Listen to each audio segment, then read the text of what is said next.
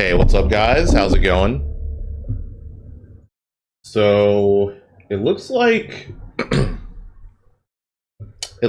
tournament hasn't started just yet. I think this is the stream.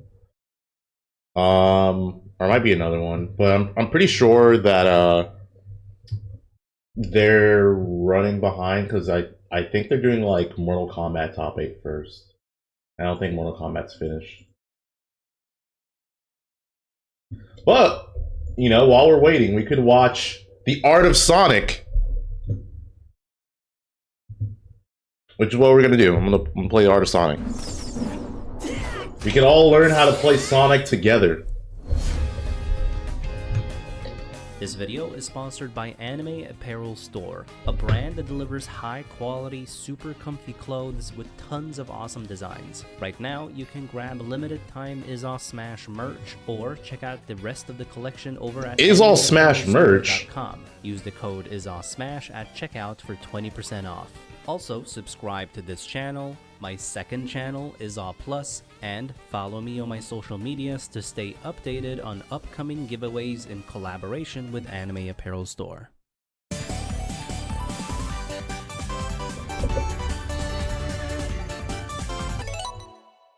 Speed is everything when it comes to Sonic. While most characters rely on jumping with landing aerials to pressure and take control of the game. Alright, let me pause this. Really quick, let me get into the bracket since we have a good amount of time. So,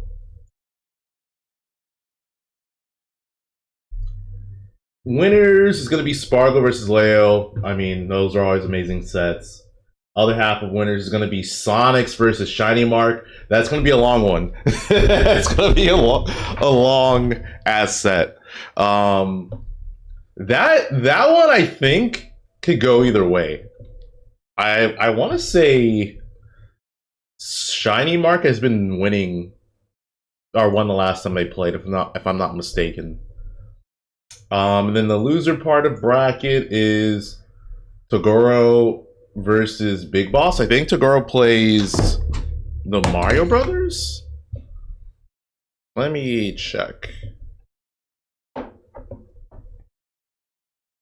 Who does he play?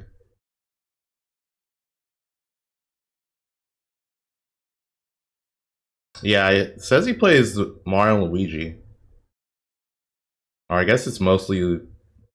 No, he plays both. He plays Mario and Luigi, so... He's either going to go Mario or Luigi against Big Boss. And then Capitancito versus Yourbro, which is Kazuya. And then, you know, Capitancito, me Gunner. Yeah. What stream is Blink going to be on? I'm assuming it's going to be on, like... I think I have it linked, but I'm not 100% certain. I have, like, one of the streams linked. It might be on YouTube.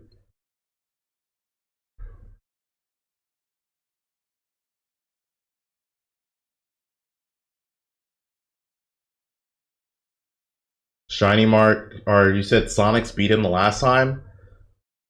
Is this Wi-Fi though? Sonic doesn't play that game. Either way, let's watch this. He wants you to chase him so that he can react to where you're landing and punish you for missing your moves. His entire game plan is built around quick movement and reacting to your impatient mistakes, meaning Sonic is a stamina-based character that relies on his mastery of movement to condition opponents into playing more preemptively. He's trying to win the long game. I think Leo's going to use against Spargo. Sonic is all I feel like it's either going to be Joker or Pyramithra, depending on how he's feeling. About gaining a percentage lead and who's he been mostly playing this tournament? Whoever is ahead percentage-wise doesn't have to be the chaser. They just have to try to react. It's like he's mostly been going Joker, so I'm assuming he's going to go Joker. If he's in the lead, he's dictating the game. But if you're in the lead, he has to start taking risks. Oh, is that level up expo pre-local? Okay. Mix-up approaches. Mastering his movement is what's going to make or break you.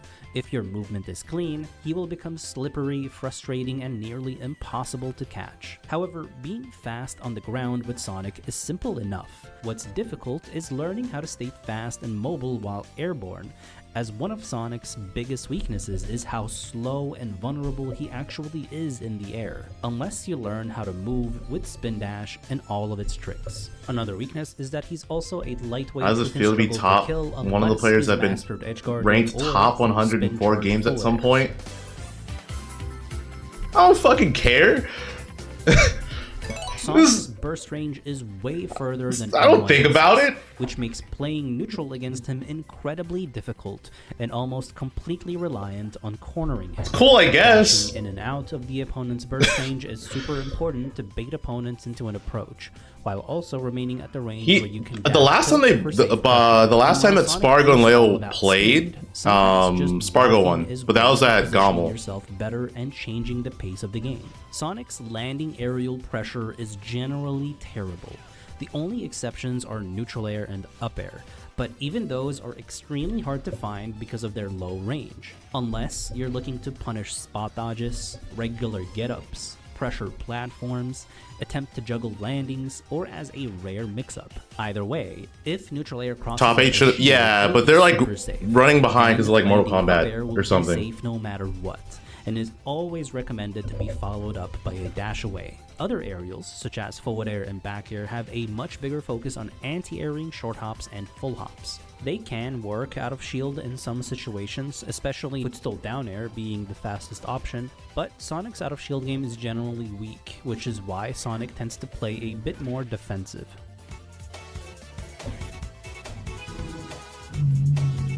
Spin dash is Sonic's most important move. Side B and down B are very similar but serve different purposes.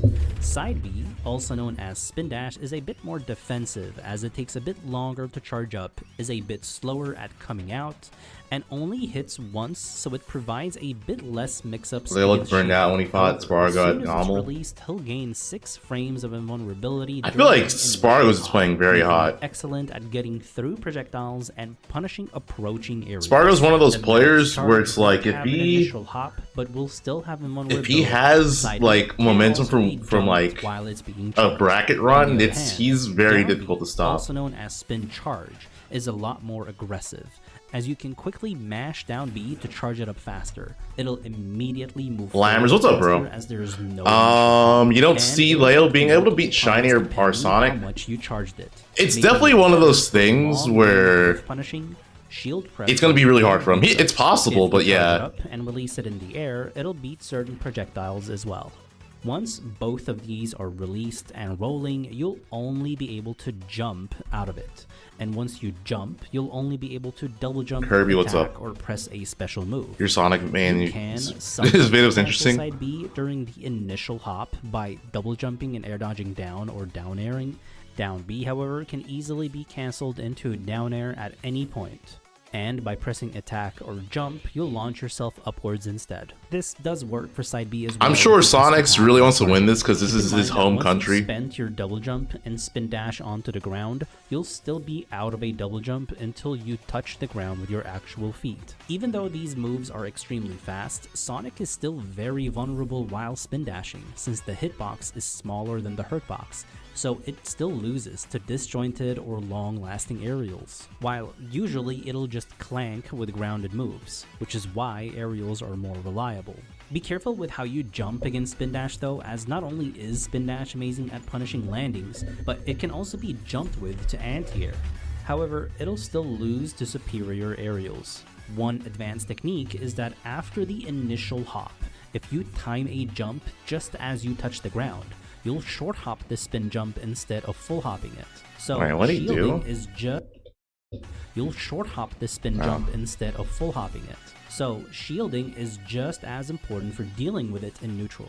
And even though you can't directly punish spin dash with shield, you can still outplay where Sonic ends up after the spin dash. Once Sonic commits to spin dash against shield, it'll be all about mix-ups. The most common play is to jump right after you hit a shield to move as far away from the opponent as possible. And if Sonic threw out an aerial thinking spin dash was about to hit, then you'll easily be able to punish him.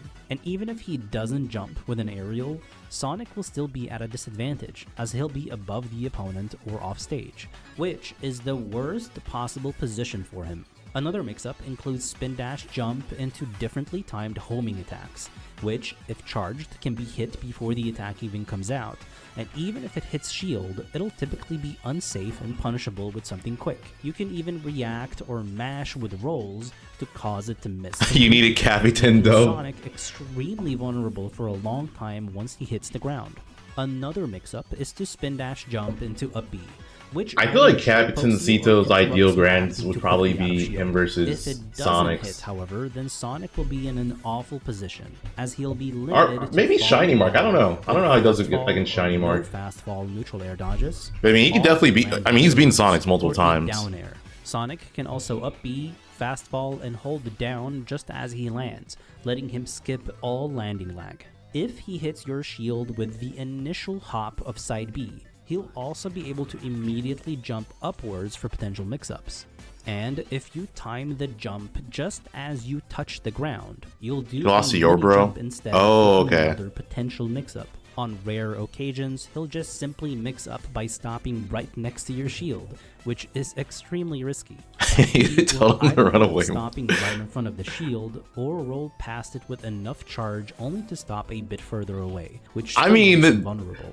Down B, however, I feel like you could use that. stopping just behind the shield. I feel like you could use that explanation for like most of Meat Gunner's matchups, though. Immediately change direction back towards them for another round of pressure or mix-ups. Either way, the most common and safest option after hitting a shield is to spin jump.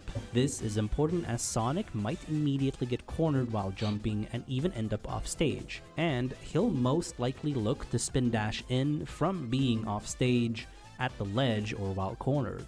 Any of these spin dashes from disadvantage should not be respected with shields. Instead, they should always be challenged, as this is one of Sonic's most vulnerable moments, especially once he spin jumps and then double jumps for a spin dash back into the middle, as he'll be locked into a very specific travel direction with no way of getting out of the spin dash. This is It'll why be Sonic really would awesome for me to prefer come to spin Milwaukee dash on August from the 30th. corners, or play with platforms so that he can mix up his landings after spin Bro, I'm jump. not gonna lie, I don't want to go to Milwaukee. Spin dash, the more he'll be forced to rely The, on his the, other the only reason why I would go to and those Milwaukee aren't is to see nearly as Giannis, strong and he's in as Greece other right now. characters. While jumping and shielding is a good counterplay to spin dash, once you're at high percents, you need to be careful with how you jump, as the easiest way for Sonic to find a kill is with a full hop back. Does everyone still hate To Falco? avoid that, then he's forced to look for edge guards or commit to A more lot of people risky do. setups with spin dash or close range neutral airs or up airs. Ultimately, you'll want to condition opponents into stressfully jumping or shielding against your spin dashes. Once you've done that, it's important to start canceling your spins and mix up dash grabs, anti-airs, and punish Milwaukee will landings to never play a never-ending conditioning game that keeps the Dude, what's up with opponent this, guessing with and like turns the most situations in your favor. If they aren't trade respecting rumors spin about dash at Giannis all, getting traded to the stay Knicks or patient, something? Play defensive and wait for them to overextend so you can punish them.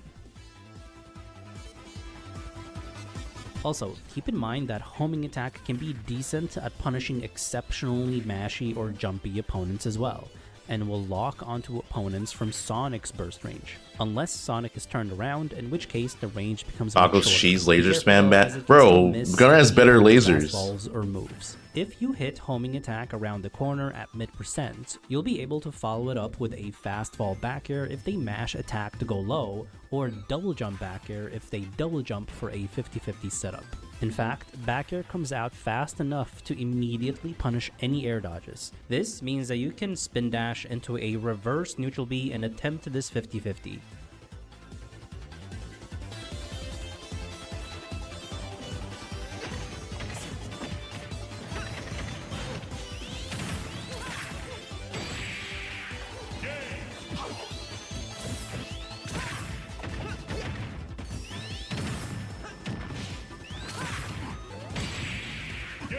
You'll also be able to spin dash to the How did other Big D get a side game and win jump versus out of it Sonix to again? reverse your double He jump took angles. 3 of Sonix's stocks before Sonix did that to him. Crazy, right?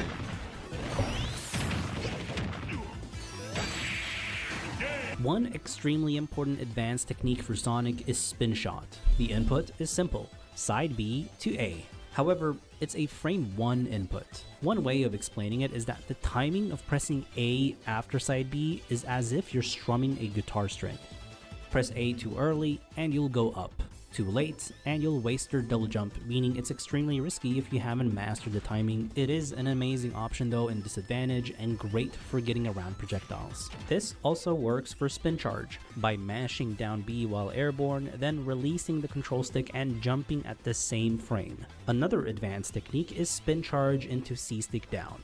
This is an easy execution and the best way to fling yourself off stage as quickly as possible to edgeguard opponents deeper than usual.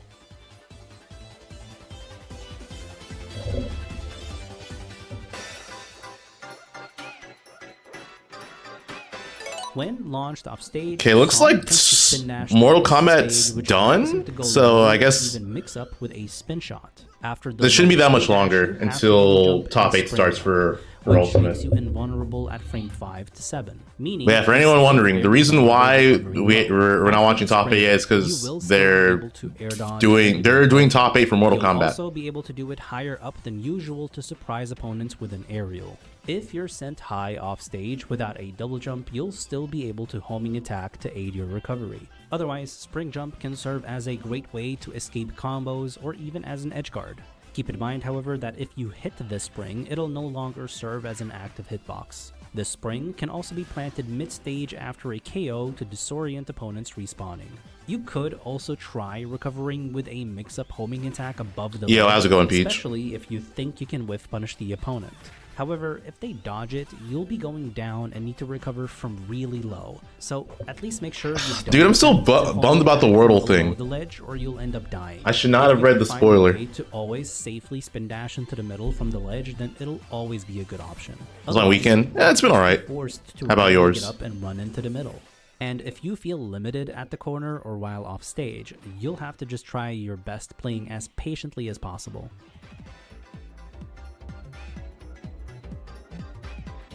The rest of Sonic's moveset is used for specific situations and works as a necessary complement to his overall game plan. Jab is a fairly safe poking tool, and the last hit will be somewhat long-ranged and even push shields, making it a little harder to grab. On hit, it can set up for tech chase situations into spin charge or dash grab.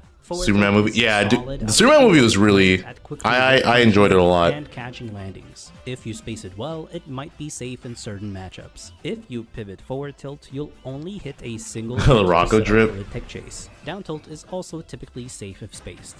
And actually, after this is done, I'll show stream. Air dodge or a panic jump.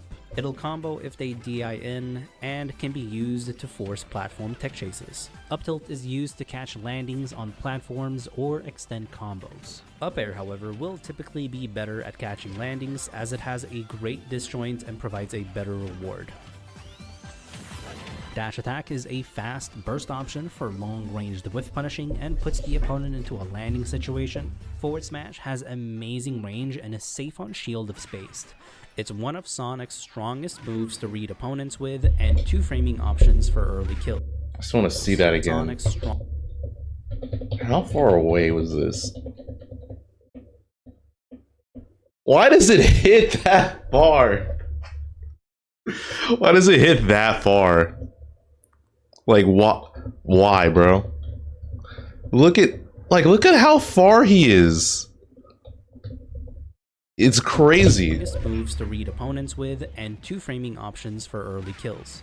Down smash is a weaker but faster 2 framing option, and up smash can be used to catch certain landings of bigger characters or to shield poke when the opponent's shield is low. Forward throw and back throw are used to launch opponents off stage, with back throw being a potential kill throw at very high percents. Down throw sets up for tech chases, but it can be DI'd down to tech earlier, giving you a chance to avoid a punish from Sonic. At higher percents, it'll be used to launch opponents off stage at a lower angle. And up throw is a combo throw. If Sonic didn't play the way he did, I would main him. Up air, neutral air, or forward air. Freaking love Sonic, dude. The only consistent combo aerials are up air and neutral air. Forward air might combo on DI in at low percents, but against DI away it won't lead into anything. At low percents, up air leads into multiple aerials, and you'll be able to extend the combo further using platforms. You can finish things with back air and in some cases follow it up with neutral air, unless the opponent DIs away. At higher percents, up air will lead into spring jump aerials for combos and kill It looks like a wall check. And you'll also be able to hit a single hit of up air into grab or up tilt.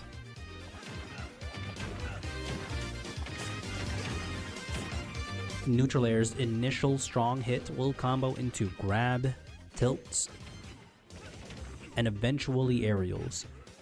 Dude, didn't they make...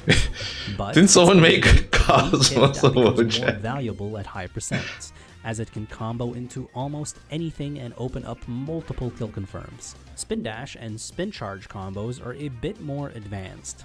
First of all, there are 4 launches to be aware of. Hitting spin dash sends more upwards.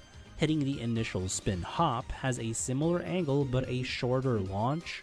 Hitting the spin dash jump sends them horizontally. And hitting the spin charge sends them more diagonally. Keep in mind that you can attempt to SDI down and away against all of these hits to potentially pop out of these combo starters, especially spin charge and even up air combos. Anyways, all of these launches combo into an aerial or a homing attack. Spin dash on its own will mostly only combo into back air, unless you time your jump exactly as it hits, in which case you might be able to. How much can I bench press? No idea. I actually do not bench press. Low to mid percents or to combo off of platforms if you can successfully hit the up air. However, spin dash is less effective for killing, unless you land it at very high percents into spring jump, which will only work if they DI in. The initial spring hop will usually only lead into a simple aerial combo for some extra damage. The spin jump, on the other hand, can potentially be used as a kill confirm at higher percents, around 80 to 100%. Depending on DI. Spin charge, however, can be a more consistent combo starter at low to mid percents because of its multi-hit. Its real strength, however, is that it'll be the best at getting kill confirms off stage since it sends at a perfect angle for a much larger percentage window. And typically you'll only be reacting to 2 types of DI. Either they DI away, which you simply forward air against for a kill, or they DI in, which requires a double jump back into forward air. It can also lead into down air at very specific percents if they DI down or down and away.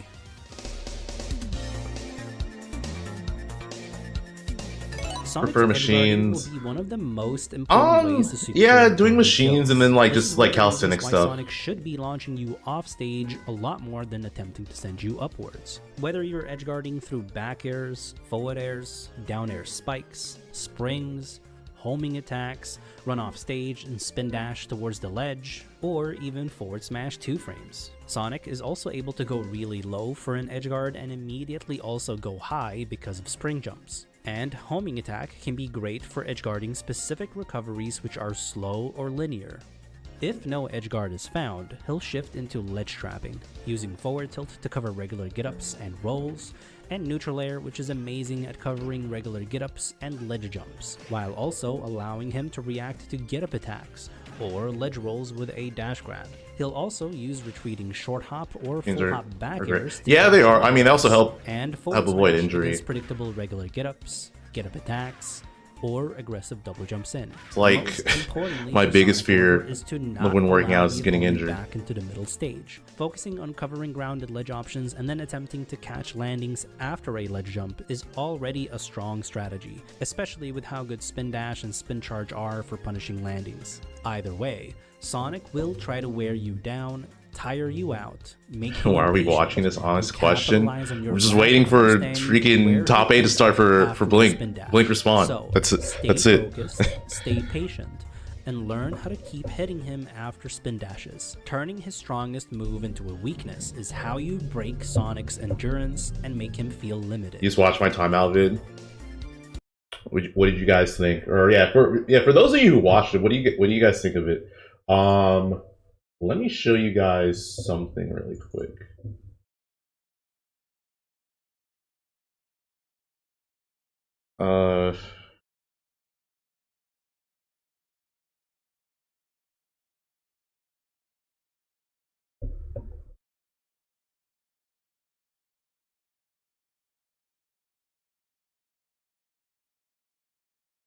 Wait, how do I do this?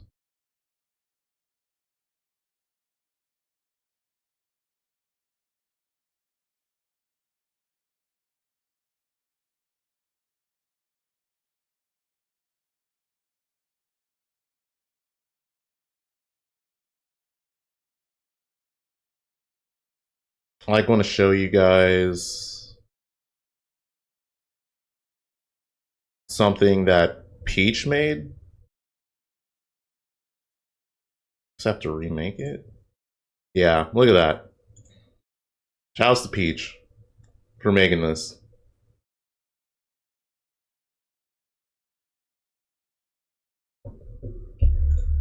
Yeah, Rocco's like one of my favorite cartoons, and then Peach made made Rocco and Larry Drip, so it was hype.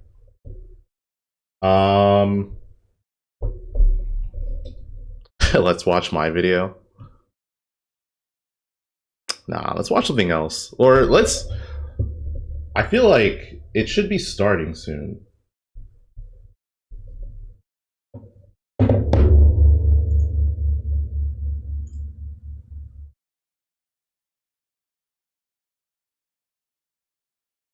Let's see. They're not live yet.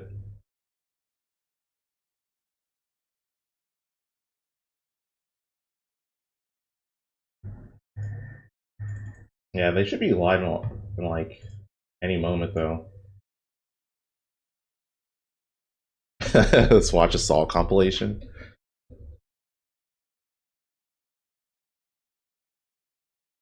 Wait, hold on.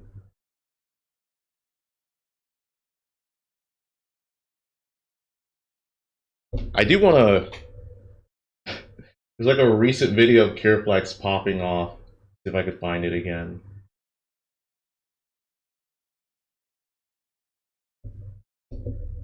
Actually, hold on.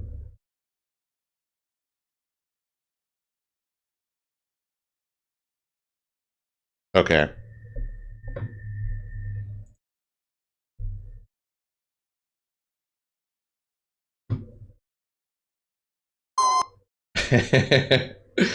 Alright. Please, this isn't too loud. It better be a timeout. I want Kira to fucking time his ass out. He has no diamond. He has diamonds. What are you doing? Get him! Yo.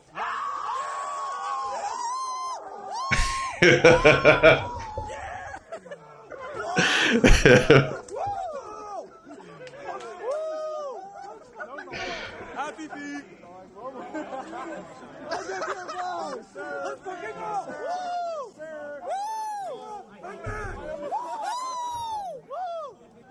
He's back. He's back. Ben. Hell yeah. Oh, man. Let's go, bro. Fuck that dumbass character, bro. Kira, how do you feel about Steve?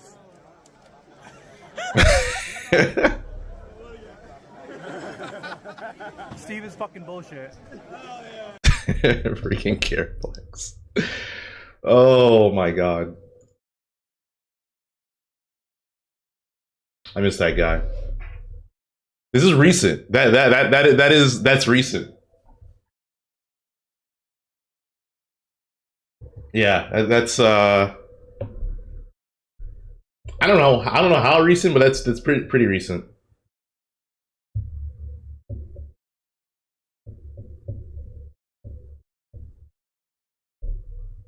Ray Kira not losing. Kira's pretty good. When he was playing, he was pretty good. Like, you know, he gets meme for like his Saw compilations and stuff like that, but he was actually pretty good.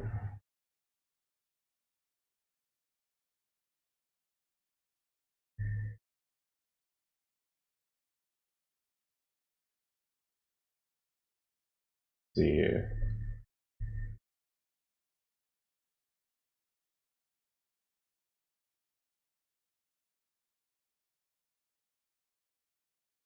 I'm like trying to find, like, think of what else to watch until top 8 starts for Blink.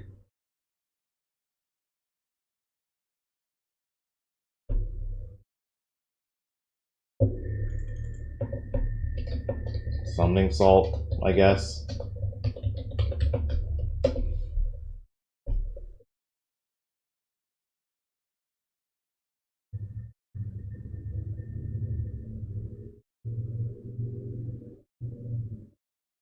Yeah, why not? Put a summoning salt video Drag- on.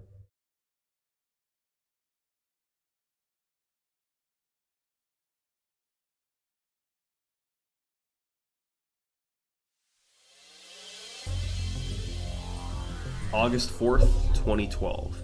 Streaming live on a young website called Twitch.tv, a player is trying to beat perhaps the most famous world record in all of video gaming, the Super Mario 64 120 star world record. It's a competition of how quickly you can collect every star in the most popular 3D platformer of all time. It's part of a relatively new hobby called speedrunning. 120 star is a prestigious enough record that it's rarely broken at this point. But on this day, one man is determined to do it. His name is Siglemic. Siglemic has been going at this for a while. Even today, he's already been streaming for several hours. He makes dozens of attempts at the record, each one dying to mistakes or just being too slow. But eventually, he's able to get a fast start. Siglemic collects star after star, displaying incredible movement and other techniques. Thousands of livestream viewers watch in awe as he makes it past 30 stars, then 50, then 70. He's pulling far ahead. This is on pace for a new world record. The impressive gameplay continues. Excitement is building. He's doing things that most viewers can't even fathom. And then, minutes away from a new world record, he arrives at one of the last stars, the Rainbow Ride 100 coin star. This one is super easy. All you have to do is stand still on a magic carpet and collect a few coins. Siglemic does that, and the 117th star appears. All he has to do now is jump up and collect it.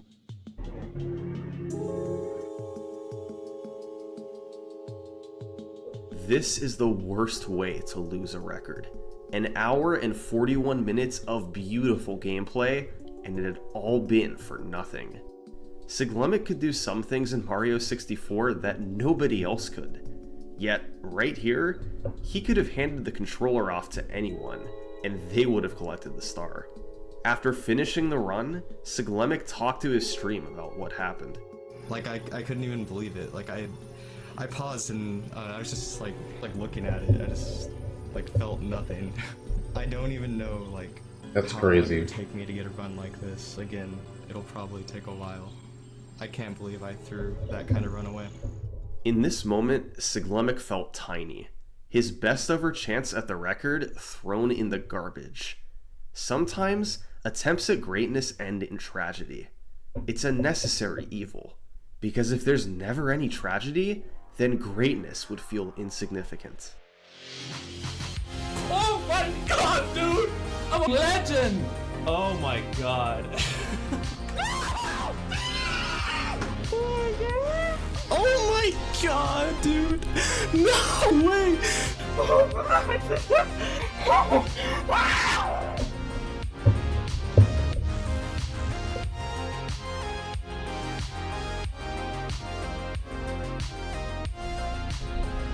Do I have certain streamers I prefer to going to sleep watching?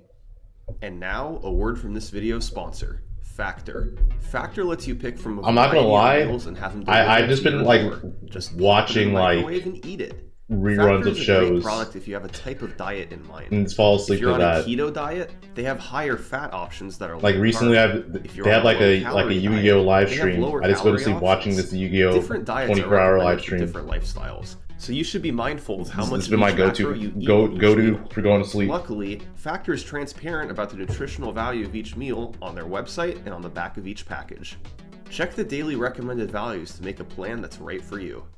Factor also has a variety of smoothies, protein shakes, and other drinks you can order. Once again, you can tailor these to the type of diet you wish to follow. High protein options, higher fat keto options, or fruit smoothie options. Just check the nutrition facts right on their website. To try Factor, head to factor75.com or click the link below and use code 50summoningsalt to get 50% off plus free shipping on your first Factor box. That's code 50summoningsalt at factor75.com to get 50% off plus free shipping on your first box. Thanks to Factor for sponsoring this video. Let's start with an overview of the speedrun. Super Mario 64 has a total of 120 stars for you to collect. You only need to collect 70 of them to beat the game, but a full 100% completion involves collecting all 120 stars. How do you collect them? Well, the game has 15 levels, and each level contains 7 Should be starting soon. That's all I got. For 105 stars, and the remaining 15 come from various locations, scattered through.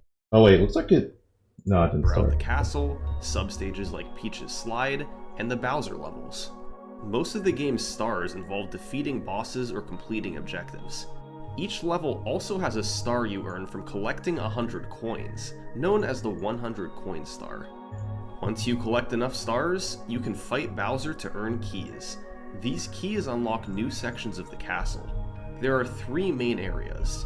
You start in the lobby with its 4 levels, then unlock the basement and its 5 levels, and later when the unlock plumber man says wahoo, 6 levels. It's amazing. Importantly, within each section of the castle, there's a lot of flexibility in the order you can play the levels. While 120 star is at the forefront of speedrunning today, it certainly didn't start that way. Let's go back to the very beginning. The first sign of 120 star speedrun activity comes from the year 2004 on the speedrunning hub Speed Demos Archive. Keep in mind, Super Mario 64 was just 8 years old at this point. Various people created forum threads asking what a 120 star speedrun would look like, hoping somebody would be willing to try it. 2 speedrunners took up the task, Spider-Man 88mil and Jason. Their runs were unrecorded, but they posted updates in forum threads, trading the record back and forth throughout 2004. Finally, in December, Spider-Man 88mil got a record he was happy with. 2 hours, 58 minutes, and 49 seconds. He recorded it on VHS, and across the next 21 years, that footage survived. Let's take a look at the earliest recorded 120 star speedrun. The first thing to notice is the movement. Spider-Man 88mil did a lot of long jumps, performed by pressing Z and then jumping. This is one of the fastest ways of moving through the game, faster than just running. Then there's the routing. The order of collecting all you don't like when the plumber man fraudulently practices medicine without a license? There's a couple basic rules he followed. He always collected all 7 of a level's stars before heading to the next level. And he generally completed all levels in an area before moving on. I'm actually curious, how many people in chat are like through as fast as possible. Now, as for the super invested in Mario speedrunning, parts of it were pretty impressive for such an early run. For instance, to save time on the Lil Penguin Lost Star, he jumped over the edge and landed right where he needed to be, rather than sliding down the slopes. In Womp's Fortress, instead of using the cannon, he cleverly used a side flip to reach the chute into the Wild Blue Star. Little strategies like these were used throughout the 3-hour run, saving him small amounts of time over a casual playthrough. But certain sections made it quite clear that this was an early speedrun. He it's a speedrun Odyssey times and played very slowly in other parts, not at all like a modern run. You're around during Cyclemics time, not so much. Okay. Shifting Sandland, when he just couldn't quite reach the star in the pyramid. Just now. Also, Zan, what's up?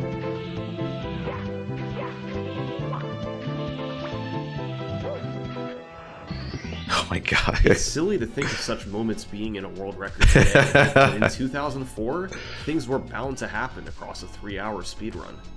Spider-Man 88mil received lots of praise for his record. Most had never seen a run of the game like this before, and although they could see its imperfections, they were I used to really like watching the Legend of Zelda speedruns. Interestingly, Jason realized after watching the run that he'd sort of already beaten it. He'd played on the PAL version of the game, which runs at 5/6 the speed of the NTSC version that Spider-Man 88mil played on. So, Jason's 316 would have been timed as a 244 on NTSC, but since it was both unrecorded and played on PAL, it didn't count. You prefer slow runs? Had the official world record. After 2004, we enter a strange period of 120 Stars history. Much of this era has been lost to time, but here's what we do know. AGDQ? Throughout 2005, Oh yeah, that's always fun to watch. A number of new 120 I feel like I haven't runs were submitted to Speedrun actually watched in a while, but every single one was rejected by the site. yeah, it's always like a pleasure just like randomly see on chill, see it or watch. Demo's archive worked differently back then. They only wanted high quality Bonanza speedruns. Oh, that's probably gonna be crazy. Quality and quality of gameplay. So even if someone submitted a run that was fast, Have you ever tried speedrunning? No, I haven't. Rejected if they felt you could do better, and that happened repeatedly with 120 star. Multiple runs were submitted to SDA that beat Spider-Man 88 mil, but since the site admins already, I don't think there's any game I would want to speedrun. Overly impressed by the new runs, they rejected them. A baffling concept today, but it was the norm back then. It's unknown how many times this occurred, but we know it happened twice to a player known as Amoeba 2.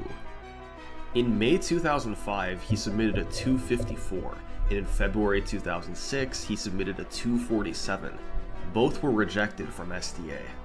There are also rumors that a player named Ikanaki got a time of 242, but without video proof. Fortunately, this period in history wouldn't last long, because then in 2006, a new player appeared on the forums, intrigued about the possibility of completing a 120 star run. His name was Dragorn. Dragorn had a different approach. He didn't want to just beat the run on the site, a 258.49. He wanted to demolish it, leaving no chance for his run to be rejected. His goal was to take more than 40 minutes off the record and get a sub 215. Dragorn himself wasn't sure if this was possible, but he got community members excited. Many of them tried to help out, even if their computers limited them. Members from all over the site, who played all different games, eagerly awaited Dragorn's run. Even Spider-Man 88 Mil joined the thread, saying that he felt sub 230 was possible, but not sub 215. Over the next few months, Dragorn posted his progress learning the speedrun. He borrowed many strategies from the existing 70-star record and looked at coin routes from Curtis Bright's Mario 64 website. Finally, after months of practice, they're still not Dragorn live. posted that he'd completed a run. 2 hours, 19 minutes, and 47 seconds. The community was amazed that he'd taken half an hour off the record like it was nothing. But there was no video posted. It was hard to upload long videos in 2006, and Dragorn felt he could still lower the time a bit more. Beastly, what's up? So, rather than this is mailing Spargo his layout. VHS This is tapes not. to This SDA, is he'd wait for the best run he could get. Dragorn this is gonna go with the joke, but yeah, it's not. We're just waiting for the later, he posted actual stream to start. 1807. People started trash talking the 258 run currently on the site, knowing that Dragorn had crushed it. A few weeks later, another update. He was now in the 216 range. Finally, in early September, Dragorn posted his newest. It's an hour. It is. Yeah. 14:32 with 0 deaths. I'm pretty sure they were running behind because Mortal Kombat, but he was still unsatisfied. He'd been or whatever tournament was happening before top 8. At the very top of his skills now. Could he do even better if he kept going? Well, Dragorn continued his attempts, and a few days later, he posted one final update in the forums, 2:10:40, a time that even he thought was impossible. HBox isn't watching. He's watching what happened yesterday. He's watching yesterday's Everyone VOD. got excited. Nowadays, you can watch or the it's run not to see what the happens, but top back 8. then you had to wait for it to be published, and there was a huge sense of anticipation. It was finally accepted and posted on the site a couple weeks later. At long last, all these members who'd been tracking his progress over the past 9 months were able to watch Dragorn's masterpiece. We see improvements right from the opening seconds of the run. Dragorn goes for and hits a trick called Lakitu Skip. When you walk on the bridge to enter the castle, Lakitu stops you to explain how the camera works. But if you only touch the very edge of the bridge, you never hit the trigger for the cutscene and are able to skip it. This only saves about 10 seconds, but the fact that Dragorn hits it is a sign of what's to come. In Bob-omb Battlefield, he gets a trick called Bomb Clip, albeit a different version than what's done in runs today, By taking the bomb to the corner of the gate, then jumping as it explodes, you'll get pushed behind the gate and are free to collect the star, much faster than having to use the chomp.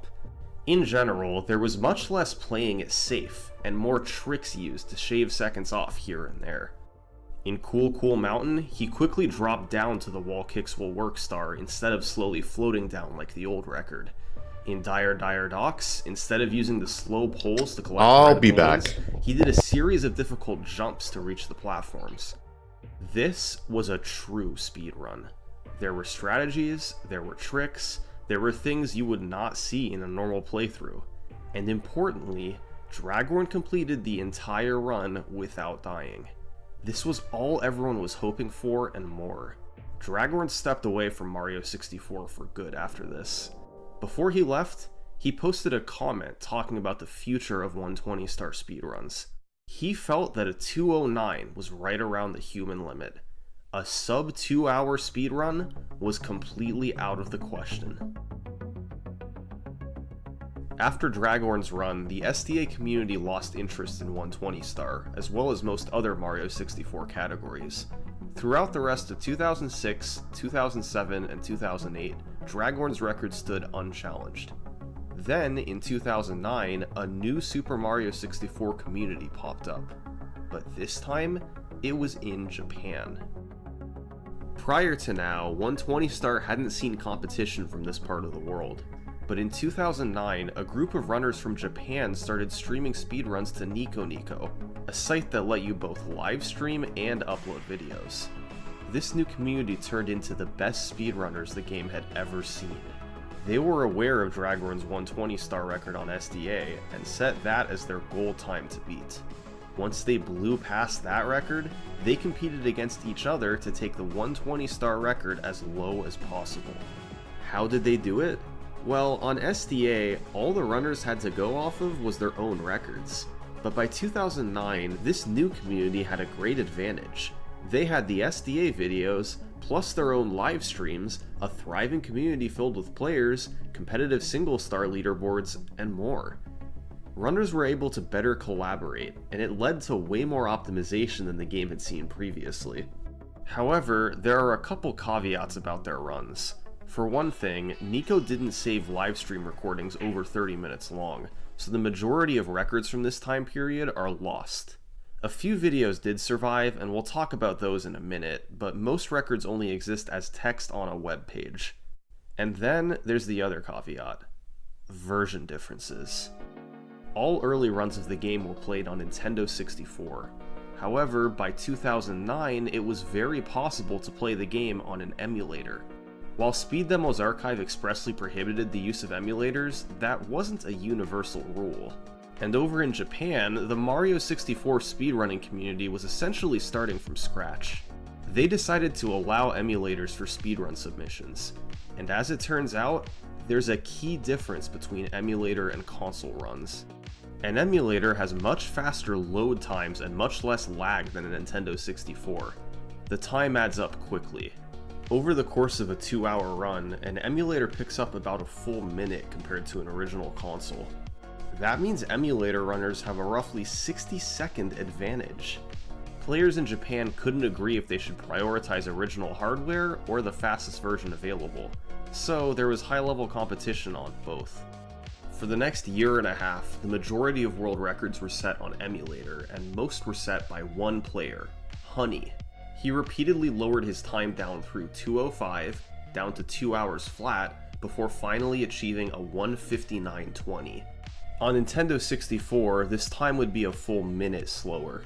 But remember, Dragorn's best run on console was a 2:10, so this 1:59 was in a class of its own. How was Honey able to save so much time over Dragorn's run, which was itself considered excellent when it was achieved? Well, luckily, Honey's 1:59 is one of the few runs from this period with surviving video. So we're actually able to see it, and it is nothing short of incredible.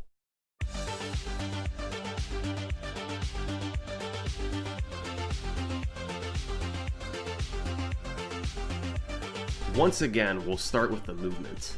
Honey used more than just long jumps to move around quickly. he mixed in dives and rollouts to move a little bit faster. This may have saved a second or two per star, but across the whole run, this adds up to multiple minutes of time save. Beyond the movement, Honey went for numerous faster strategies that were riskier than what Draghorn did, and showed off a higher level of gameplay overall. For instance, in Bob-omb Battlefield, you're intended to open the cannon and launch up to the big island in the sky, which is what Draghorn did. Instead, Honey gained speed off the slope, then did a triple jump with the wing cap to fly and make it up top. Quite a bit more impressive looking. In Whomp's Fortress, he went for and hit Owless, a very precise trick where you must triple jump and kick off the side of the cage, then land back inside to collect the star. It only saves a few seconds over using the owl to drop in, but this is the level of execution that Honey could pull off. Another example of strategy improvement is how he handled the level Hazy Mazy Kazy Cave, or HMC for short. This level has many different rooms, but there's no ceiling, so if you can get high enough to clear the walls, then you can quickly jump from room to room. For instance, by side flipping and kicking off the wall in the elevator room, Honey was able to clear the wall and make it to the swimming beast in the cavern star. He did similar tricks all through HMC to save 2 minutes over Draghorn. This type of gameplay continued even upstairs during some of the game's hardest levels. Just about the only major flaw was a death in the Wing Mario over the Rainbow Star, which kicked him all the way outside the castle. Despite that, it finished 11 minutes faster than Draghorn's SDA run. One of those minutes came from emulator time saves, but the other 10 were legit. Just better gameplay across the entire run. Over the next few months, the 120-star record underwent a period of rapid improvement. These new runners were all pushing each other, breaking new ground and seeing just how far their talent could take them. Remember, 120-star speedruns were still pretty novel, and as much skill as they took, there was room to optimize them more. Throughout 2010, there were several more records set on both emulator and console. Batora, Honey, and Natoshin Elmo traded the record back and forth, although no video exists for any of their runs. Finally, 7 months after the last record with surviving video, we're able to see another one, 156.17 on console by a runner named Shigeru. When accounting for emulator time difference, this run was 4 minutes faster than the last taking forever with video. That's a lot of progression over just 7 months. Shigeru's biggest strength was his movement, which can be seen in the Bowser stages. These levels have objects that move on cycles, like elevators and moving platforms. In Bowser in the Dark World, Shigeru's movement collecting the 8 red coins was fast enough to make an earlier cycle, which is still known today as Shigeru's. You're so confused. He also saved time by going from I'm just front watching this until top 8 starts. Boarding from the front has more lag and is more precise than boarding from the back, but it is faster, and Shigeru nailed it. He avoided dying on the Wing Mario over the Rainbow Star, and was just a little bit cleaner overall than what we saw 7 months ago. Then, in the summer of 2010, due to concerns over cheating, the Japanese community decided to split the leaderboards for 120-star. Emulator runs would have one leaderboard, and console runs would have another. This led to the community starting to prioritize console runs, and most runners began to switch away from emulator. By late 2010, pretty much all top runners were playing on console. What if top 8 doesn't start for hours? 156 world record. Dude, I don't know. The months were more of the same. Elmo set a new world record time of 1:55. Yeah, top 8 was supposed to start an hour ago. Later in December, so they're running pretty far behind. And then a 1:52. All these runs were on console, with no more controversy over which bracket says it's starting. Oh, it does say it is. Natoshin Elmo got a 1:51. Honey beat him back with a 1:50 before Natoshin Elmo came through with a 1:49.49. This was the first ever sub 150 in Mario 64 history, and remains one of its most popular. They're probably just about to start, but the stream is not live yet. YouTube. But there's not too much to add about these runs. They didn't. But it looks like that's going to be the first set: Toguro versus Big Boss. It was all about cleaner execution and fewer mistakes. Honey's 149 in particular was a masterpiece of consistency. Over the past year, these runners have been pushing each other to minimize mistakes and execute all strategies cleanly. And Honey's 149 was viewed as the pinnacle, the most consistent run the game had ever seen. This was a vibrant, active group that had transformed Yeah, the way stream. 120 stars Okay, so speedrunners the stream were done. is The up amount of new on tricks, Twitch. It's just the not incredible movement, they just the kept finding bracket ways to hasn't take the started record yet. lower. The Japanese community formed 2 years earlier, and in that time they'd taken the world record down by 21 minutes. During that entire period, nobody outside of Japan was competitive for the 120 star record. The last relevant Western player was Dragorn back in 2006. Winter matches. Yeah, the winter sets are going to be really 5 years good. later, that was still the fastest time outside of Japan. While games like Super Mario Bros. And Ocarina of Time were growing and thriving, 120 star had essentially been abandoned by the West. But that was about to change. In 2010, a website called Speedruns Live became popular. Speedruns Live allowed you to race a game head-to-head against anybody. It kept track of your time and declared a winner at the end. Speedrunners loved using it, and by late 2010, a group of runners were Streaming top regularly heavy. racing Super Mario. Yeah, I think this is one of the few They learned big fast events strategies to where collect all the stars seating and pushed each other top to 8 death. is exactly how it While was their seeded to times be. weren't Like impressive there was at no. first, their frequent races allowed them I don't to think there was improve any quickly. like upsets. By I 2011, think this a few of entire them had bracket has gotten gone the good, way it's supposed to so far. really good, to the point of starting to rival the amazing players over in Japan. 3 players rose above the rest. Yeah, Their like names top were 8 is Giano, literally seed 1 through 8 Sicko, and for this Siglenek. tournament. By mid-2011, through repeated races against each other, they all managed to get personal bests in the low 150s, just a few minutes behind the world record. All 3 players were roughly equal in skill.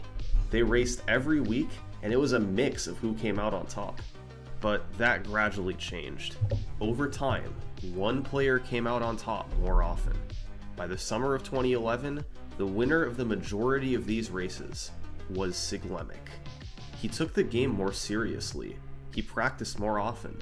After setting a personal best of 151.15 in June, Siglenek started to There are feel 3 like upsets? he had a chance to take the record. He grinded for weeks, playing for hours nearly I'm every assuming single the day. upsets were like His time started to lower approach seeded the players record though. shockingly Like it fast. doesn't seem like any of the It took top him just 8 got months to upset. get times that took most runners years. It was exciting to watch him improve, and many were rooting for him. If he could pull this off, it'd be the first record outside of Japan in half a decade. And then, on July 23rd, 2011, it happened. Siglenek got a 149.05, a new world record by 44 seconds. Siglenek did one notable thing in this run that really exemplifies his playstyle. He chose to play Womp's Fortress early, right after collecting the first star. This was so he could go for a trick called Cannonless. You're intended to get the Blast Away the Wall star by launching out of the cannon, breaking the wall, and revealing the star. However, it's possible to run at the wall from above, then ledge grab, which pushes Mario's hitbox above where he appears. It intersects with the star, and you collect it without having to get in the cannon. This trick is extremely precise. You can run at the wall all you want, and usually you won't ledge grab.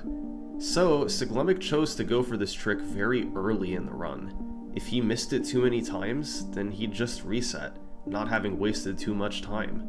In this new record, he got cannonless quickly, setting him off to a great start.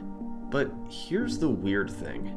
Beyond this, while the run was fantastic, some who watched it felt it wasn't quite as impressive as the previous record. Siglenek made more mistakes, his movement wasn't quite as good. It's what you'd expect from someone who'd been running the game for under a year. But his time was faster than Elmo's run. There was no denying it. Something wasn't adding up. Now, most in Japan respected Speed Demo's archive, and when Siglemek's run was posted to the site, they immediately took notice. But instead of being wowed by... Okay, looks like they're about to start. Go over here. Alright, so this is the first set. Big Boss versus Toguro. So Toguro plays Mario, Luigi, Big Boss, Rob.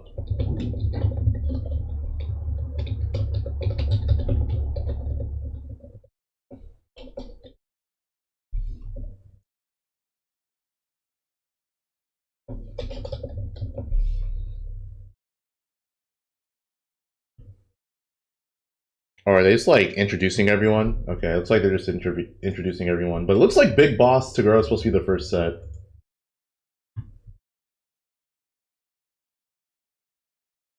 Yeah, the Summoning Salt video was the early history of the 120 star runs. Stopped at the best part.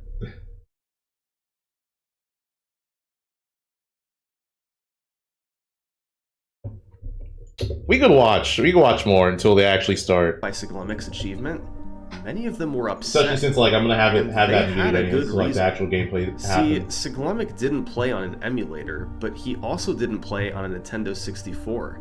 He played on the Wii Virtual Console. This version was what many Western speedrunners played on at the time. It was cheap if you already owned a Wii, and easier than a Nintendo 64. It also just happened to save a full 2 minutes from reduced loads and lag. Yeah, the event in the Dominican If Republic. run was played on an original console like Elmo's, it probably would have been a 151. That's a fair distance from the record. Siglemic's run was objectively worse. The only reason it was faster was because of Virtual Console. Now, Japan had a Virtual Console version too, but it was much slower than the US version. So if a Japanese runner wanted to compete with Siglemic, they'd either have to do so with a 2-minute disadvantage. You should watch more Summoning import Salt an videos. American He has Wii, really good which was content. very expensive and overall difficult at the time. This could have caused a massive controversy. Runners from all over the world playing on different versions, it would have been a mess. But Siglemic knew he could put an end to this right now. When Honey explained how hard it would be to beat his Virtual Console run, Siglemic responded, "Okay, I'll play on the Nintendo 64 going forward." And just like that, the matter was settled. All the top runners in Japan and the top runner in America would all play on Nintendo 64. To this day, top-level Mario 64 competition is nearly exclusively done on Original Console. Over the next few months, Siglemic practiced and adjusted to the Nintendo 64, while Japanese runners was doing that. to excel. That fall, Honey beat the record twice, first with a 149.25, then a 148.50.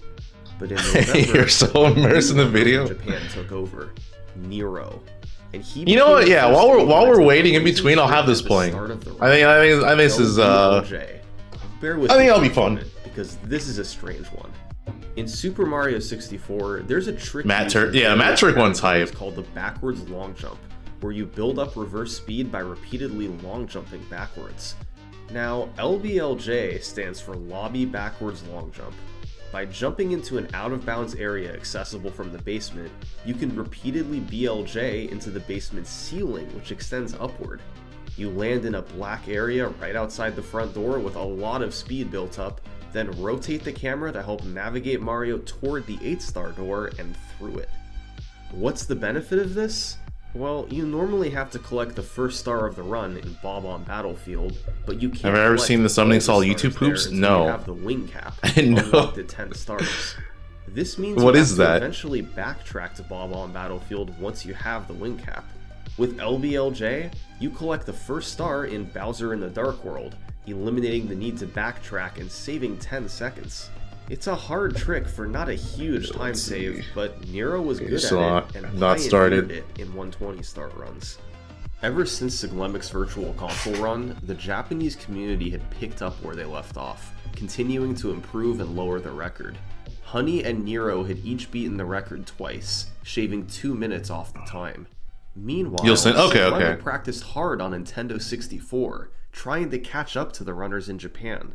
He got better, soon surpassing where he was on Virtual Console. After months of practicing, he once again set his sights on the record.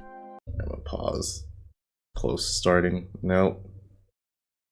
Players talking. In late 2011, Siglemic started live streaming his attempts to break the 120-star world record.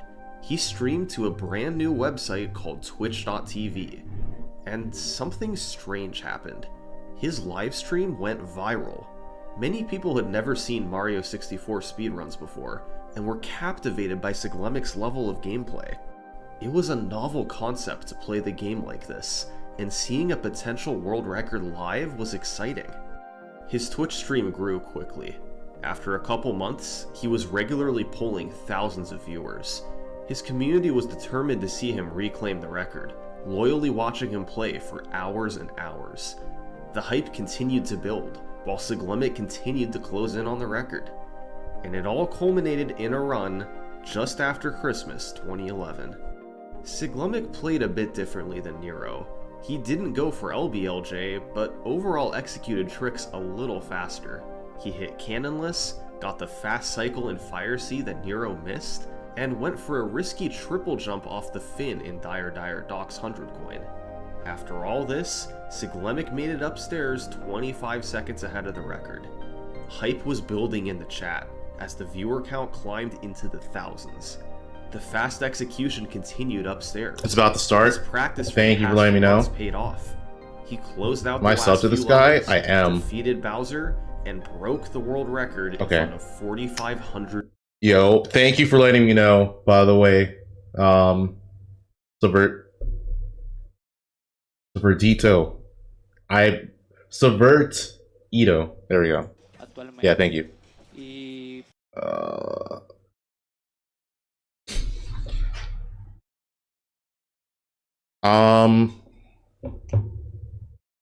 Yeah, so I'm curious who Toguro's gonna go. He plays Mario and Luigi.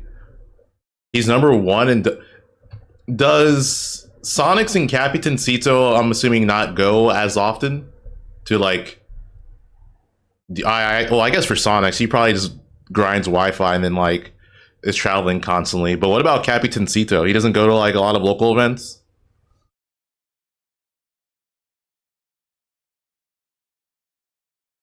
You want to know more about the speedrun? Yo, chat, like I said, we'll go back. We'll go back and we'll watch Summoning Salt.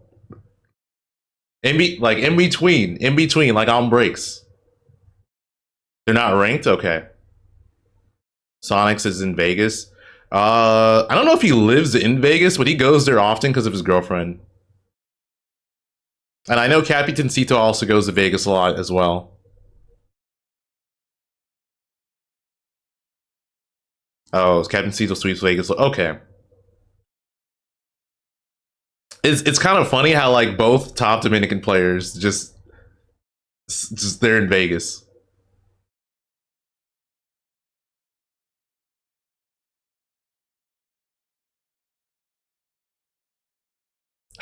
Luigi Rob, go back to Summoning Salt. You know what? I actually enjoy watching Luigi versus Rob. It's like a pretty fast-paced matchup. Like, you know they're gonna blow each other up very quickly. Well, here we go. And he's going Mario.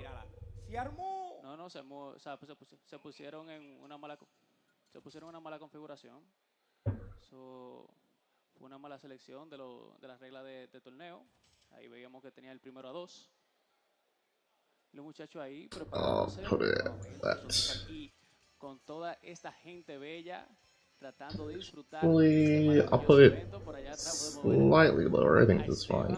Personaje carismático de nuestra liga de Super Smash. Don't lie. No, it's a quick matchup. Like, I think something too that people need to understand about Rob is that he actually is. Well, this is gonna sound weird to say, but Rob is one of the more aggressive characters in this game. Like, his zoning capabilities actually grants him the ability to just run in. La bulla de la gente, Rob contra Mario. PS2 es el stage número 1 para este juego. Y vemos por ahí, situación de esquina. Rob tratando de entrar. OP para salir de la presión.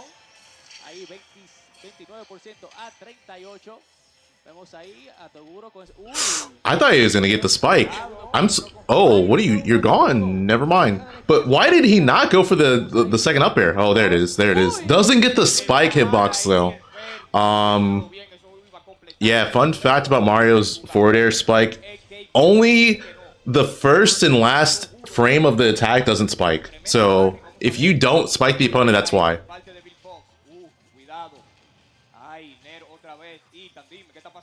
It's really weird that they made it like that. Conectado con la capita de Mario, o sea que eso es de él. Eso es de él, se siente seguro jugando alrededor, pero por ahí le pegan tremendo fue que lo manda a Tech Situation. Until up air, okay. Lives it. Para cerrar el primer stock y tenemos ahí ese juego Really bad up B. There was no reason to go for that. Risk reward just was not in his favor because if he got the hit, he got some damage. If he missed, lost the stock.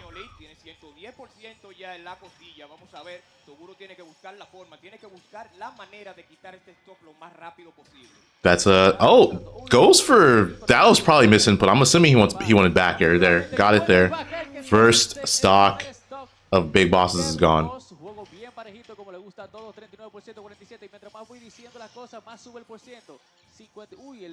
No, it doesn't get the ledge trap. El laser no conecta con nadie, 66%. Buen down air para conectar, pero no puede hacer el follow up. Y vamos ahí un poquito de stalling, tratando de mixear el timing de la caída. Vemos ahí a Toguro buscando todo. Down tilt, grab, no encuentra a nadie. Uy, tenemos el gyro en mano. ¿Y ahora qué vamos a hacer, Codo? Venga, vamos allá. Ya tiene 90% en la costilla. Toguro, pero mira, lo vemos ahí con las conversiones bonitas que nos gustan a todos. Le metió 67%. Echa para allá. No quiero que te me acerques al esquina. Spike, no. De Rob, Big Boss. Vamos a esto. El Ner. Toguro definitely had a fall up there, by the way. He just was a little bit too slow. There's no way he hit that. Up air spike, Big Boss just not doing anything. Probably didn't think he was going to get hit. Like, that forward air hitbox is deceptively big.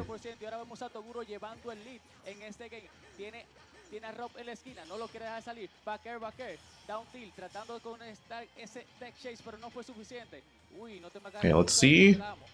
Big Boss take the stock. Oh, he does. Okay, this has been pretty neck and neck.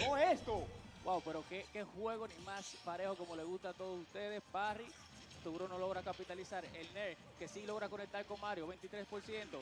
Down Air que sí se logra conectar. Y nuevamente Toguro manteniendo a Big Boss en la esquina. Logra salir 1, 2. Ay, se cayó el combo. Vamos a esto, Toguro buscando la forma, Toguro buscando la manera de completar esto, pero Big Boss también está buscando la forma porque esto está parejito como me gusta a mí. 37 a 49%, nada más voy yo a hablar y ya le metieron 65 a Toguro, vamos a ver. Situación de esquina ahora para Big Boss.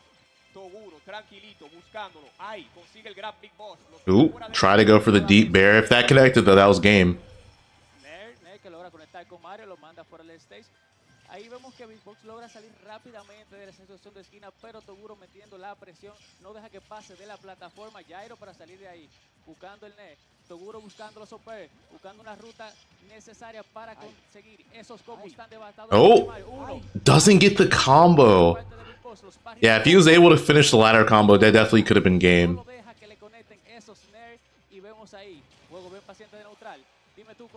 Oh, this could be it? Nah. Good DI from Big Boss. Almost died it down air. Oh, he has no jump. Doesn't matter. Big Boss not capitalizing on that. Good spot dodge. He has no air dodge. He has no air dodge. Okay, now he got it back. That's it. Game 1 going to Toguro. Yeah, so game 1 going to him. What I was gonna say is Big Boss was the way he DI'd the up airs that he got hit by was really good to avoid getting ladder comboed, because when you're fighting Mario in that situation, you want to DI to not get up or be under, not be above the platform. So it was smart for how he DI'd it, but did not matter. Check, okay. I think Mario's better in this match. I think Mario is just way more consistent. Like I think Luigi does fine, but I think Mario is just more consistent. Like, he has better ways of getting in. He can also just combo Rob very well, less likely to get edge guarded.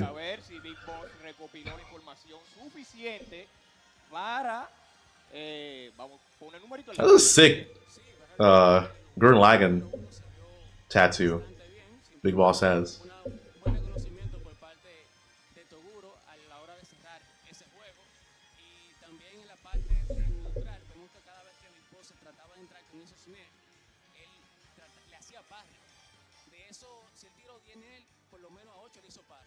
Entonces estaba bien conforme. Uy, vemos que Big Boss cambió la silla. De preferencia. Big Boss dice que él prefiere jugar en su silla regular, no le gusta la silla gamer al parecer. Vamos a ver qué va a pasar en este juego 2. Eso son pequeñas costumbres que tienen los jugadores, tal vez no se siente un poco cómodo, pequeño yo, tal vez podrían decir aquí en la comunidad.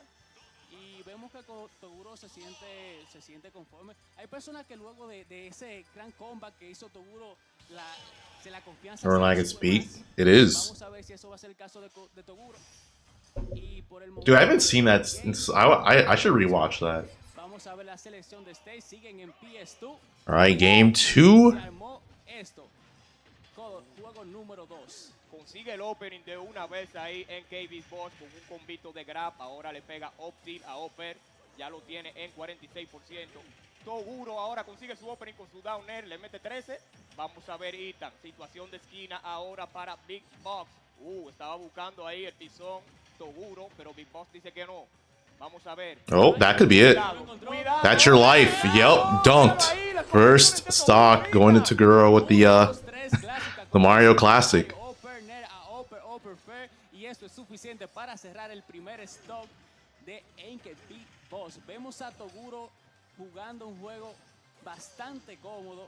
Encuentra la ruta de sus conversiones. Oh, doesn't get side B. That would have been it, but yeah, avoids it. Has a little bit of rage too, so that will make closing out the stock easier for him.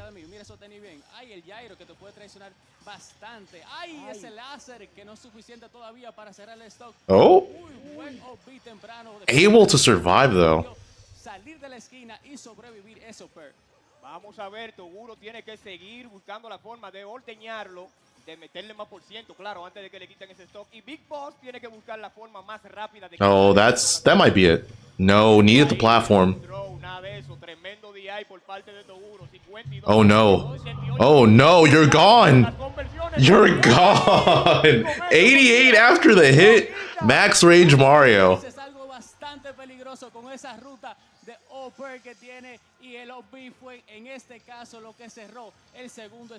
And it's just rough. Still not able, like, Big Boss is not closing out the stock. He can lose his life again. 211. No. Oh my god. Oh my. That's it. That's it.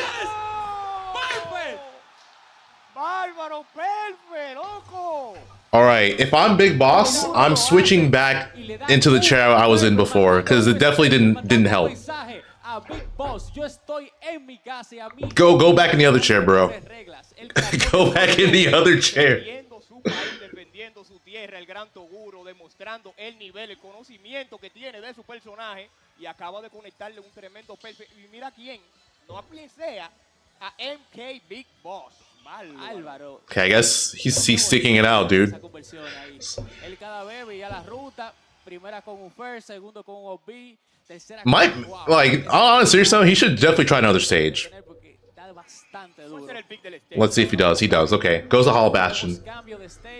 Este juego número 3, nos vamos a Hollow Bastion.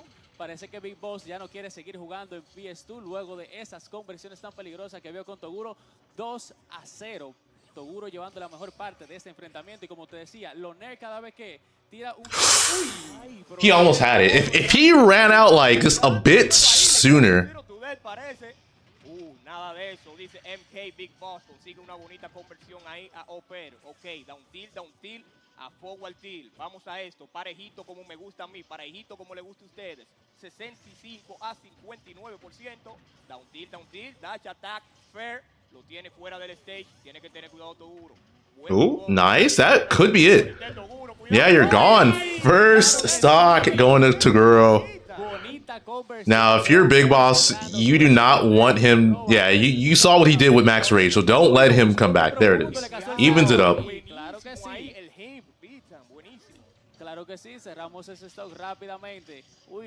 Clean combo. Got good amount of percent off of that. Random gyro combo at ledge. Vamos a ver, ¿será posible conectar esos net? Muy buen spot dodge. Oh no. Down throw. Nel. Oh no. Dos.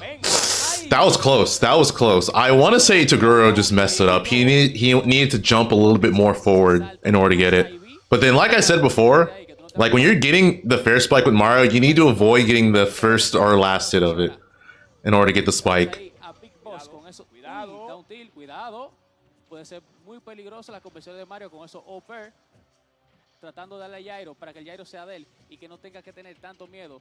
Venimos aquí con el down throw. Oh, that's it. Y hay que te salve ahí, mi hermano. No, ahí no hay Tremendo down throw a Opel por parte de Big Boss y con esto consigue una ligera ventaja, pero el niño dice que quiere empatar esto. Vamos a ver. Nada de eso, no quiero vaquer, dice Big Boss. Hey, I'll be out of shield. 129 a 0%, pero Big Boss con 2 stocks, Toguro en su último stock. Vamos a ver. That's it. Yep. That is gonna do it. He's trying to pick up the gyro. He was trying to pick up the gyro that whole time. Okay. Getting out of there. Doesn't get Rob comboed. Esos combos peligrosos con el Jairo. El 0-2 del famoso de Rob. Jab, jab, quítateme del lado, no te quiero cerca de mí. No, nada de eso. Jairo, traigamos con el vaquer, el Nair. Uy, Nair y Jairo, Nair y Jairo. Eso es lo que estamos tratando de conseguir. Uy, subió el stage. Eso no hubiese sido lo que le hubiese querido, pero fue lo que pasó. 59 a 54. Bien parejito, Codo. Bien parejito, Codo. ¿Qué está pasando? Oh, good spot dodge. Doesn't? Not able to convert off of that. That's it? That's it. Oh my god. All right, Toguro, the #1 ranked player in the Dominican Republic, taking it over Big Boss. 3-0.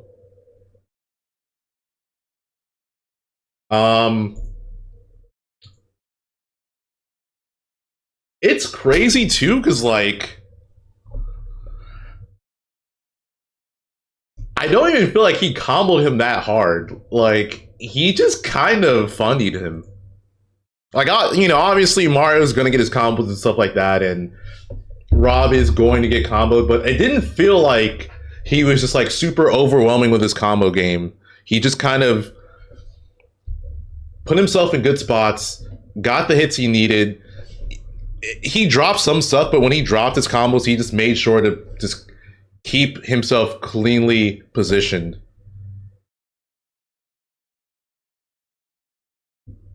Yeah, good stuff. All right, so the next set we're going to see is Capitancito versus Yourbro.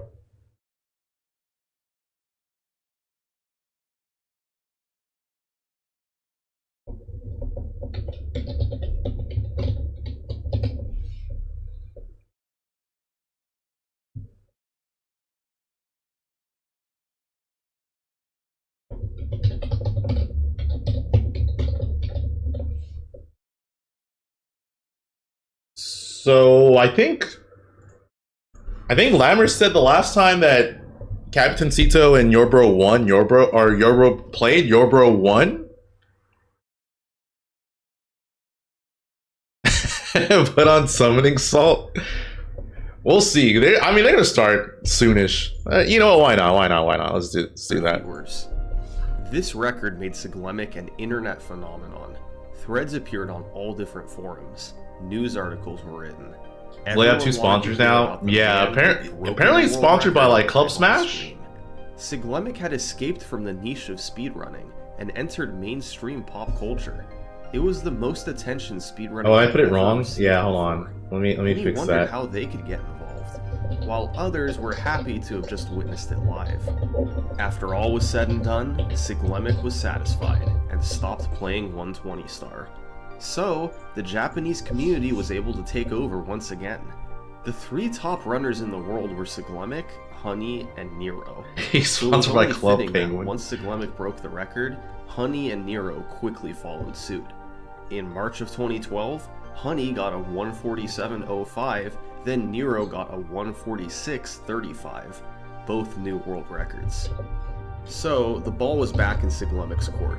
He resumed streaming attempts to take back the record, but this time he ran into some serious adversity. Throughout the spring and summer of 2012, Siglemic streamed often, but he wasn't able to break through. he was still getting a lot of viewers, captivating the attention of speedrunning fans everywhere. Yet, this time, they weren't rewarded with a new record. Siglemic was in a unique spot. He had an enormous live stream, played the most popular speedrun, and he really wanted to reclaim the record.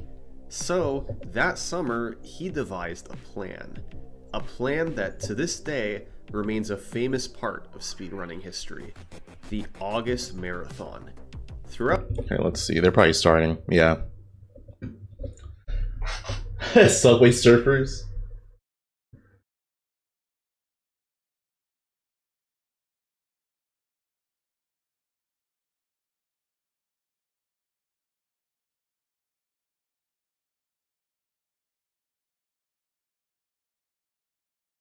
Yo, Herc, what's up?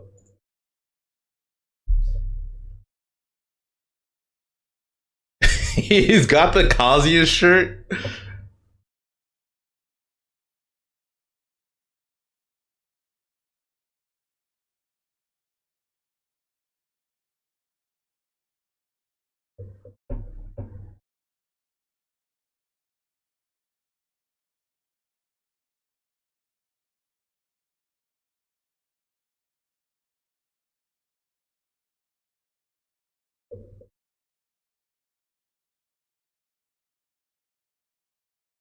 A rap about Mr. Game & Watch and Smash 4? Do I want to check it out? Not really. Dude, no one even... There's like one... There's 2 players who played Smash 4 Game & Watch.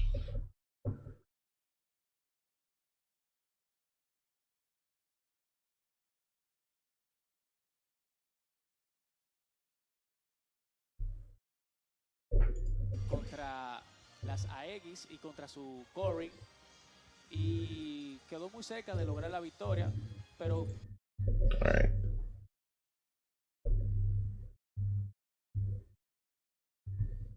If Leo loses to Spargo, he has to fight Mario. Oh, does he have... Oh, yeah. Let's fight Toguro. I mean, Leo just beat Karama. Like, literally last weekend. So I feel like Leo would probably just go Pyramithra.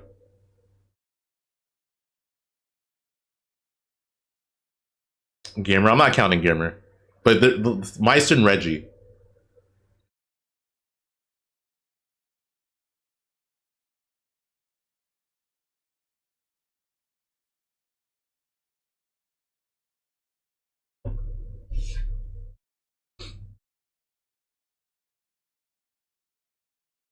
Bookworm, I agree. I definitely agree on that. That character had some untapped potential for sure. They're doing hand warmers, I'm guessing.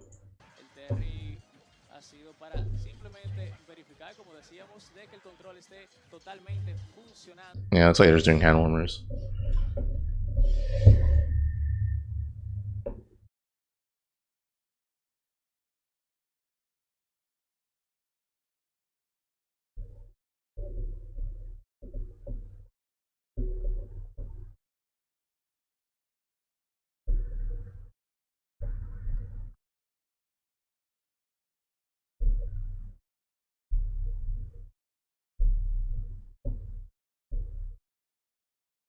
That'd be nicer. It's not about being nice or anything. I just don't want to watch it, bro. You want me to lie?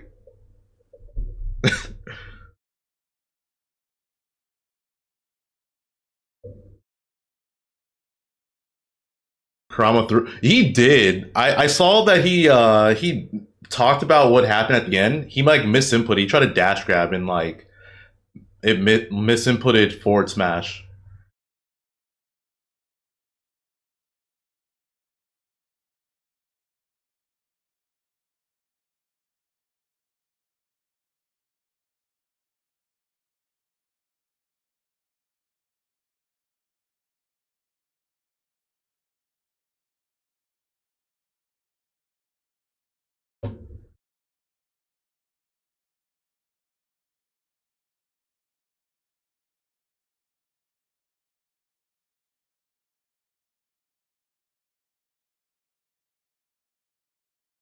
1.5 minutes, bro. I'm not watching it.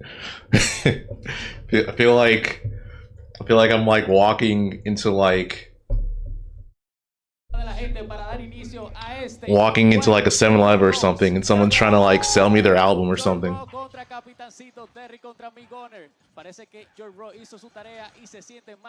he's not going Kazi. He's going.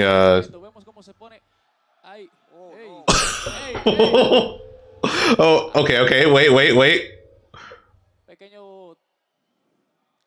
What happened? Okay, we're back. En un abrir y cerrar de ojos, vemos que Yourbro tiene 93%, Capi con un 79%. Vemos ahí jab, power down, llevándolo fuera del stage, buscando todo. Parece, yo creo que Yourbro cogió a Terry por el crack shoot. Con el crack shoot se le hará más fácil entrarle a los proyectiles de Oh. Fortunately for Capitancito, didn't get into the left.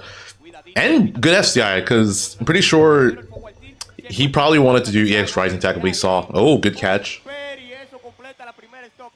Qué casada con ese upper. Tú por ahí no me vas a pasar. Up throw. Ah, pero tenemos SDI. Eso no nos conecta a nosotros porque nosotros sí sabemos hacer SDI 150. Ah, 27. Y yo diciéndolo sube el % de Yourbro. Oh, again, great SDI from Capitancito. Yeah, that's why he didn't go for the EX Rising Tackle the first time. Oh, there it is, though. Dice, tú no te me puedes salvar 3 veces no. No abuse tampoco de mi inocencia. 57%. Uy, va subiendo el porcentaje. 83%. Capi manteniendo a Yourbro en la esquina. Logra salir con ese error, pero se lleva un fair. Ahí vemos, el nerd no puede continuar el combo. Ay, Vaquer que lo manda fuera del stage. Tú no quieres estar fuera del stage contra Amigones. Sabemos que el left trap de ese personaje es uno de los más peligrosos del juego. Ahí se bombea con ese. Uy, Vaquer que no es suficiente por el momento. Cuidado que Terry tiene el go, el jugador de Terry Yourbro tiene el go, Capitancito lo sabe, no lo That's it, yep. Míralo ahí, donde completa el stop con tremendo down tilt en la esquina. Le quemaron los pies para que sigan metiendo chiquita. Vemos por ahí cómo le pone ese up throw a él, 43%. Capi que no quiere. That hit from so low. Doesn't get the spike, but dude, it's crazy that Terry has that combo. Like, he wanted the dare spike, and he was still able to get a combo that almost took Capitancito's stock. Good SDI to not get, like, down tilted multiple times.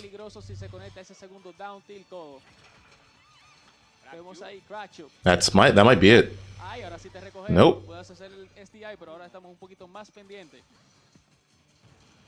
Vemos ahí cómo le conecta ese Vaquer. 90%. ¿Cómo salimos de la esquina? Ay, no podemos rodar. Y esa bola que estaba, ese chacho que quería hacerle la vuelta. Ese es el strapping, mi hermano. Ese es el strapping, es una zozobra. That's gonna do it. Yep, game 1 going to Capitancito. Good drop double jump bear. Con esto pone su primer numerito en la casa. Ve a Capi bastante cómodo en ese pleito. Ahí vimos que Yourbro tuvo un muy buen inicio. Y luego del corte que tuvimos por parte de los muchachos, Yourbro tenía un 93%. Capi le pegó todo. Los muchachos allá levantando la mano. Los muchachos allá, con la bulla, con el hype. Estamos aquí todos emocionados con estos pleitos que están para chuparse los dedos. ¿Sí? Gunner with a lead, yeah. Very, very strong character. Los muchachos hablando sobre cuáles stage van a banear. Why is the stream so sad? I don't know. It's however they set their settings. Pero ahora es el momento de la pregunta. ¿Continuará con Terry o viene Kazuya? Ay, ya te respondieron. Se escuchó ahí en el fondo. Ahora viene el Kazuya de Yourbro. Vamos a esto, juego 2. Kazuya que le ha logrado ganar 2 sets anteriormente a Capitancito. Veamos si Okay, going Kazuya. Yeah, the Terry pick didn't work out, so he's going to this. And Capitancito just, man, it's gonna zone him out. Fortunate thing about playing a character like Gunner, you don't have to interact with Kazuya in order to get your damage.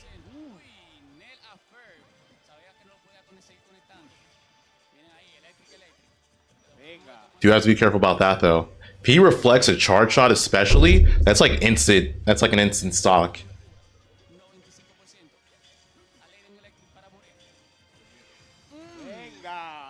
Great use of the command grab.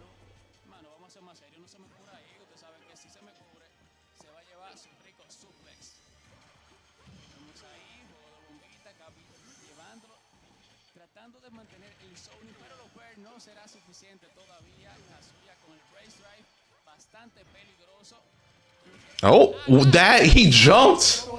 He caught him in the air. He was airborne when he got. Oh, that grab. Yeah, he needed to just electric and not go for the grab. Ew. Oh no, is that your life? Nope.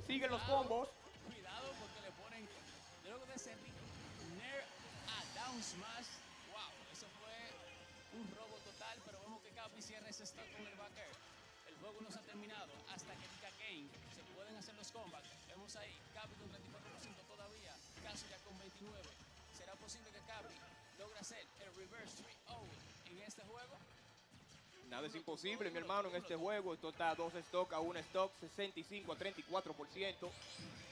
Míralo ahí, oh, that was way too high. Yeah, that was just a drop from Yourbro. That probably should have been game. Raw forward smash. No quiero eso, dice Capi. Venga, bolita, bombita ahí en el suelo. 2 veces la A, 3 veces la A, Electric, no encuentra a nadie en casa. Capitancito, defendiéndose, buscando la forma, buscando la manera de acercarse más. That was, yeah, Yourbro just didn't react to the charge shot because he could have avoided that. Pero Yourbro con 2 stock y Capitancito solo con 1. Uy, buen charge shot para quitarse la presión de encima de Kazuya, 71%. Oh, that's it, right? No, dropped it. Did he just not believe he got the hit? Because that should have been up smash. Drop. Okay, lost the stock. Ese stock, 94% solo para Capitancito, 0 para Kazuya. Jab, no trata de conectarlo, pero con ese up throw a él, Capi le pone 30.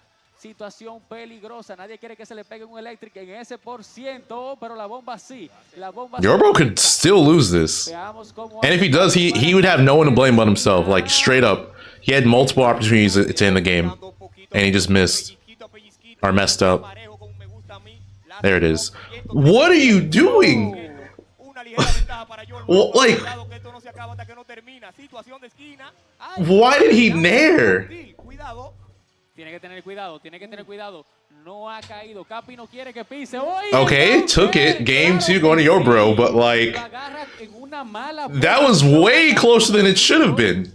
It was way closer than it should have been. Like, he straight up had multiple opportunities to just win, and he just like, you know what? Nah. Let me grind out neutral a little bit. I don't like how I'm playing.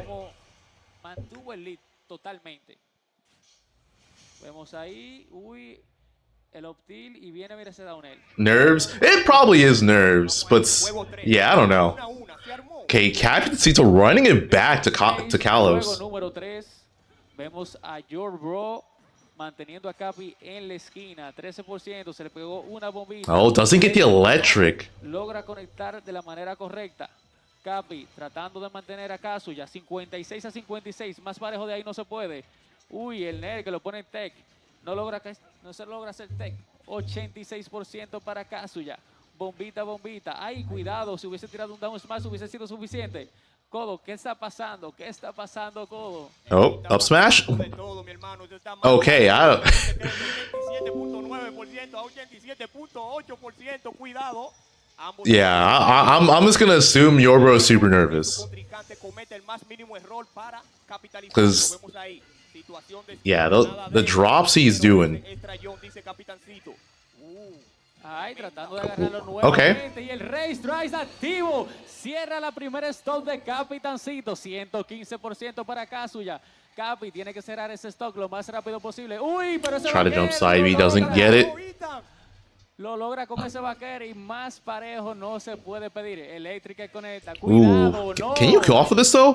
No, Almost. pero no encontró nada. Con ese forward smash, si lo hubiese dado, hubiese sido más que suficiente. Ten cuidado, que yo también tengo mis... Oh, doesn't get the spike. Pero Kazu ya le pega el electric. No puede seguir el follow necesario para cerrar ese stock de manera continua. 71-67.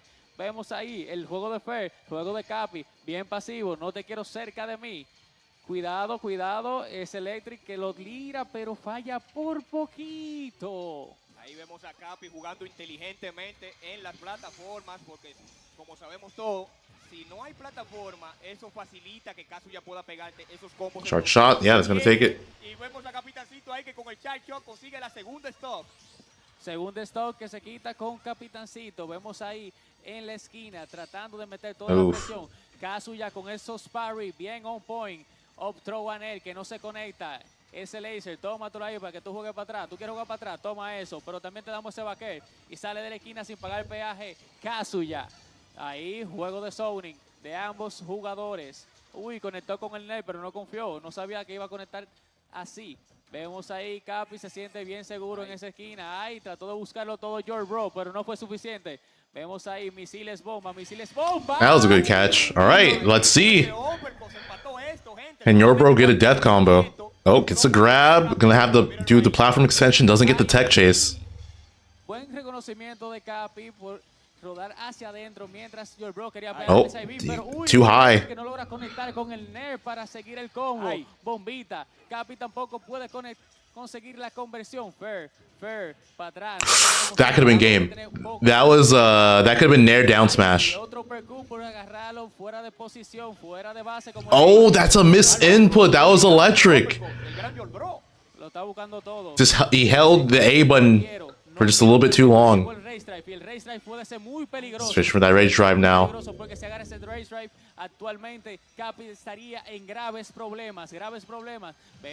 Oh, good forward air. Hit the bomb right back at Capitancito.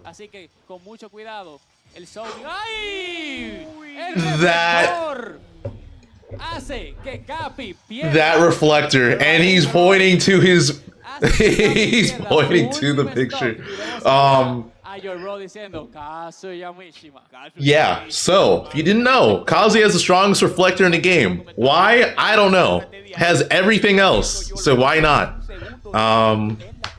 But yeah, now Yourbro is one game away from beating Capitancito and moving on in top 8. Para devolverle el misil a Capi, lo vio todo y dijo, wey, a mí no me haga eso tan cerca que te voy a matar. Y efectivamente, eso fue lo que pasó. Le dieron, wow. Vemos ahí, Yourbro sintiendo. And the crazy thing too is like, I don't like the previous game he won. He dropped so many things, and I feel like he's becoming more confident. Luego de tener estar perdiendo el lead en toda la pelea y tirar una coladora, como decimos por aquí, y que se Reflector's hard input. I mean, yeah, I'm not saying it's like super easy to get, but like it's ridiculous. Like the fact that like he can reflect and instantly kill some characters. La forma de adaptarse a ese caso, ya que está encendido con unos combos, unas conversiones y unas formas de atracar stock increíbles. Vamos a esto, Ista, juego 3. Okay, let's see what stage. Okay, yeah, I was gonna say I'm surprised Capitancito counterpicked Kalos. That doesn't seem like a good stage to fight Kazi on. Okay, got some damage. Yourbro quiere hacerla. Yourbro quiere seguir avanzando por el loser side. I'll try to reflect again. Doesn't time it though. 33% solamente para Kazuya. 65% para mi Goner. Juego de soneo. Electric. Ven acá, dice Kazuya. Te quiero pegar ese Electric. Déjame acercarme a ti para que esa vida desaparezca. Bueno, en esta partida Yourbro parece que se siente bastante cómodo. Lo vemos ahí tirando todos sus combos. Ya está 81% a 62%. Se va emparejando esto poco a poco. 3 stock a 3 stock. Parry. Oh, also, I'm gonna say this. I feel like if Capitancito loses this, this is good for Sonix, because Capitancito has a good chance of beating him, whereas I feel like Yourbro is gonna struggle a lot more if they do end up playing each other in bracket. So I believe the loser of Sonix Shinymark have to play the winner of this set. Yeah. So yeah, if you're Sonix and you lose the Shinymark, this is just a much better matchup. Tiene que tener cuidado Yourbro, muy buena ahí, decidió ir para el centro del stage para evitar ese strapping. Vamos a ver, 161, 111%, ambos jugadores con 3 stocks. El que quite la primera vida puede significar este juego, Vita. El que quite la primera stock va a tener el tempo de este play. Oh my god, that did so much percent. No fue suficiente. Uy, la bomba. Like, he didn't die, but it just did so much percent. Okay, up tilt takes it. That's gonna do it though. Yeah, just jabs. Capi logra quitarle el primer stop, pero inmediatamente Yourbro con su Kazuya dice, yo también te voy a quitar la tuya y vamos a este juego nuevamente más parejito de lo que tú piensas. Fair. Capi tratando de mantener la distancia. Electric. Sabe que un agarre o un electric podría ser peligroso en ese porcentaje, más las combinaciones de los combos de Yourbro. Vemos por ahí. Uy, bueno el grab. Situación de stalling. ¿Cómo caemos? ¿Cómo vamos a caer? What? That was probably the best place downer I've ever seen a Kazuya do. Like, that was so good. Tú te estás fijando que Capitancito tiene un ODI y un SDI increíble. Está evitando muy bien los combos de Kazuya, pero de todas formas, Good, very well timed get up. Mixups necesario para capitalizar. Vamos a ver, 131 a 26%, 2 stock ambos jugadores. Cuidadito con Kazuya que tiene el rey. Okay, good. Got rid of Rage Drive. Con este le quita el rey también. Situación de esquina, el edge trapping de Migón, el que es tan peligroso, ya lo hemos dicho varias veces. Míralo ahí. Consigue salir de esos minijuegos el jugador de Kazuya. Cuidado. I feel like Yourbro is overcomplicating some things in situations. Like, there's so many moments where he's throwing out attacks where he could just, or throwing out different attacks when he could just be doing Electric Wind God Fist. Like, it just feels like there's so many moments where he's just not getting as much damage as he could be, because he's just going for attacks where he could just be going for different attacks where he could just straight do Electric Wind God Fist. Fortunately for Capitancito, not standing when he got hit there, so he didn't go in the crumple. Wow, the tail end of the charge shot hit him. Game number 4 going to Capitancito. We're going to game 5. Ese charge shot que le da en el spot 2 a Yourbro y Capi logra cerrar ese stock poniendo este oh yeah, if Yourbro reflects a bomb or anything from Capitancito, it's rough.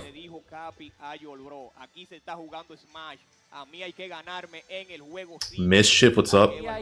Aquí hay bastante nivel y se está demostrando en este momento con Yourbro y Capitancito poniendo esto a situación de un Game 5. Quien logre ganar este juego se lleva el set y sigue avanzando por el lado de perdedores en este bracket.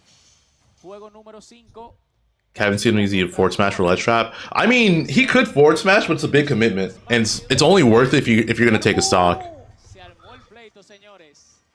Empezamos de esto. Capitancito reconociendo que tiene que seguir con su zoning, un juego, un game plan que le funcionó bastante en el juego anterior, 32% a 45%. Capi llevando la mejor parte de este enfrentamiento, pero Kazuya dice, esto está too far away to get the kick he wanted to come in electric. 56-55, 70-73. Cada vez que digo los porcentajes cambian. Esto está bastante explosivo. Uy, that was weird. No conectó con nadie. Venimos ahí, 1-2. ¡Ay! Oh, is that it? That should be an up B. Yep. Doesn't take the stock though. Sigue vivo, se agarró de la vida ahí, Capitancito. 150 a 74%, ambos jugadores con 3 stocks. El juego de plays on his school too. Okay, cool. Oh, up B? Raw B takes it. Y ahí Yourbro aprovechó y consiguió el stop con tremendo up B. Tremendo OB anti-air de Yourbro, llevando la ventaja en este juego número 5. Capi tiene que buscar la manera de cerrar ese stock porque tú no quieres un caso ya con Rage. Nah, too much. Yeah, you can't do that, that percent. Esas electric que serían devastadoras. Vemos ahí el Nerd que pone a Kazuya fuera del stage, pero adivina qué, ese down air le permite aterrizar. Also, thinking about it too, even if Shinymark loses to Sonix, No! that reflector, bro. But even if Shinymark loses to Sonix, he would probably much rather fight Yourbro than Capitancito. Oh, that might be it. He'll live. Yeah, that's amazing though. Like, you're in an amazing spot at if you're Yourbro. You just need one good hit and you close this out. Trató de conectarle ese forward smash ahí, el sin respeto. ¿Para qué? ¿Para qué? ¿Para qué más que cerrar ese stock? El fail de Capitancito que lo pone fuera del stage. Vienen ahí. Momento. Yourbro, tratando de darle un perfect, llamando de darle un perfect a Capitancito. ¿Será posible? No, Okay, gets the Capi stock. dice que no. Cerramos Why el would stock Capitancito con pick un Smashville? Ahí vemos que He didn't pick Capi Smashville. bien difícil. This is Yourbro's counter pick. 11, 20, 32, poniendo porcentaje contra Kazuya, pero eso no es más que un opening para Kazuya y cerrar ese stock. ¿Será posible? Uy, buen grab. Buen grab. Ahí con el drag down. Uy, That was pero clean. Dios mío, Capi, ¿qué es lo que pasa? Almost took it, but good percent. Capitancito fighting back. But can't get through. Can't fight off Kazuya with Rage Drive. Alright, Throughout August 2012, let's watch more of this. Siglemic was going to stream for 12 hours a day. Every single Armored day, command grab, yeah. hopefully lower the world record as much as he could. Yeah, like I said, they gave Kazuya A everything. legend from the He has so old many speedrunning. things. Unlike So his many previous things. streams, Siglemic put splits on the screen, so viewers could follow along and see exactly how far ahead or behind he was. Let's see, what's going to be next? It looks like the next set we're going to see is going to be Spargo versus Leo. Despite hardly talking at all, not even using a microphone for extended That periods, viewers is poured always into a very these fun set to streams. watch. Could go Every either day, way. He'd regularly have a few Last time they viewers played at each other, the Spargo did When win, he got but on world record pace, it'd go up to 7,000. Leo, I think, has the 10,000 better set viewers or record, more. like from their previous And keep in sets. Like mind, I think the last this was 5 back sets. in the year 2012. Despite the speedrunning community being much larger today, these types of numbers are practically impossible for a modern speedrunner to achieve. Today's viewing base Oh, thanks for telling me that. I forgot to take out thousands of streamers playing live at the take out same that one time. word. But in 2012, Siglemic was one of only a few speedrunning streamers. Doing the 64 He was speedrun, yeah, bro. playing an iconic game at the highest level. It was a perfect storm of conditions that often led to a viewer count above 10,000, one of the biggest live streamers in the world. They didn't care about Leo face wins cam, at big a tournaments. microphone, Spargo or wins any smaller of that. tournaments. They just wanted Dude, to see Leo an literally amazing lost player at destroy their Gobble, video game. which is a big tournament. There's only one problem. Many years ago, Siglemic deleted all of his Mario 64 gameplay from Twitch and YouTube, meaning his August marathon has very little surviving footage. Thankfully, a few of his viewers were recording his stream during some of his good runs, and certain full runs were downloaded before they were deleted from YouTube. But still, much of his August marathon is completely lost to time. That being said, here's what we do know about the marathon. Siglemic started on August 1st, and for the first 3 days, nothing notable happened. Didn't watch But Gobble, then on so it doesn't August count. 4th, he got a run that you're familiar with.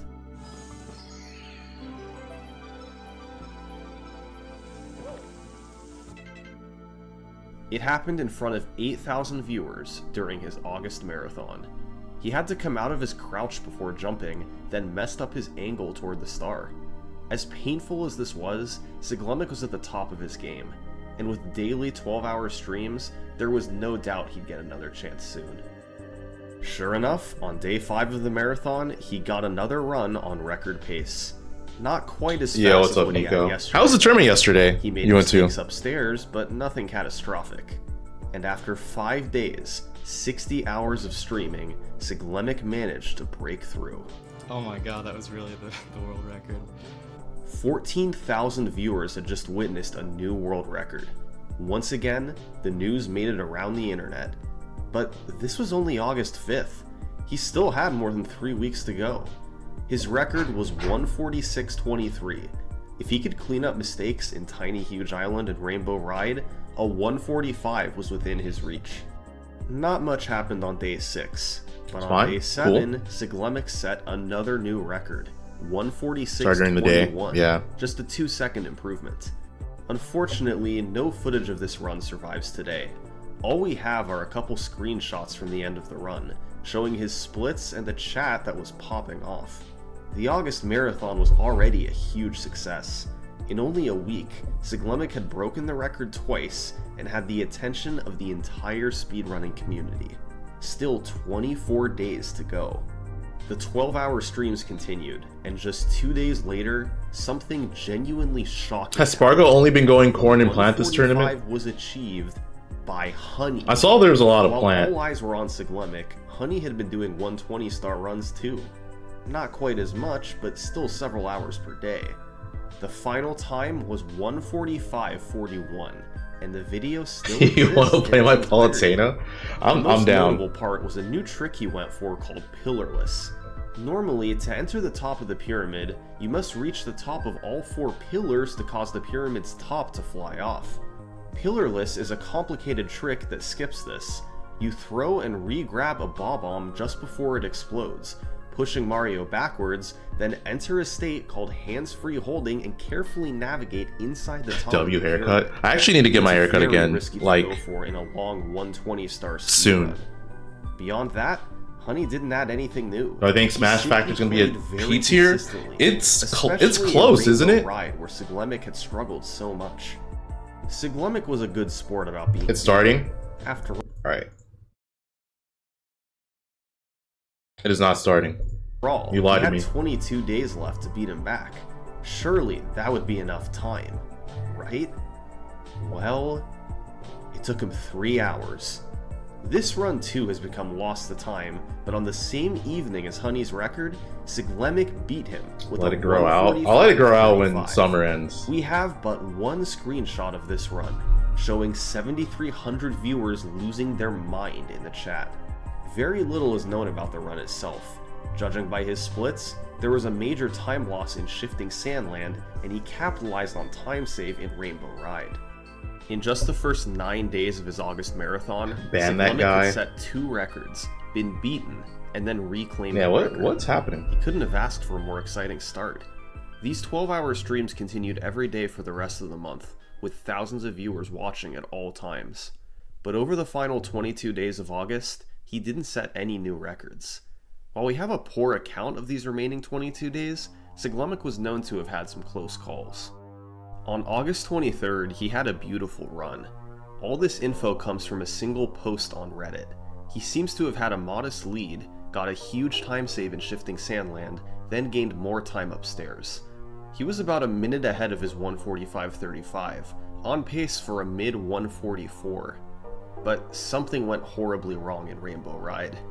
These sorts of paces happened multiple times through the rest of August. The month ended with no new records, but it felt like a 144 was right on the doorstep. Even though the daily 12-hour streams were done, Siglemik was still motivated. Okay.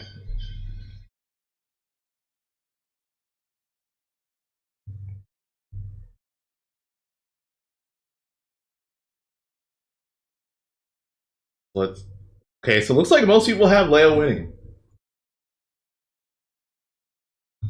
I'm curious who Spargo's gonna go though. Imagine he goes plant? Probably not, but imagine. He'll be back for more Mario. Bro, they're taking a while. Alright, whatever. Let's watch more Mario. On September 1st, he came through with the first ever 144. This record is notable for being one of very few records from Siglemik that survived in its entirety. We can watch it from start to finish. And a pretty significant change in this run is Siglemic's route through the lobby. He played cool. Can I speedrun any games? Then saved Jolly Roger. I mean, probably. As the last level before going upstairs. I'm like Pokemon This easy to worked out speedrun, well, Pokemon as Green or despite whatever. Falling off the sub in Dire Docks, he opened up a 44-second lead over the record. He used the same route upstairs, which had been standard for quite some time now. Wet Dry World first, followed by Tiny Huge Island, Tall Mountain, and Snowman's Land. Then up to Tippy for Tick-Tock Clock and Rainbow Ride. Of these levels, Tiny Huge Island was a bit slow at times, especially on the 100 coin star. But the key to success in 120 star is consistency, and Siglemic avoided any huge mistakes. It's what he needed to get a 144.52. And once again, the record blew up online. Forum threads, blog posts, par for the course for Siglemic. This guy captured the gaming community's attention like no. I think now they're actually gonna start. Okay, looks like it.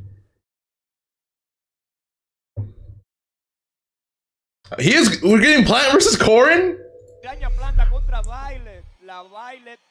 Yo. I meant Violet. I said Corin, didn't I? We're getting Plant versus Violet. Yo. Se armó, así mismo como lo dice mi querido amigo El Codo, la planta de Spargo que se ha visto bastante bien a lo largo de este fin de semana en el evento. Leo con su baile, que teníamos un tiempecito que no la veíamos aquí en stream, pero aquí... Imagine this is Grand Finals in 2025. 93% para baile, 53 solamente para la piraña. Dash attack, poniéndolo en la esquina, dice Leo. No te quiero cerca de mí. Uy, tratando Yeah, smart play to shield. Muy buena por parte de Spargo, reconociendo que le iban a pegar. Nice arrow snipe. Pero mira, adivina qué, desde la distancia. Falling up air. Yo le dijo, toma ese flechazo para que no me pere. Uy, buen Nel. Buen Nel, tratando todo. Ay, pero volvió de lo más tranquilo. Volvió de lo más tranquilo, Doña Piraña. Vamos a esto, Ethan. Up throw might take it. Yep, there it is. First stock going to Spargo. Spargo con su piraña planta ese up throw que da durísimo. Ese up throw bastante poderoso de parte de Piraña y viene el stalling. Viene ahí, upper. Leo buscando. That's it. I forgot Plant's so heavy. Such a heavy character. I actually wonder if Leo did like double jump if he would have taken it, because he would have pushed Spargo higher up. Still not able to get it. Good two frame. Doesn't get the follow up though, but does not matter. Por parte de Leo es suficiente para cerrar el primer stock de Spargo. Y así por así se acerca esto, se empata ahora en por ciento también, empate en por ciento y empate en stock. Oh, that was really good. The thing about Plant's Patui too is like depending on like how high or low you are, or like when you throw it, that's where it'll get sent. It's like really good timing on Spargo's part.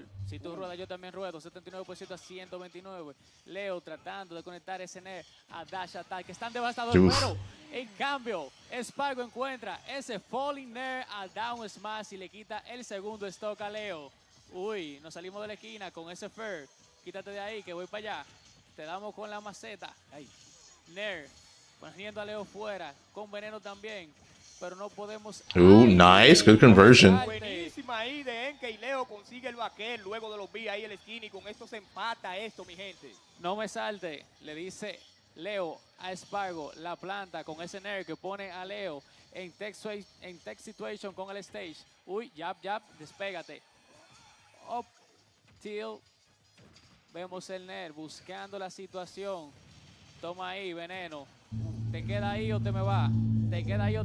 Ay, no, what a catch. Great reaction. Game one going to Spargo with the reactionary up smash out of shield, taking it like, what, 92? That's such a strong up smash.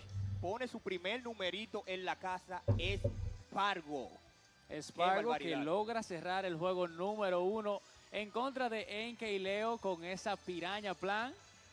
Dijo, güey, si tú me vas a hacer un mareo ahí con el Airdos, no, yo no cojo esa, te tiramos esa rica mordida que te manda ya al cielo y GG. Something wrong with the headphones? Tremenda mordida. Ese open smash de Piraña Plan me encanta, se ve como tan divertido, una mordida para arriba.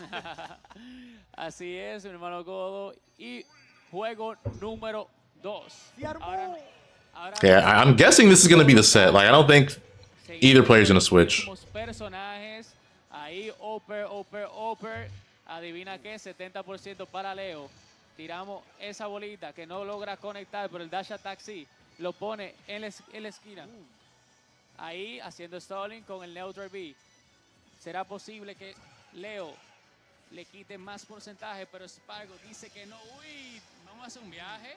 Oh, Spargo messed up fast line because he could have avoided getting hit there. Pero Leo ahora está consiguiendo las respuestas. Míralo ahí, consiguió el net. Tremendo tech ahí. Nice, yes. Leo was expecting back air. Ew, but okay, Leo was just a good trade though, worth it. Bueno, por los dos te climeneo. Si te vas tú, me voy yo. Adivina qué, jab. Uy, buen down tilt por parte de Leo. Nair tratando de conseguirlo todo con ese grab, pero no fue suficiente. Run up Patui. Try to get a spike. Pero trataba de darle ese rico down air que no lo logra conectar. Pero adivina qué, no me trate de agarrar, que tiramos spotos. Jab, por si mete. Tú tiras flecha, yo le esquivo. Tú tiras algo, yo también le esquivo. Ah, el veneno, dice Leo, no importa. Tiramos eso. Ooh, good tech chase. Gets the up smash. Ahí, Spargo, y con esto consigue la segunda stock. Ñau. La planta tirando los Oh, that's so much percent. That's so much percent. Getting caught in that side B and getting grabbed is just, it's so much. Like, off of that alone, it's like over 50%. Not even including like the additional combos you can get after the throw. Tiene que buscar la manera de cerrar el stock de Spargo para que este juego esté lo más parejo posible, pero no, Spargo dice, yo quiero cerrarlo. Good punish on that. Yeah, that move's laggy, so if you dodge it. Almost got up till up air. Esto se empató en stock, pero MKLeo ya tiene 120. Here's the thing too about being in this position against Piranha Plant. A few more percent, like I'd say 20ish more percent, or if he gets enough rage out there, we'll take it. Oh, try to get a back air kill. ¿Y eso? ¿Qué pasó ahí? ¿Qué buscaba Spargo? Spargo como que estaba buscando algo. Yo pensaba que le iba a hacer drag down a grab y mientras vamos hablando, hay peligro. No me ruede. I'll throw a kill. Oh, well, doesn't matter. Gets an up air. Game number 2 going to Leo. I feel like Leo just did not let Spargo play that like last few moments. Wow, cuánto nivel tienen estos dos jugadores. Luego del error viene el hit y así como pudimos ver, Spargo, luego de tener un lead bastante considerable contra MKLeo, le hicieron un para atrás. Se la devolvieron. Eso es para que esté más activo, pero no es solamente eso, es el nivel que tienen los jugadores. Juego número 3, seguimos en Hollow Bastion. Seguimos con los personajes. Masami, what's up? Se armó este pleito.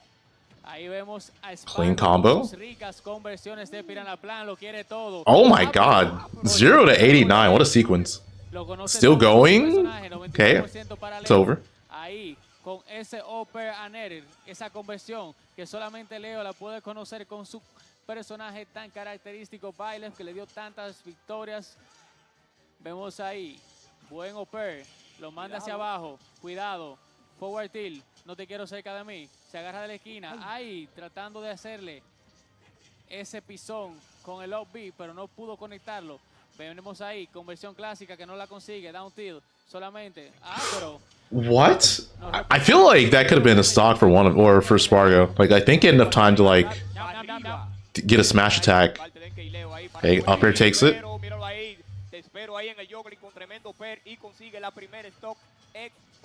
Back air, not enough. Oh, okay, gonna live. Try to get the gimp with the nair. Good 2-frame. Encontrando el down air. Wow, qué rico se ve ese golpe cuando lo conectan. ¿Cómo salimos de la esquina? No meta así, que tú tiras en él, yo también lo tiro. Dash attack. Uy, that run up Patui is so good to like beat out the spot dodge. No, pero si tú me respetas, yo te respeto, nos cubrimos los dos. Yo no puedo meter. Toma ese macetazo ahí. Toma la maceta. Y tú toma, que yo te, toma con lo que yo te doy. Ahí, venimos. Vienen los jugadores. Le encuentra con el down tilt. El Ner. A Baker. Uy. Lo va a buscar, lo va a buscar. ¿Dónde vienes a buscar? Me dice Spargo. Yo tengo top big. Lo voy a tirar para arriba del stage para evitar tus aéreos ahí off stage. Esto sigue parejito como me gusta a mí. 81 a 103%. Ambos jugadores con 2 stocks. Situación de... Oh, that's it. That was real. A Oper y eso es suficiente, Ethan. La paciencia es una virtud que no todo el mundo conoce, pero MKLeo sí que la conoce, ya que se quedó en el stage y le pegó ese rico down tilt a Oper. Nice, good aiming from Spargo with the Le Patui. dice, mira, te mandé un regalo, espero que lo disfrute y pásame ese stock. Pásame ese stock, se vuelve a emparejar esto, gente. No. 37% a 0%. Ambos jugadores en su último stock de este juego 3. Oh, yeah, that's such a good ledge trapping option. Le dieron un bob en la cabeza con esa bolita. Ay, cuidado si te agarra mucho, que te castigamos. Ay, Uf. ese down air que si hubiese tenido un poquito más de raise o porcentaje, hubiese sido devastador. Oh, is that it? No. Le dice, no me vengas a buscar. Tú no puedes castigarme. Mitski, thanks for the prime in the 55 months. Si hubiese sido con la otra, hubiese sido un problema. Back throw. Toma ese. Oh, the arrow stops the Patui. That's not it. Good DI from Spargo, by the way. Made that down tilt up air very difficult for Leo to get. Good use of the arrow from Leo. That was godlike. That's like something I feel like Leo would do too. But yeah, game number 3 going to Spargo. Yeah, that's like a very Leo-esque punish. Like reading the roll in, catching it with an aerial. I feel like Leo does that a lot with Joker, like roll in, punish to like fair one something with Joker. Bueno, vamos a ver ahora mismo match point para Spargo. MKLeo buscando la forma de poner un segundo numerito en la casa también. Consigue ahí el down throw a un Oper. La respuesta de Leo dice, ven, que es mi turno. Pero Spargo dice, no es tu turno todavía. Agárrate de ahí de ese pecho. Nice. Agárrate de ahí de esa mordida. Cuidado que te tengo off stage. Ay, Henry grab. Uy, bueno, pero ahí el drop attack. Ethan. Vemos que no se esperaba ese grab attack. Por eso fue que lo logró castigar. 125% para Leo. Spargo buscando los back air para poder cerrar ese stock, el Nair para la conversión. Oh, that's untechable. Yep, first stock going to Spargo. I'm surprised Leo got hit there. Like he just, that was definitely avoidable. Like he could have like rolled on ledge or something. But I feel like he tried to do something to capitalize against Spargo. Nice tech chase. No metas que yo también tengo mis golpes que te pueden atracar ese stock. 17% a 0% para Piranha Plan por el momento. Spargo llevando la mejor parte del juego, aunque es un juego bien parejo. Uy, vemos ahí el down tilt a Loper, buscaba el net, no consigue nada. Fail, tercero, pero lo hacemos parry. Adivina qué. Uy, oh, what a catch. All right, this is looking like we're going to get Spargo in winners finals. Going mostly planned, if I'm not mistaken. Vamos a ver. Leo tiene que buscar la forma más rápida posible de quitar ese stock. Mientras tanto, vemos a Spargo buscando la forma de meterle más volviendo antes de que se la quiten, ¿verdad? Oh, nice. Okay, wait a minute. Leo not going out without a fight. What an up tilt. That like hit so low. Hey, good ledge trapping. Good ledge trapping. Surprise that missed. He like, I feel like Patui covers ledge jump too, but I guess it's not the right time. La planta, Leo tratando de que la planta no le haga más porcentaje. ¡Ay, cuidado! Cuidado, que eso hubiese sido devastador. Le pegan ese rig. Good reaction from Leo. Con ese dash attack. ¡Uy! Por poquito. Vamos a esto, Ethan. Esto está parejito como me gusta a mí. Last stock, juego 4. Last stock, juego 4. Los jugadores tienen que tener cuidado. Ay, oh, try to drag down smash. Pero no fue suficiente. Cuidado aquí, Codo. Dímelo tú, Codo. ¿Qué va a pasar? Cuidado. ¿Qué va a pasar? Cuidado, Ita, cuidado. Dash attack lo pone fuera del stage. That's it, I think. Yep, we're going to game 5. 5. Vamos a tener juego 5. Como lo querían ustedes, como Final game. Where are we going next? Are we gonna stay in Hollow Bastion? Or are we gonna go different stage? I think we've only played our. It's only been like PS2 and Hollow Bastion, right? Óyelo ahí, óyelo ahí. Leo, todo el público aquí gritando Leo. Wow, juego número 5 otra vez MKLeo contra Spargo. Lo que el público pedía. Yo quiero una bulla para este juego.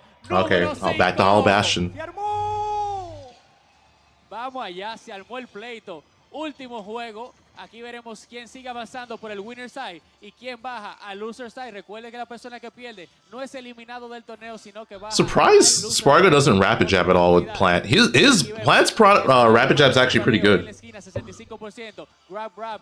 Ñao, ñao. No te quiero cerca de mí. Ah, tú tiras flecha. No, hermano. Ya. Nice, good ledge roll punish with the up smash first stock on Spargo. Barely any percent taken. Con esto, Spargo consigue la primera stop y tan nuevecito, una stop completa de ventaja. Claro que sí. Spargo le dijo, ¿tú quieres rodar? Adivina qué, te estoy esperando. Tengo hambre. Pero Leo le dice, Nerd, uy, buen up tilt a upper. Ahí lo está buscando todo Spargo. Estos muchachos se ponen creativos. Oh, you're dead. Oh my god.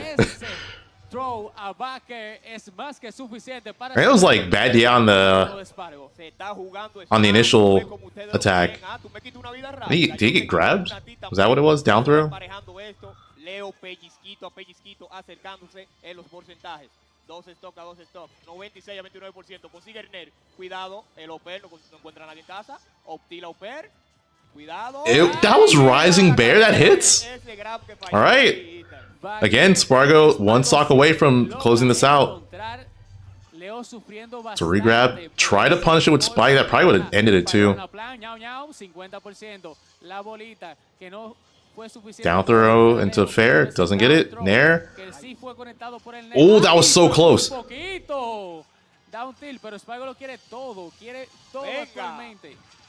Again, Spargo like mistiming the fast fall. Like you could avoid getting punished there. But he's like fast falling a little bit too late.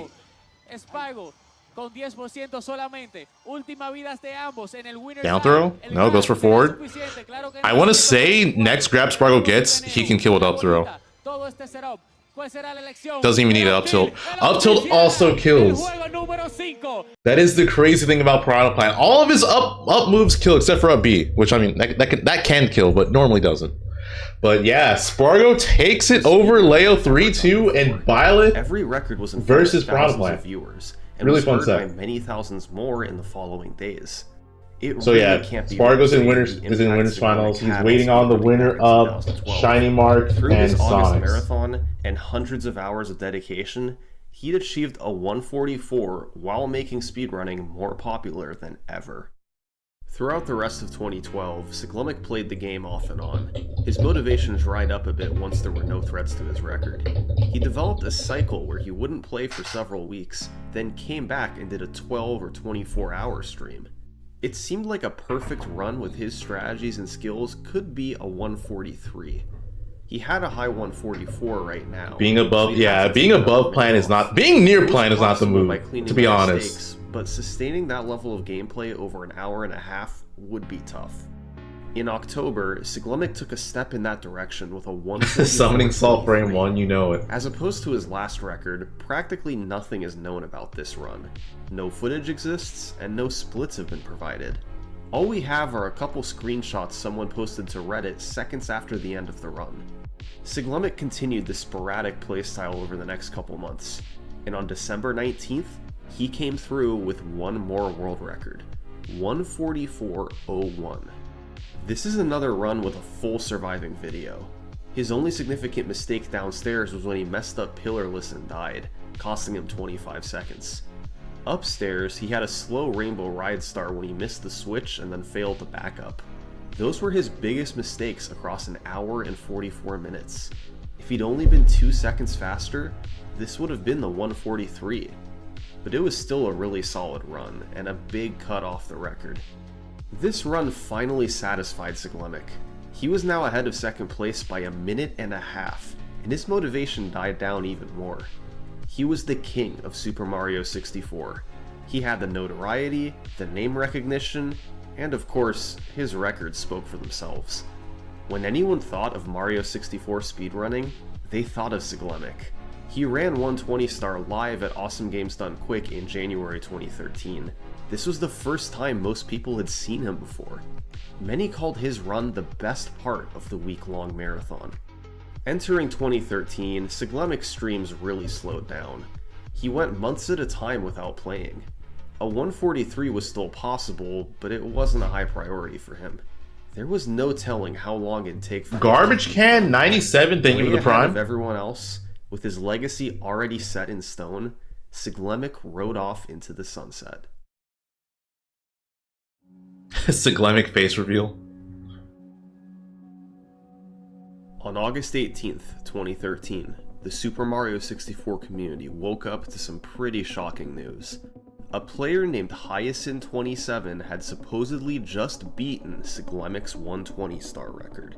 The new time was 1:43:37, and he had streamed it live. Many had never heard of this guy before, and now it seemed like he'd somehow beaten Siglemik to the 143. Supportive messages poured in. Even Twitch themselves congratulated Hyacinth. But how could this happen? What was going on? Well, while Siglemik got massive attention for his 120 star records in 2012, a group of runners was trying to get good in the background on Wii Virtual Console, which, as we know, would give them a 2-minute advantage. There was still no official ruling on Virtual Console runs, so they knew a faster run might be considered the official world record, even if it was worse played than Siglemik's runs on console. Over time, most of these runners gave up, but one kept going. Hyacinth. Throughout early 2013, he got good on Virtual Console.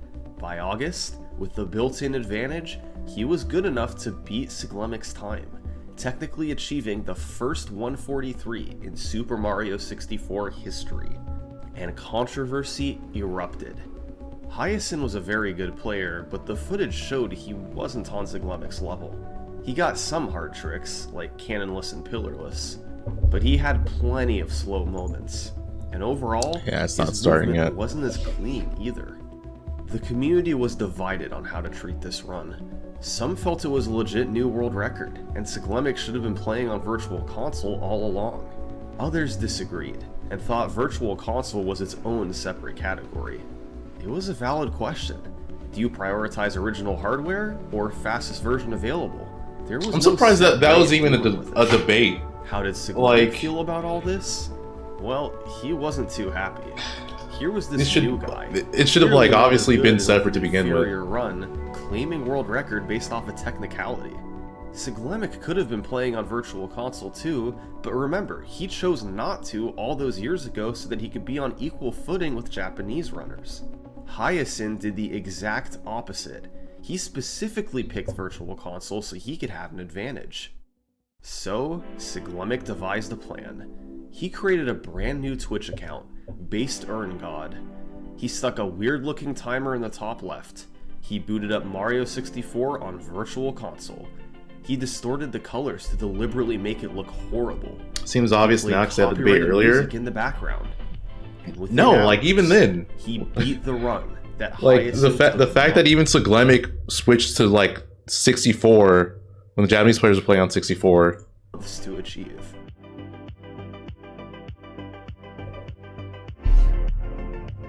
Siglemik had made a statement. Wii Virtual Console was its own category.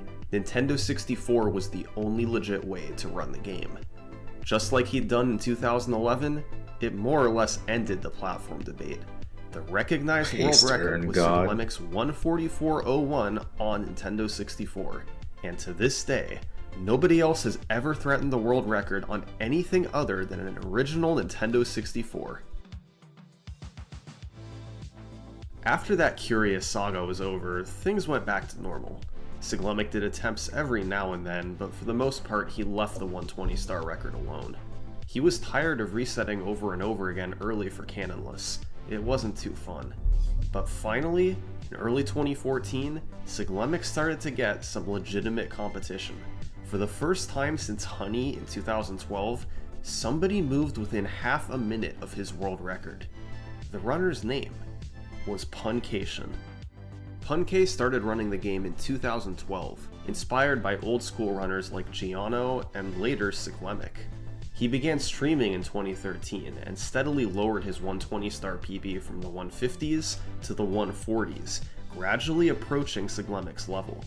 This slow and methodical march downward culminated in a 144.30, the closest anyone had been to Cyclemic in years.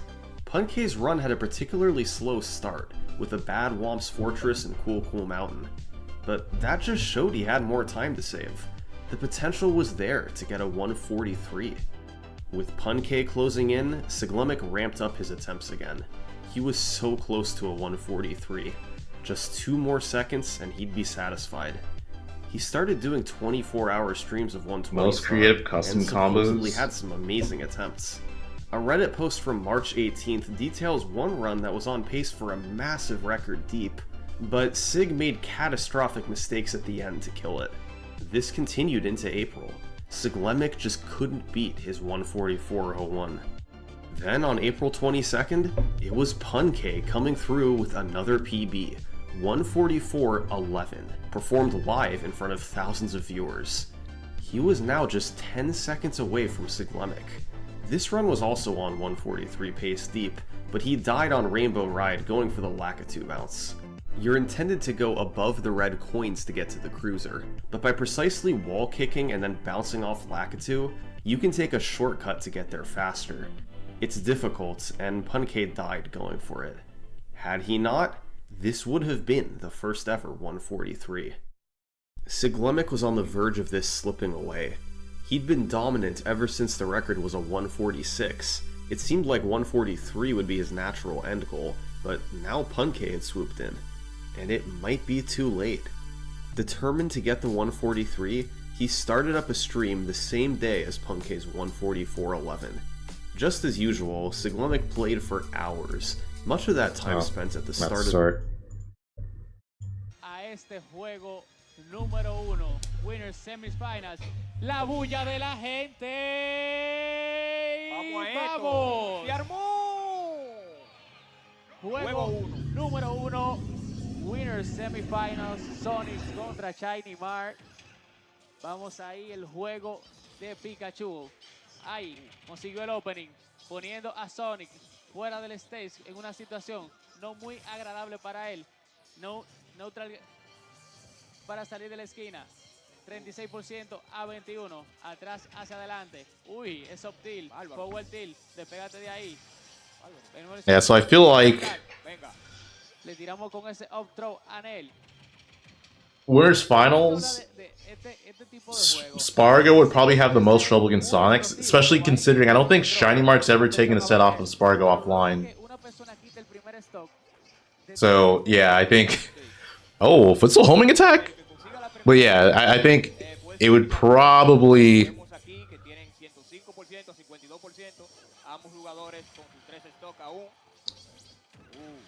Probably be better, or it'd be more competitive Sonic's one. I'm actually curious if Shinymark wins against Sonix, if Spargo's gonna go plant on him. Because plant Pikachu's not that bad. Like, it's actually a pretty okay matchup. Venimos ahí, down tilt, buen tromp, que salió al revés. Venimos ahí, up tilt, situación de juggling.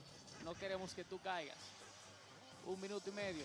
Okay, good catch. Sonic con ese fair logra quitar el primer stock de Shinymark. Vamos a ver, ahora le toca a Shinymark jugar de una manera un poquito más agresiva. Tiene que buscar la forma rápida. Oh, Shinymark beat him once? Okay. Así es, efectivamente, tiene que buscar la manera de cerrar ese stock. Tú no quieres tener un déficit tan grande en contra de Sonix. Y ahí vemos que le ponga doble dash attack, 28% a 130. El dash attack de Pikachu no es suficiente. Buen día por parte de Sonic. Jab, jab, despégate de mí. No quiero que tú estés cerca de mí. Dash attack nuevamente, subiendo el porcentaje. 49% a 150.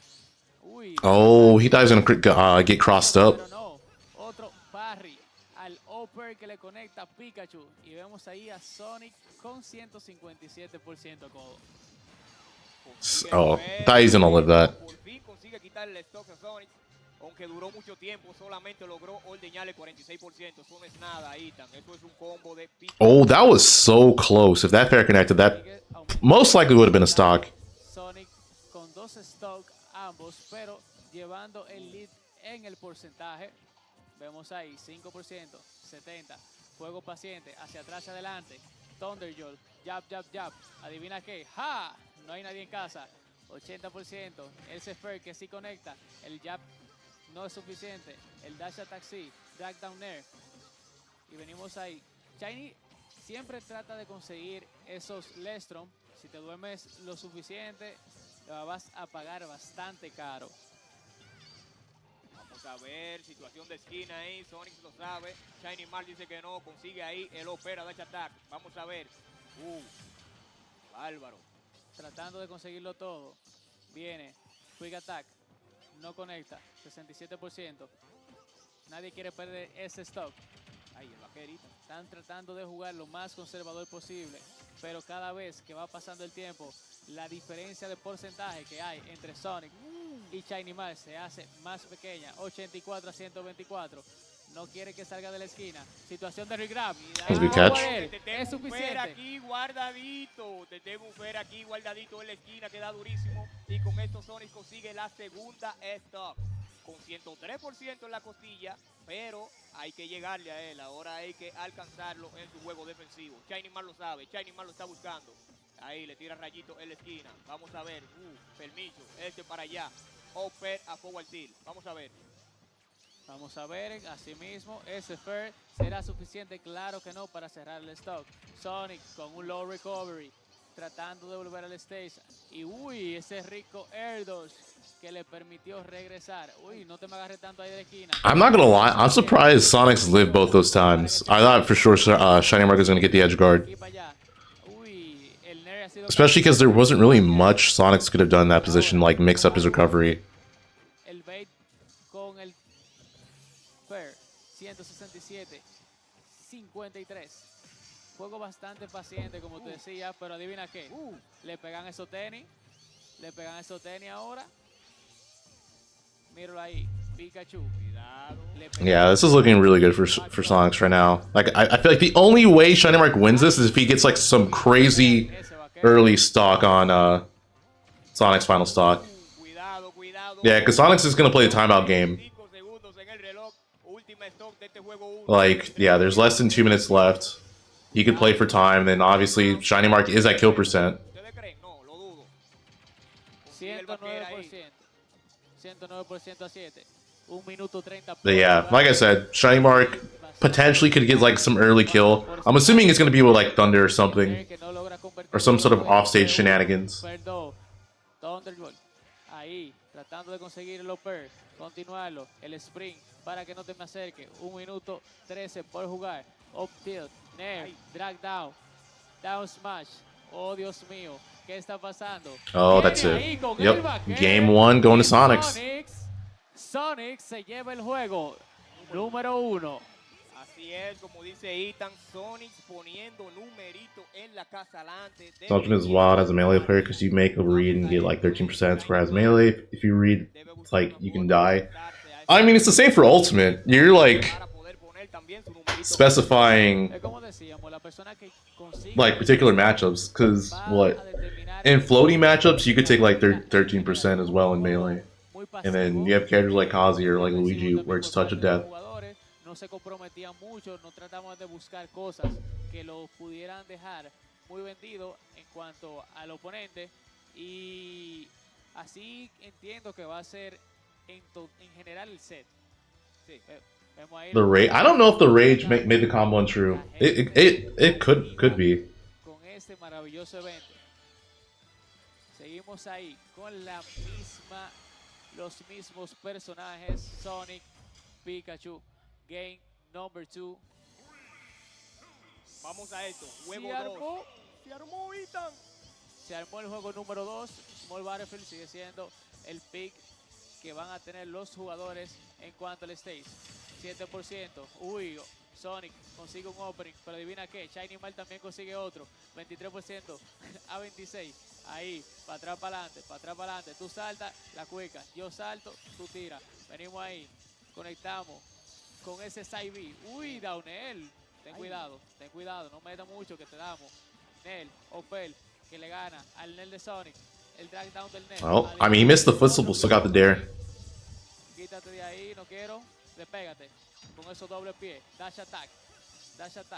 El Nel. Buscándolo todo. El drag down. No consigue nada. 46% a 77. 1, 2. Dash attack. 1, 2. Fair. Pero lo quiere todo. Adivina, cojo el stage. ¿Cómo volvemos? Así volvemos. That was like... El OP. Could have been... I'm assuming Sonix could have done drop bear or something, right? Even if it was that low.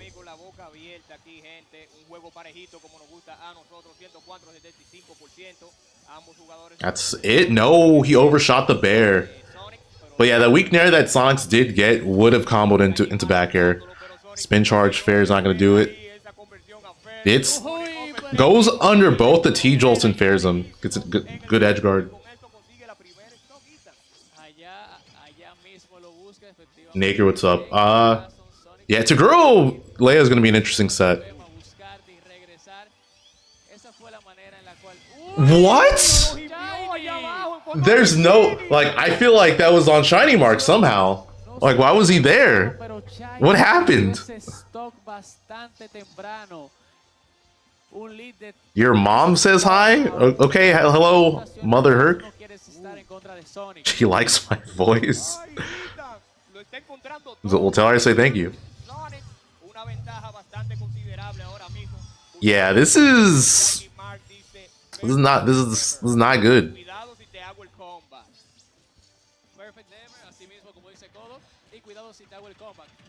Sapling, thank you for the 3 months using your Prime. What's up? What's up? Yeah, this is... I don't see Sonix dropping this. I mean, it's definitely doable though, because like, I feel like in this matchup, it's easier for Pikachu to make comebacks than Sonic.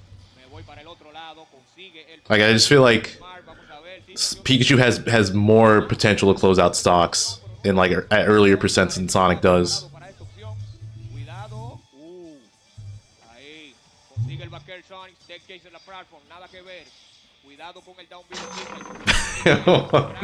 A Nat, thanks for the 20. Let's go. Another Larry What moment. Also, currently in the Bay Peak West. Oh, Bear, yeah, Bear is really nice. And thank you for the 20, Nat. Appreciate it. Your dad says hi. He likes my haircut. Tell your dad to say thanks. Also, again, I need to get a haircut. I need to get another haircut soon. That's not gonna kill. 116 no es suficiente para cerrar ese stock. Sonic con 133. Shiny tiene que buscar la manera de that's still not gonna kill. Nuevamente, back throw. Adivina qué va a pasar. Llega Sonic. Shiny. Misses the Trump punish. That was just on Shinymark. That might do it. That might do it. Yep. 2-0 Sonix. Y Sonix pone el juego a su favor teniendo un lead de 2-0. Please don't cut. I'm not shaving my facial hair. Not for a while. Not for a while. Not again. Beardless layers. Yeah. Yeah. No. Not for a while. Also, random note, but I'm gonna be in Hawaii in like 2 weeks. So yeah, I don't know if there's anyone in Hawaii in chat, but I'm gonna be in Hawaii. I'm gonna go to the Manoa monthly. So yeah.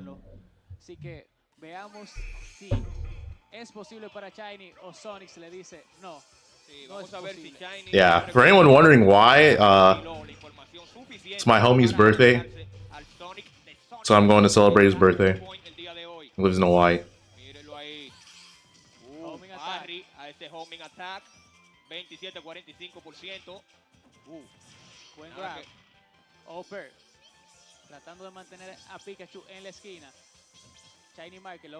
Okay, so Shinymark just needs to not SD or whatever happened on that second stock.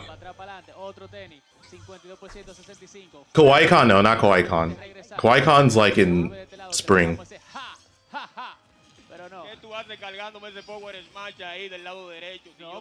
No, it's not Charles. It's if you guys know who Dark Musician is, it's him. It's his birthday.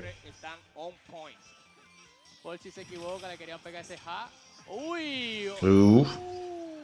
Well, not looking great for Shinymark. Charles is gonna be there though, so I'll see Chuck. Ooh, good catch.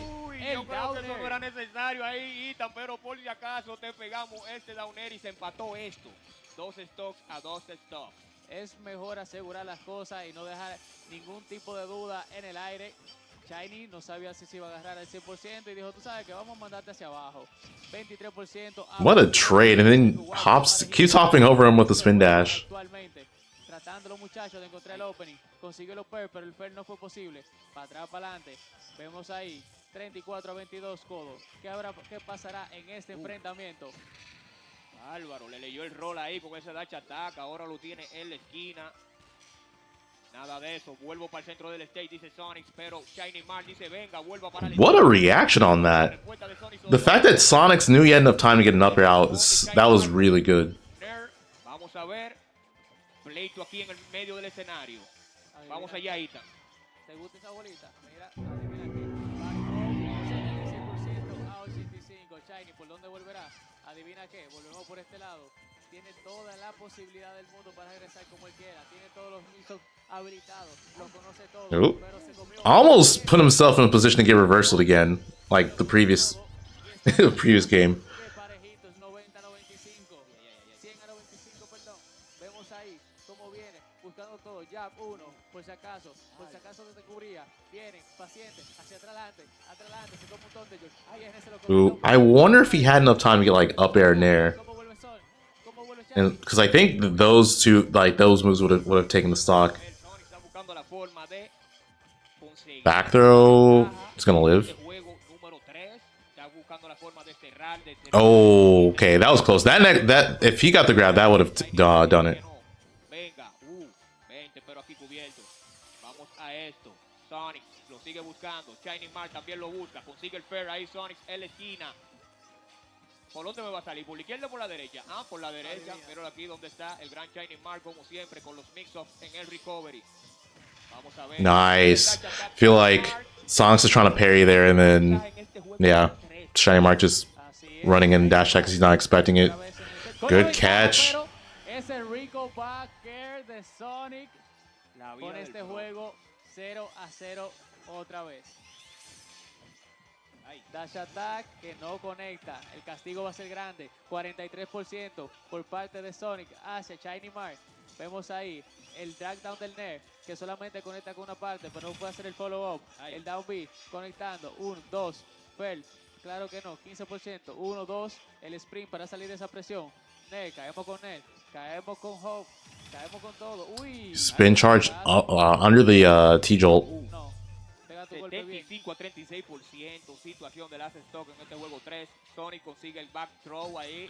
Yo, what an edge guard! That was disgusting. Got the swiftest of 3-0s from Sonix. The game, but eventually he got a run going, and it was evident that this time he was locked in.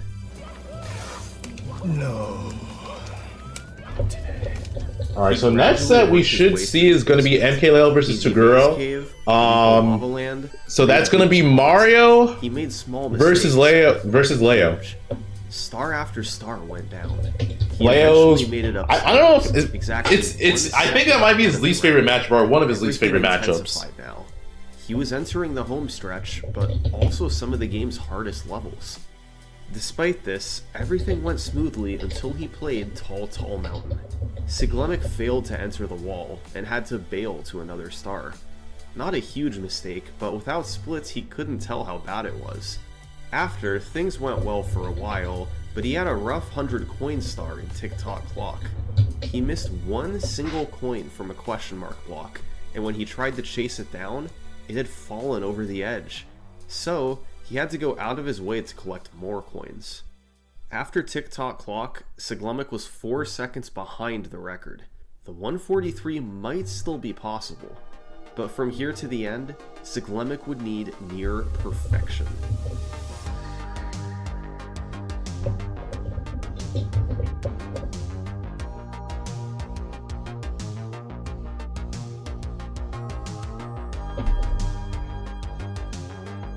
Only pot Luigi? I mean, he could go Luigi, but I feel like Mario would make it makes more sense against Leo. All right, 143. That's it. I just got 143. But yeah, I mean, yeah, he could definitely go Luigi. But I feel like, would you rather play a character that Leo historically loses to, or play a character that finally the 143? I don't think Leo's actually ever lost to Luigi. Despite Punke making a push, Siglemek was the one to achieve it.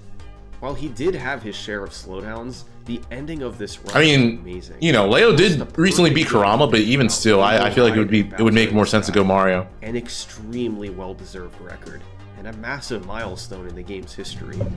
That being said, most thought this record wouldn't last long.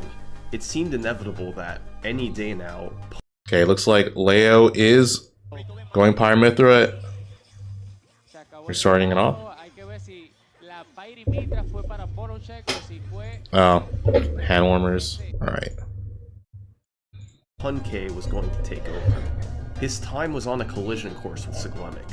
And sure enough, did he lose to Japanese? Did he lose to Raru? 44.05. The runners were separated by just 12 seconds. But instead of defending his record, Siglemek switched categories. He'd already gotten what he wanted from 120 star, so he was content to sit aside and watch what Punke could do. After a few weeks, Punke's time still remained at 144.05. Yet, his abilities improved all the while. He was building up the skills he'd need once that world record chance presented itself. And on May 22nd, he got that chance. First off, Punke still wasn't going for LBLJ. Why? Well, for one thing, there was a misconception of how much time it saved. We know today it saves about 10 seconds, but back then it was believed to be a much smaller time save. But skipping LBLJ was also reflective of Punke's playstyle in general. He had the reputation of being a bit of a safe runner. He was capable of great movement, and had an extremely high skill. Get it started. But yeah, I don't think Leo's ever lost to a Luigi player. He might have gotten close, but yeah, I don't think he's dropped a set to any.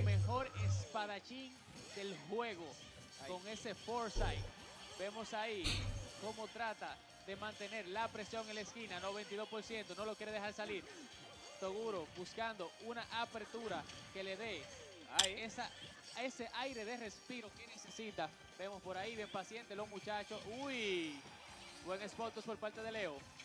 Adivina, 1, 2, 3. Ooh, there it is. Gets this first stock. Despite Leo doing so well, that's all it takes is that one...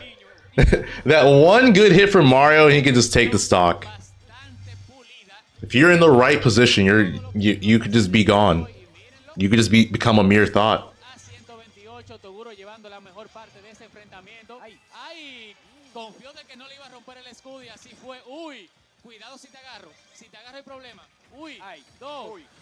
Ooh, okay. Doesn't get the stock, but still good percent, but gets that! Oh my god. 2 up air fairs.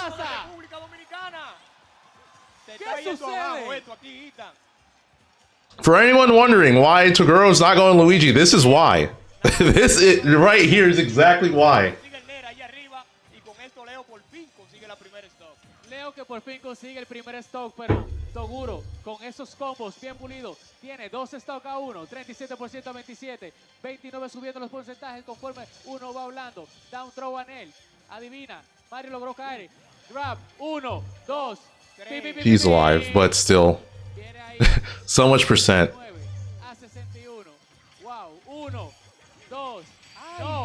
Okay, good DI on that. Por el momento no fue suficiente, pero puede ser que sí en la próxima. Puede que en la próxima sea suficiente, Codo. Puede que en la próxima sea suficiente. Jab, jab. Te quiero fuera de la esquina. Ahí, lejos de mí. Adivina qué. Caemos como el mejor. 115 a 114. Muy parejos en porcentaje, pero la diferencia de vida es notoria. Ahí. Oh, okay. Weak downer takes it. Remember when Leo beat Kurama? That was Kurama literally getting 0 dunk confirms. Vamos a ver situación de las stocks. Conseguir el combo MKLeo o conseguirá capitalizar el gran Toguro en este primer game. Ay, se va acercando MKLeo, Yeah. He foresighted the up smash? 88%. Vemos ahí, Leo buscando el downer, tratando de capitalizar. Backer por parte de Toguro. El up smash no conecta. Viene, para atrás, para adelante. Tranquilo, saca, paira, mitra, paira. Dash tag. Oh, doesn't get the 2-frame. No conectó, regrab, backer, nada de eso. Adivina Footstool? Doesn't miss. He definitely went for it, but he missed. No lo consigue, pero el juego está más parejo que nunca. 139-110. ¿Qué sucede? What? Oh, Leo could have footstool dared. That's it. Game 1 going to Leo. What a comeback.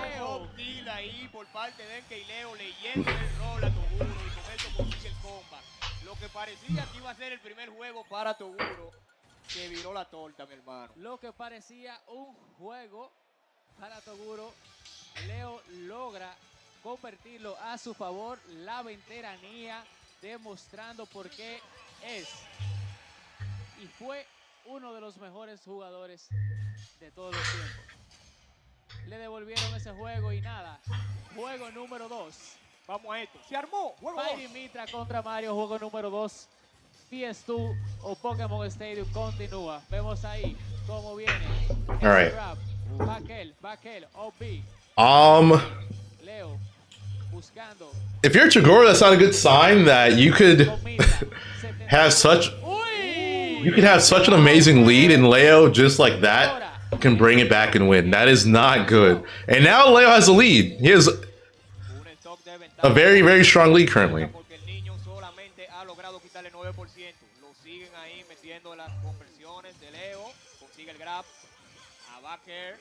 Hace el switch, vamos a ver. El forward throw. Vamos, la respuesta del niño. Los combos del niño. Ay, down grab a Opel, pero no es suficiente. Vamos a ver, situación de esquina ahora. Se le cubre muy bien ahí el niño al backer. El gran Toguro, buscando la forma, buscando la manera, pero Leo dice que no. Leo dice... He tried to footstool. En este juego. Vamos ahí, Oper, Toguro buscando la apertura, pero Leo no se la va a poner fácil. Llegó Paira. ¿Cómo salimos de la esquina? Forward kill es suficiente. A beat, yep. Almost got the snipe. What a foresight from Leo. He's so good at using foresight. Try to get it again on the fireball. Toguro, representante de República Dominicana. Leo de México actualmente lleva un de ventaja sobre Drop the... I feel like that should have been a stock for Toguro. Good foresight again. Up tilt. Oh, try to go for up tilt nair. Is nair stronger than up air? Tranquilo, de lo más normal. 94, 120, 3 stock a una. Peligro para Toguro. El back throw será suficiente. No. ¿Qué está buscando Leo? Oh, forward tilt's gonna take it. 3 stock for game number 2. Yeah, I think that was 6 stocks in a row because you reversed 3 stock game 1 and then 3 stock game 2. Ahora le da un perfect a Toguro. Wow, cuánto nivel. El perfect ahí. Y con esto pone un segundo número. He might as well try Luigi. I don't know. I think he is. He went FD, so I'm assuming that's Luigi. Because you're not gonna go. You normally would not go FD as Mario. You want your platforms.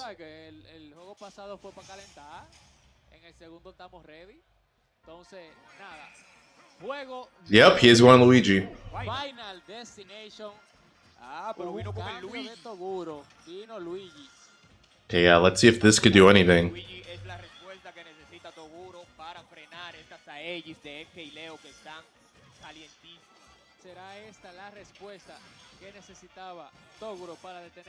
Yeah, I mean, at this point, you might as well. You lost 6 stocks in a row without taking one. It definitely makes sense. Uy, cuidado, Oh. cuidado. Oh, that's a stock. No, he missed. Ahí, Oh, that's unfortunate. Like, Toguro could have had... Oh, okay, he could take it here, though.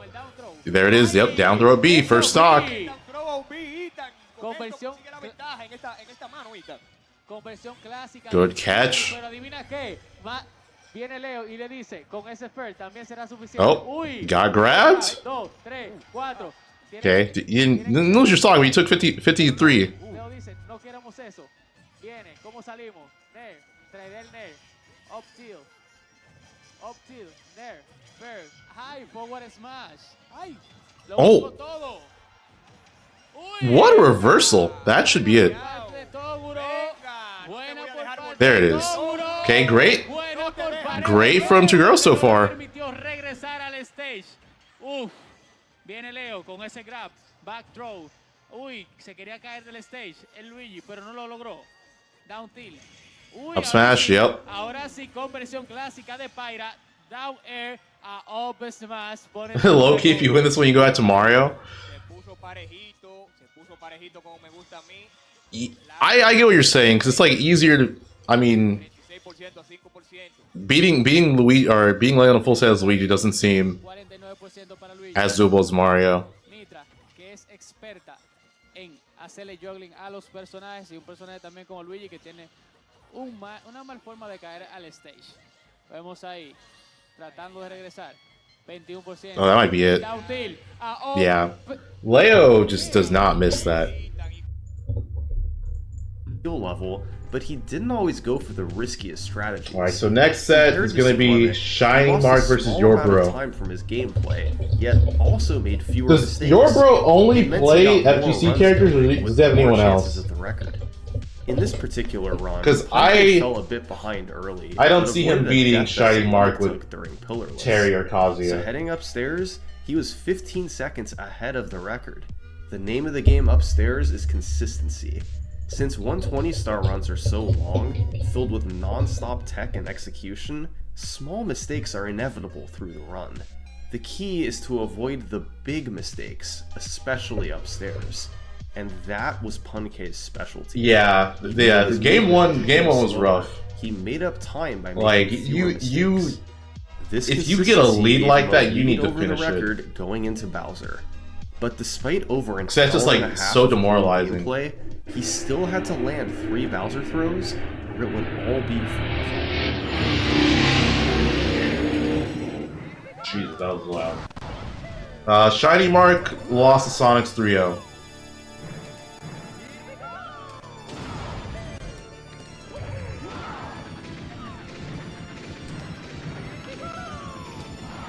I did it. I did it. I did it. The most prestigious record in all of speedrunning had just changed hands. This was the first time since Siglemic's August marathon that he didn't hold the world record. The community celebrated Punkei's achievement, stunned to see a new name at the top. And it was well deserved. Punkei had developed the best consistency that the game had ever seen. Throughout the summer of 2014, Siglemic and Punkei raced each other regularly. They formed a great rivalry since they were nearly equal in skill, even if their playstyles were a bit different. But although he enjoyed racing, Siglemic had no interest in going for the record anymore. After so many This is years not a of major, playing, it's a B+ tier. He'd done what he wanted with 120-star, and his motivation to lower the record was gone. So now, that meant it was Punkei's game. Could he keep improving the record? The thing is, Punkei hadn't been at this as long as Siglemic. Month after month, his movements and consistency got a little bit better. So, Punkei believed that if he kept going, he could eventually make it to the next minute barrier. While the 143 was associated with Siglemic, maybe Punkei's time could be the 142. That July, he embarked on a journey to try and get it.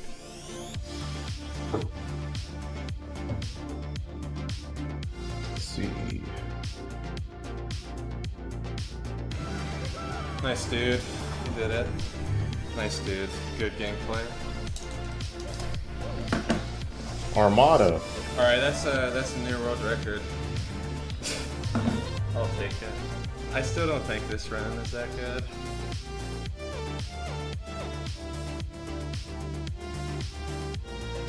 Imagine summoning Salt makes a video on Armada,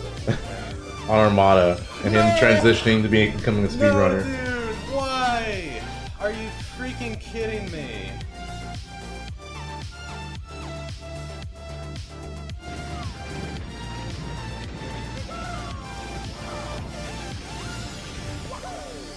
No!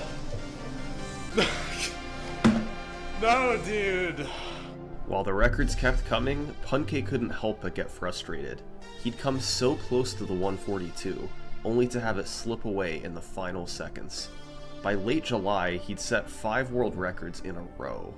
Pretty incredible given how nobody had been able to dethrone Siglemic for so long. Now that Punke had taken over, he was pushing the game to new heights, but the 142 still eluded him. On July 28th, Punke opened a 10-second lead early.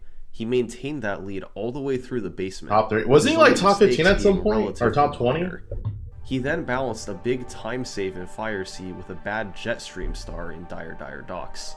So he made it upstairs with a 16-second lead, on pace for a 142. He then played a classic Puncation upstairs, consistent and clean, without any huge time losses or time he had none. Leo, Shinymark, and Sonix. Punke entered Bowser in the sky. He was far enough ahead that even with a mistake, he would still be able to get the 142. But the pressure was on. He 14? Still had to avoid Okay. dying or something else catastrophic. Okay, so he's starting with Kazuya. Miss Input, I'm assuming. Fragmental Electric. ¿Qué tú piensas que va a suceder en este enfrentamiento con el zoning de Pikachu y los combos de Kazuya? Bueno, vamos a ver qué va a pasar. Vamos a ver qué va a pasar en este enfrentamiento. Yourbro con su Kazuya versus Shinymark con su Pikachu. Vemos ahí cómo lo mete. Thunder? No. Nada de eso, dice Yourbro. Voy a volver al stage. Pero Shinymark dice, tú no vas a volver. Porque yo estoy aquí esperándote con unos looks de offer. Vamos a ver.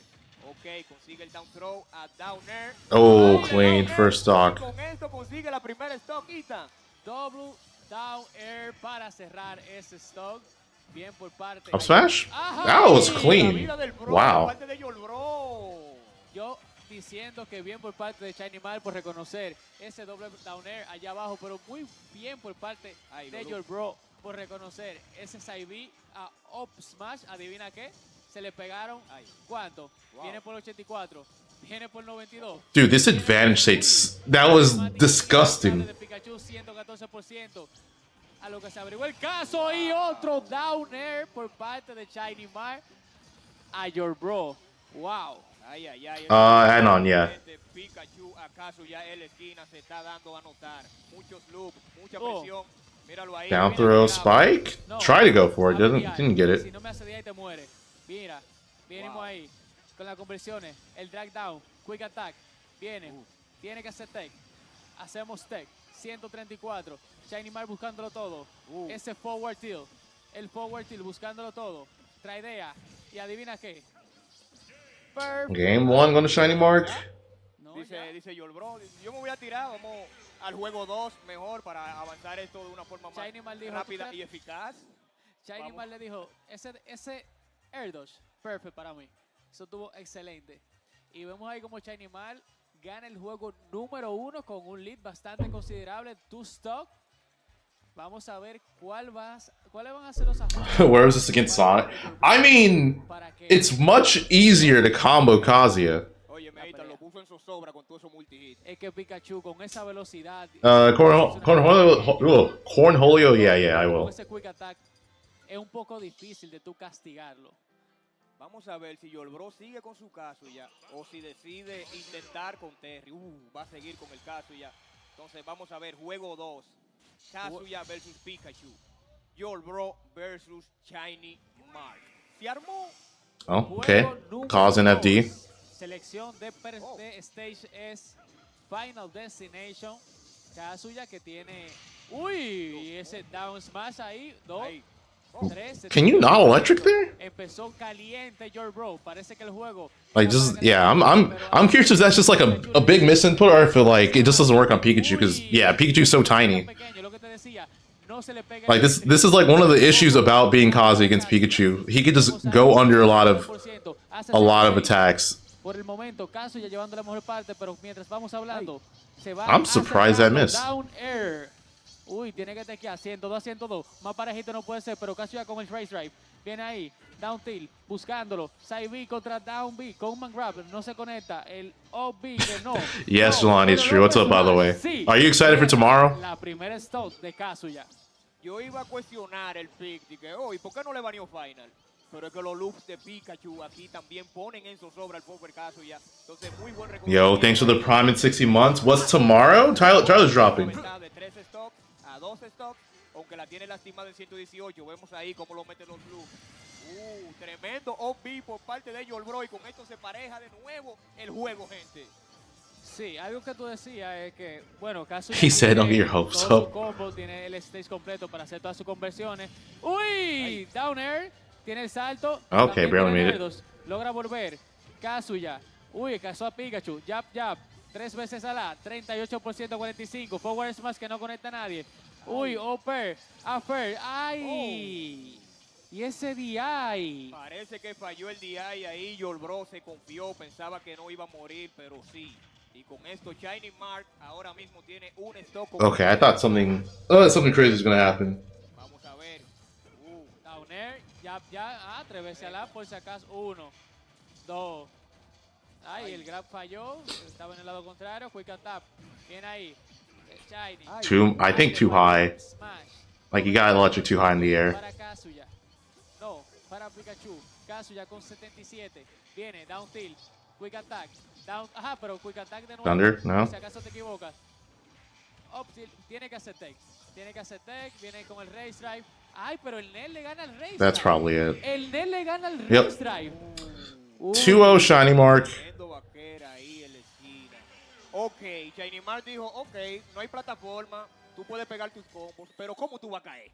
No, o sea, lo que estaba diciendo, a Kazuya le gusta el tema de que Final no tiene plataformas para él escaparse de los combos, pero adivina qué, se le fue la plataforma, aparecía con 90, Pikachu con los loops.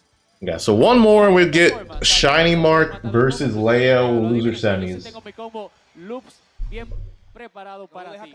No dejaba caer a Kazuya ahí, no tenía opciones para caer y Shinymark lo sabe. Vamos a ver, juego 3, esto está 2 a 0. Okay, trying out the Terry. Juego número 3, se armó el pleito y hubo cambio de personaje por parte de Yourbro. Terry, él entiende que es la solución en este enfrentamiento. 49 a 0. Pikachu con los loops. Yeah, this still just feels so difficult. Like no, like as an FGC character, Pikachu's just so difficult to hit. And like the combos that Pikachu has, the Edgeguarding, just so much better on those characters. I almost got blown up.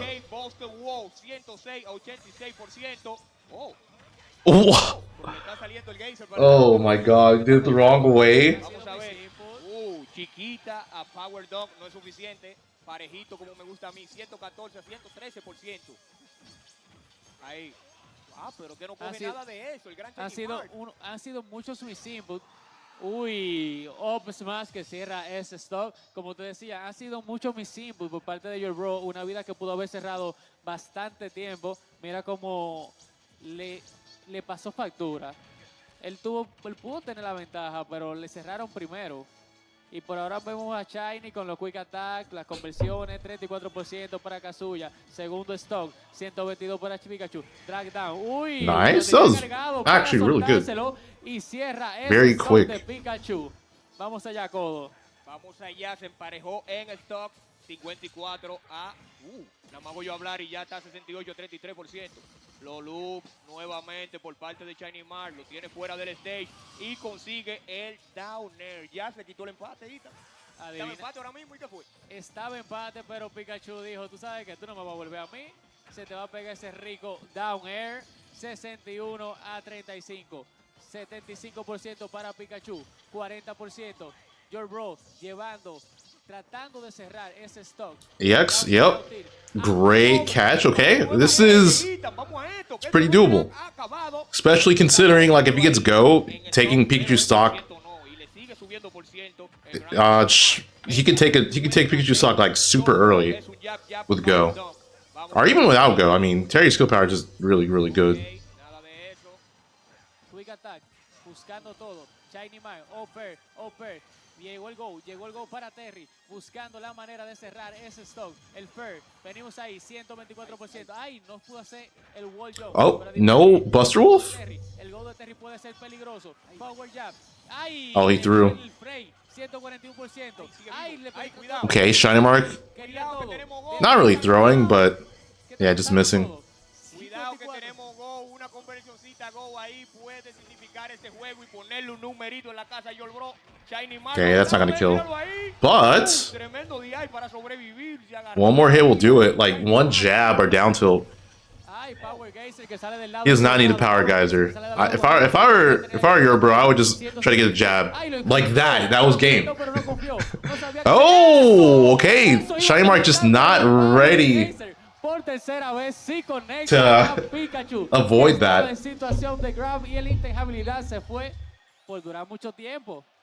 Míralo ahí, lo consiguió el go, consiguió el comeback y el gran Yourbro dijo, espérate, todavía queda Smash por jugar aquí en Blink Respawn. Todavía a pelear. Todavía hay mucho por jugar en este juego. Adivina qué, se llevó la confianza que necesitaba y puede que ahora Yourbro venga un poco más ready, porque le estaban saliendo unos cuantos misiles ahí, quizás el timing de caso ya. O puede que haya despertado una bestia con Shinymark. Adivina qué, juego número 4. Seguimos en Small Battlefield. Vienen ahí los loops. Vienen los loops. 51. I think Shinymark wanted Yourbro to fall off the platform. 72%. 12. 82. Viene el down B. Lo jala. Llegó el go. Codo. Llegó el go. El go lo es todo en esta mano. Esto puede significar mucho para el gran Yourbro. Vamos a ver.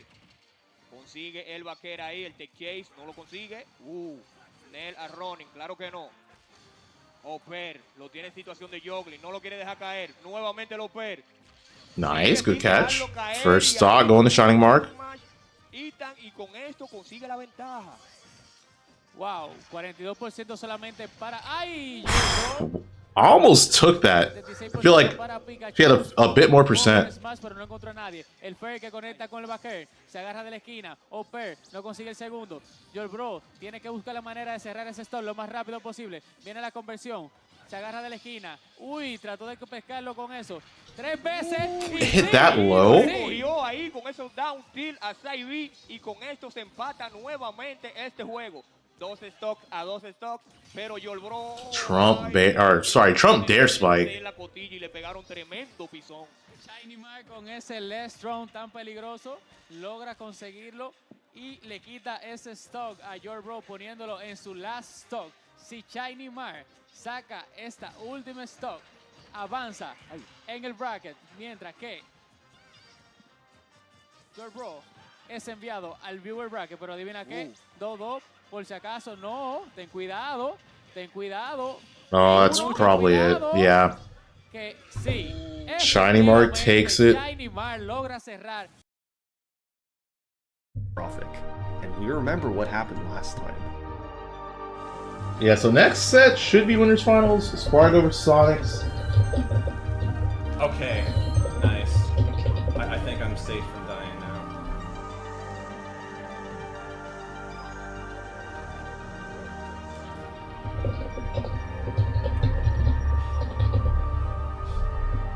Yeah, so let's see if Sonix gets the home field advantage buff. I swear. Since they are in the Dominican Republic. I can't believe this. I would assume most people would want Sonix to win over Spargo. Are you freaking kidding me? I think that just ended it. Okay, why did Punkei keep failing this jump? Well, this clip explains what's going on. While the axle appears to be rotating around its center, its hitbox actually rotates around one of its points. So if you're standing on the wrong platform and jump at the wrong time, you'll run into the hitbox. Punke didn't know this, and it cost him a ton of time. Still, maybe there was just enough room to eke out the 142. That was it, man. That was 142. I just lost 142 because the invis wall just got me 3 times. Like, are you kidding me? He missed it by just 2 seconds. Oh, did Yourbro almost beat Spargo? Wall twice would have been okay, but 3 times was too much.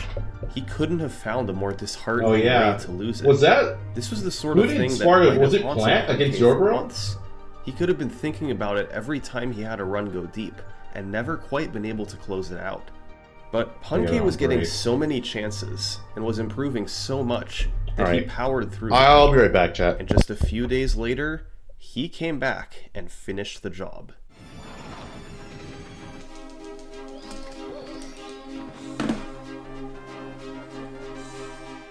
$142.59.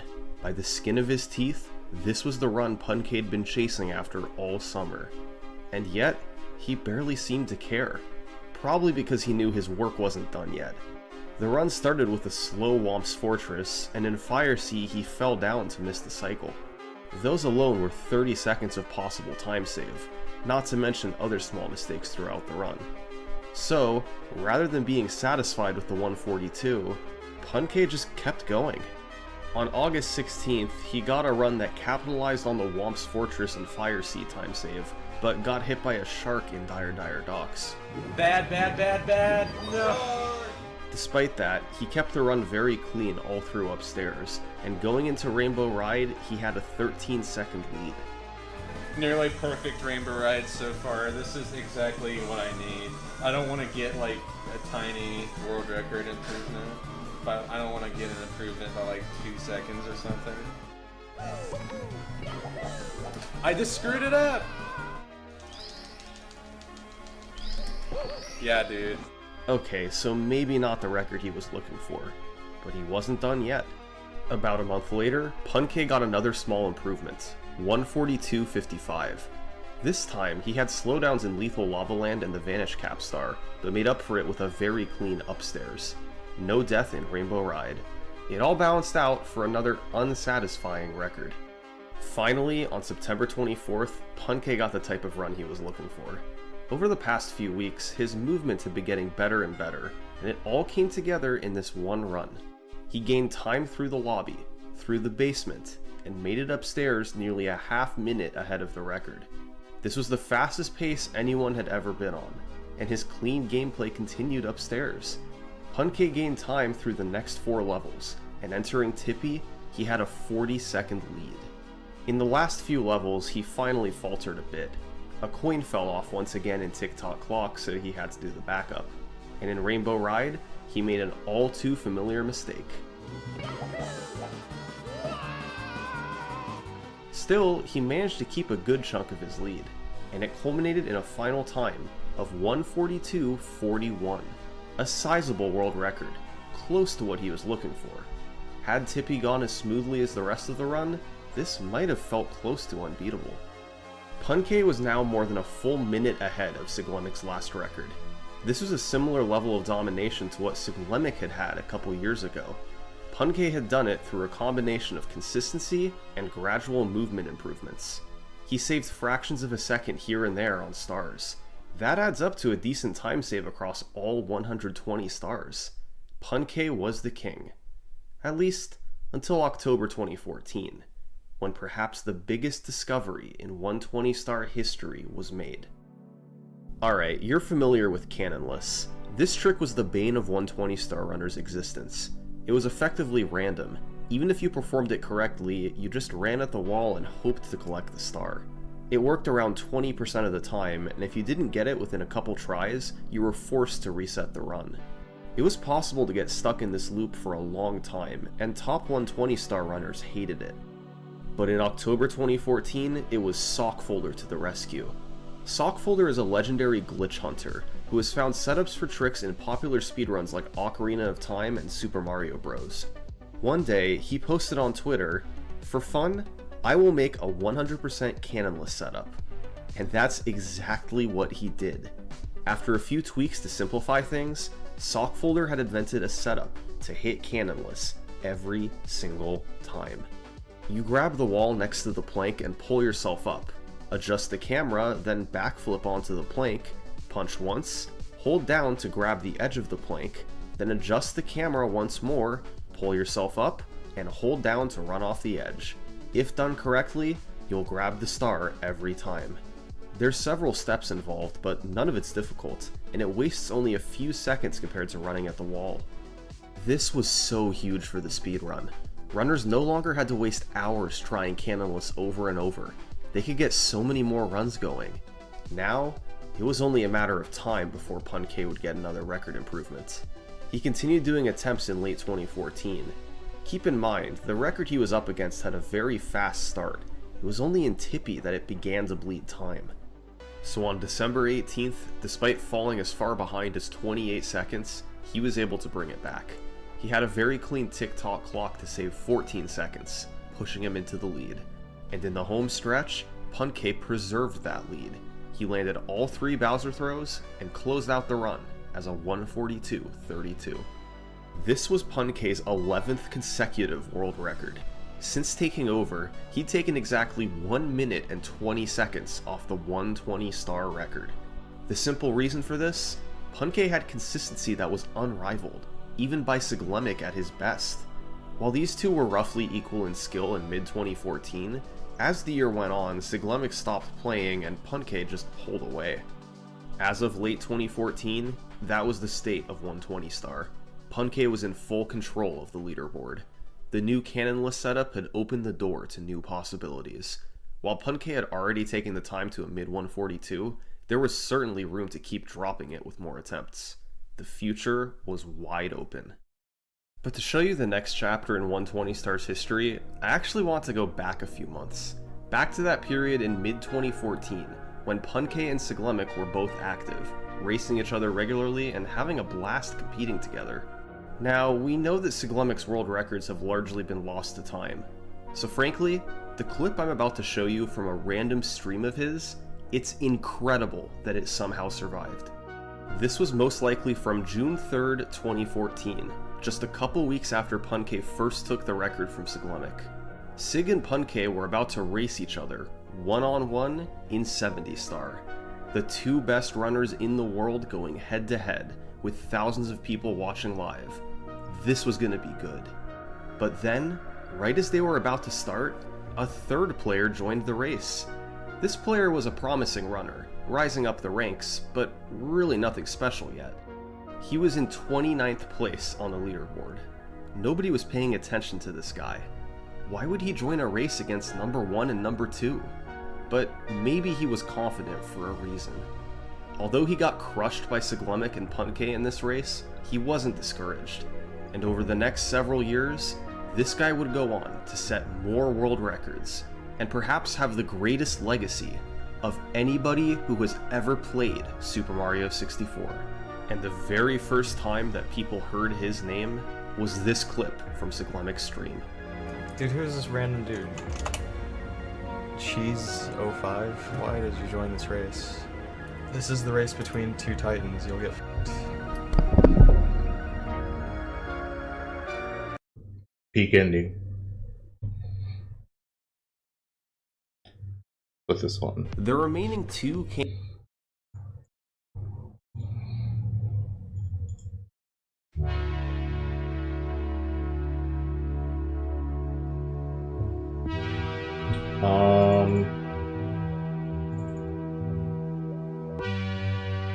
Alright. I'll be back when Winner's Final starts. Super Mario 64 16 star. It's the most popular category in the most popular speed game of all time. Holding a record in it is one of gaming's toughest accomplishments. ridiculous glitches, and insane movement, both requirements for a world record. Just a lucky few have been able to call themselves a record holder, and with the incredible level of competition, it's hard to hold on to it for long. But let's take a look at those gamers and see how they did it. This is the history of the 16-star world record.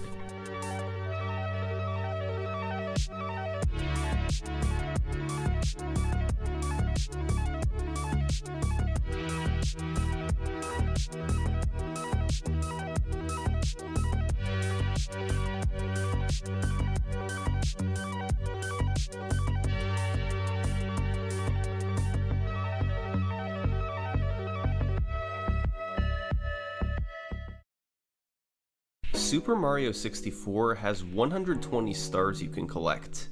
There are speedrun categories that involve collecting all of them. However, the developers only required you to collect 70 of them to beat the game. That's how many you needed to make it up the endless staircase and into the final stage. For years, 70 stars was the minimum needed to beat Super Mario 64. But years after the game's release, that number suddenly dropped to 50. Eventually, it was lowered again, this time to 31. And in 2004, the number fell to just 16. Super Mario 64 could now be completed in under half an hour. And in the summer of 2004, the first 16-star speedruns of Mario 64 were performed. There were a handful of records set over the course of a few months, from players like Cyberwrath and Christina Korsak. But the dust settled a bit when a runner named Illudude set a big record. In November 2004, he beat the game with 16 stars in 21 minutes and 56 seconds. And here's how he did it.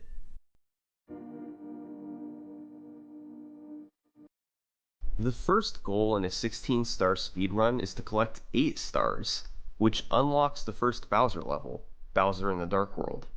He got the first star by going into Bob-omb Battlefield and ground pounding the Chain Chomp's pole 3 times, unlocking the star. One of the fastest ways to move in Super Mario 64 is the long jump, so Illudude chained these together over and over whenever he could. Next, he went into Whomp's Fortress to collect 5 more stars. He got the first 2 by going to the top of the stage, defeating Whomp, and then climbing to the top of the fortress. He then quickly got the star on the ledge by side flipping to it, then opened the cannon, used it to blast away the wall, and shot himself into the star to collect it. A slow process that ate up around half a minute. Finally, he got picked up by the owl to fall into the cage and collect another star. That put his total at 6 stars. The remaining 2 came from sliding down Peach's slide to collect both stars, despite a bit of slow movement along the way. Illudude was then able to enter Bowser in the Dark World, where he used long jumps all over to move through the stage. It took 2 throws to hit Bowser with the bomb, but eventually he got the job done. Now that he could go into the basement, Illudude's next goal was to collect 7 more stars to allow Mips the Rabbit to appear. The first 2 stars came from shifting Sandland, where he got one from quickly jumping at the top of the pyramid, and the other from slowly waiting on top of a pillar for a bird to arrive. The next 2 came from Lethal Lava Land. Alright. Hacia las Grand Finals, ¿y cuál de los dos irá hacia el loser side? Este juego pudiera definir el torneo, porque cualquiera de ellos dos que Are you not streaming? Yeah, no, this is where it's finals.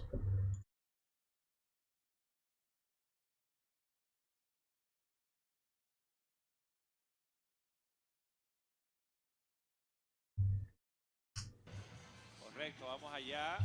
Esto es posible que sea Hand warmer? si es ya la acción, vamos a ver. Why are they? Why do they do hand warmers every time? I wonder if it's like they're having the players do it. Oh, where Illudude boiled the big bully and collected 8 red coins. His movement wasn't ideal in any of these sections, as his only real strategy for moving fast was to long jump whenever he could. Finally, the last 3 stars came from collecting the Toad Star, then heading into Hazy Maze Cave, getting the Emergency Exit Star, and the Watch for Rolling Rock Star. Now, Illudude had 15 stars, which spawned Mips the Rabbit. Normally, you can just grab him for a star, but Illudude was going to use him for a trick discovered by Dom Dunk a few months prior. This was the key to beating the game with 16 stars. Forgot my water. The first step is getting Mips through this door. By putting him down right in front of it, then going through the door, you can quickly jump back and stand inside the door. From there, you can pick up Mips.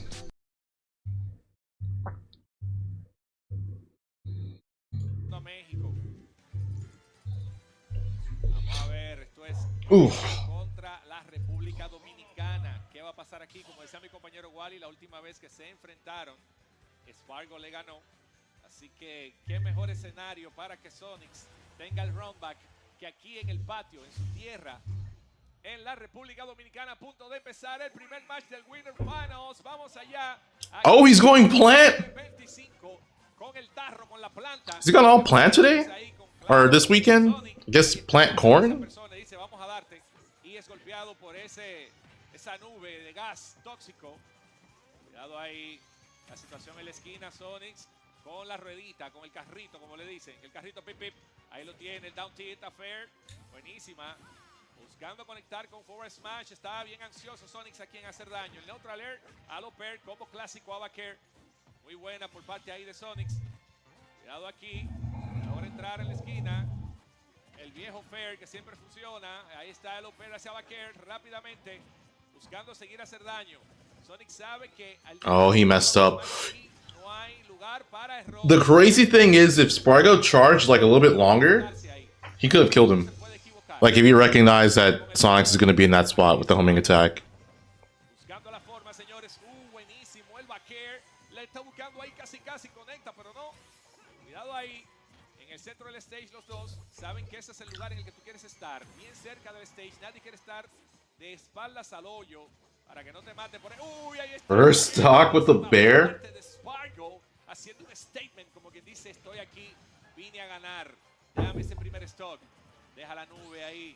Excelente el perfect parry, viene la conversión, down throw a los Opers. Sony se sale, muy buen DI, no logró convertir. Esa planta es incómoda de matar. Veamos aquí. Con el sprint. Buena. 3 veces jala esos combos en la brawl. Ahí están los. Okay, get to it, F tilt. Por parte de Sonix, que se apodera de ese stock ahí para empatarlo en stock, aunque está perdiendo aquí por porcentaje. 93% contra 0% y 5 minutos con 8 segundos por jugar. Veamos. Buscando apersonarse. En 105% no lo ha podido poner la mano todavía. That was so close. Ahí lo tienen, nada más yo decirlo para que le dieran. Responde Spargo en el aire con el Oper. Buscando conectarlo ahí con esa bola. Y no de boliche, una bola llena de cita de puya. Se le pega en la situación del trade. Después de dash attack, mi hermanito Wally. Esto sí está bueno, mi bro.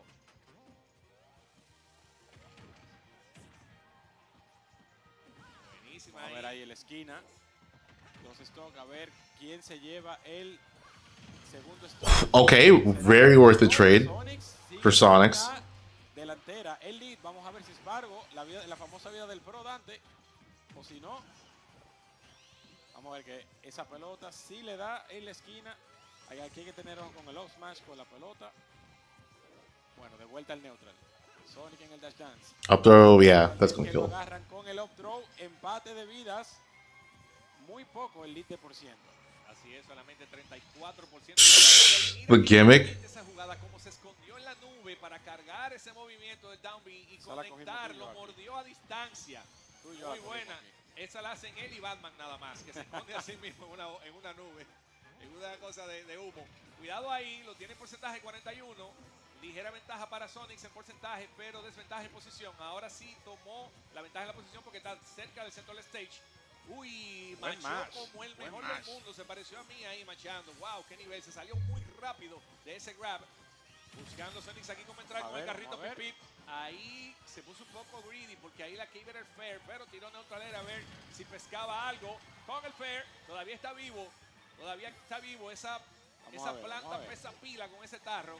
Con el helicóptero, sube al stage, el carrito pip pip, nadie en casa, lo tiene con el grab, lo tira para adelante, como hacen los chivatos.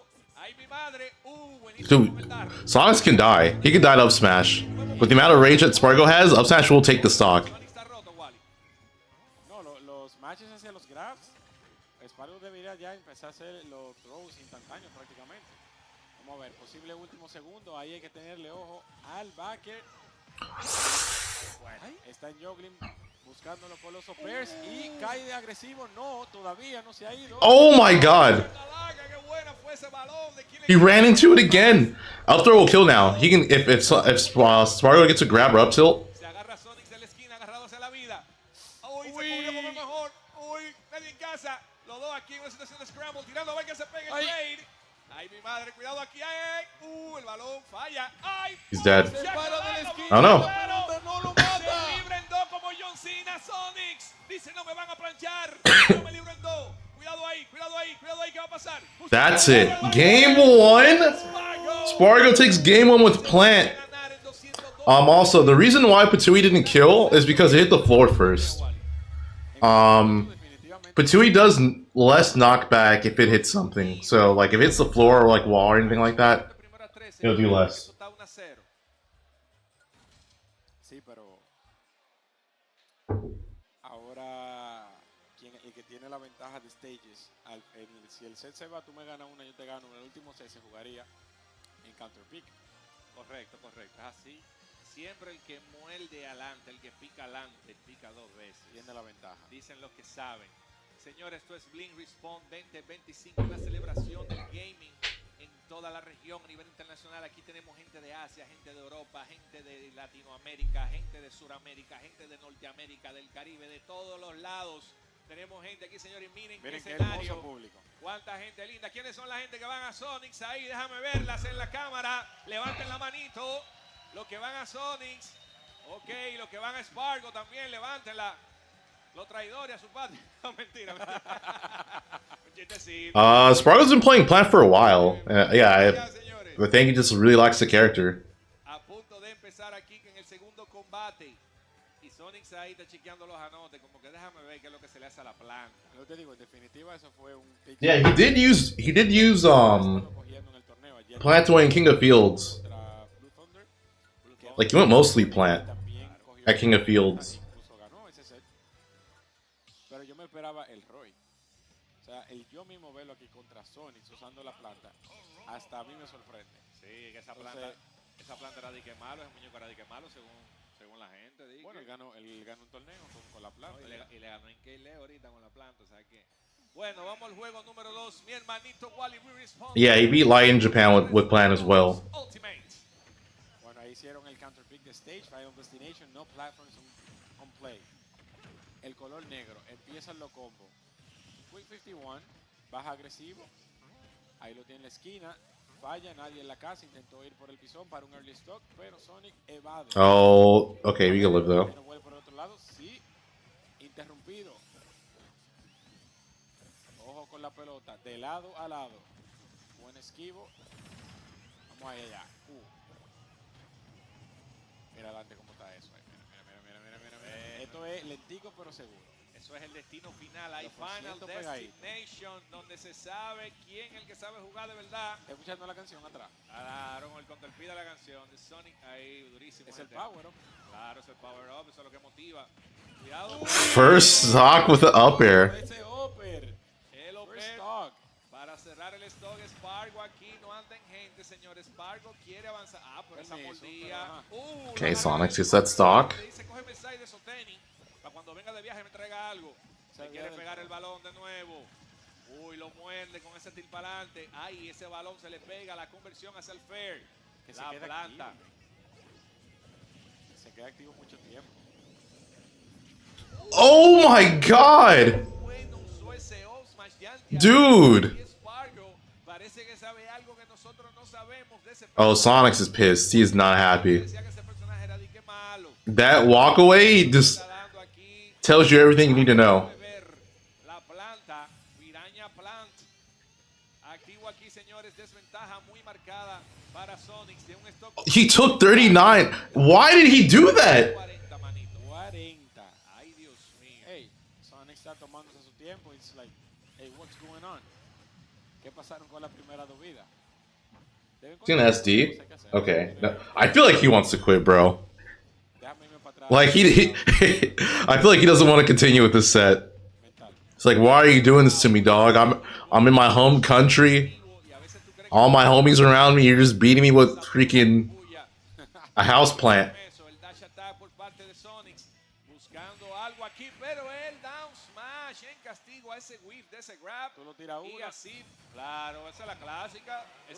All right, 2-0 Spargo with Piranha Plant. Spargo está tranquilo, señores. 2-0 rápidamente. El mexicano Spargo poniendo al dominicano Sonix contra las cuerdas. Match point. Como decíamos ahorita, no es primera vez que se enfrentan, ¿eh? Se han enfrentado numerosas ocasiones, incluso en todo lo que era el Blink in the House, en los tiempos para allá de pandemia. Spargo fue uno de los jugadores que... This is ridiculous. This is actually wild, bro. Fue descubierto, como dicen, ¿verdad? Que se descubrió que había un Sonic que daba mucha agua de beber.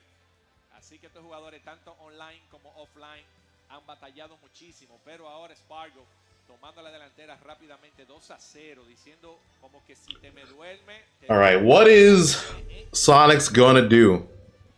Ahí es que voy, que lo decía. Dude, that bro in the back's just cracking up. Y él le coge a Roy.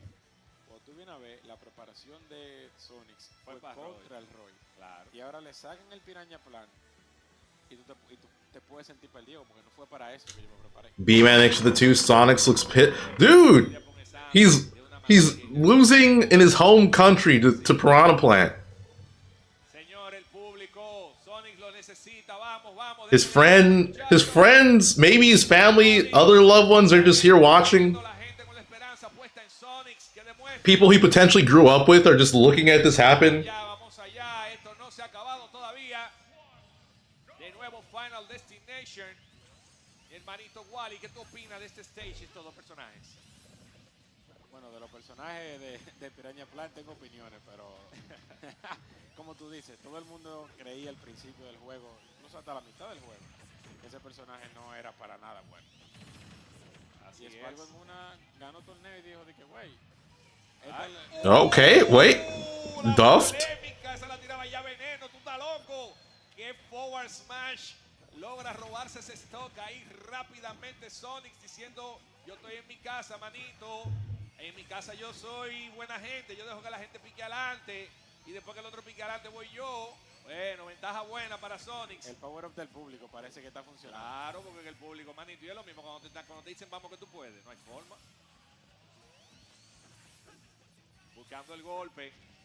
Están los dos que no se quieren topar, consigue Sonix el hit. Están jugando el topado, jugando el topado. Un juego clásico dominicano. Tú jugaste eso, Wally tiene casi 40 años, igual que yo también. Hey, gracias por tirarme la cédula. Bueno, le ponen la nube en la esquina. Tiene el balón. Ay, pero Dios mío, qué bolita esa planta. No ha fallado un balón de eso, mi hermano. Cada vez que lo tira, tira la buena. Cuidado con el tarro, prendido en fuego, el fair. Hacia afuera. Oh, too high. He got the read. Almost got the spike. Lo intercepta en el aire, quiere morderlo. Son dice que no, coge ese sprint para ti. Otro sprint más. Cuidado. Oh, the homie attack? Okay, not yet. Yo no voy. Uy, lo muerde en el aire. Por poquito le quitan el stock. Le dan con el tarro, el dash attack, el balón. Cuidado, dice no, me voy por aquí mejor. Pero ya tiene el full lap. Vio algo, Sony. Uy. Up air takes it.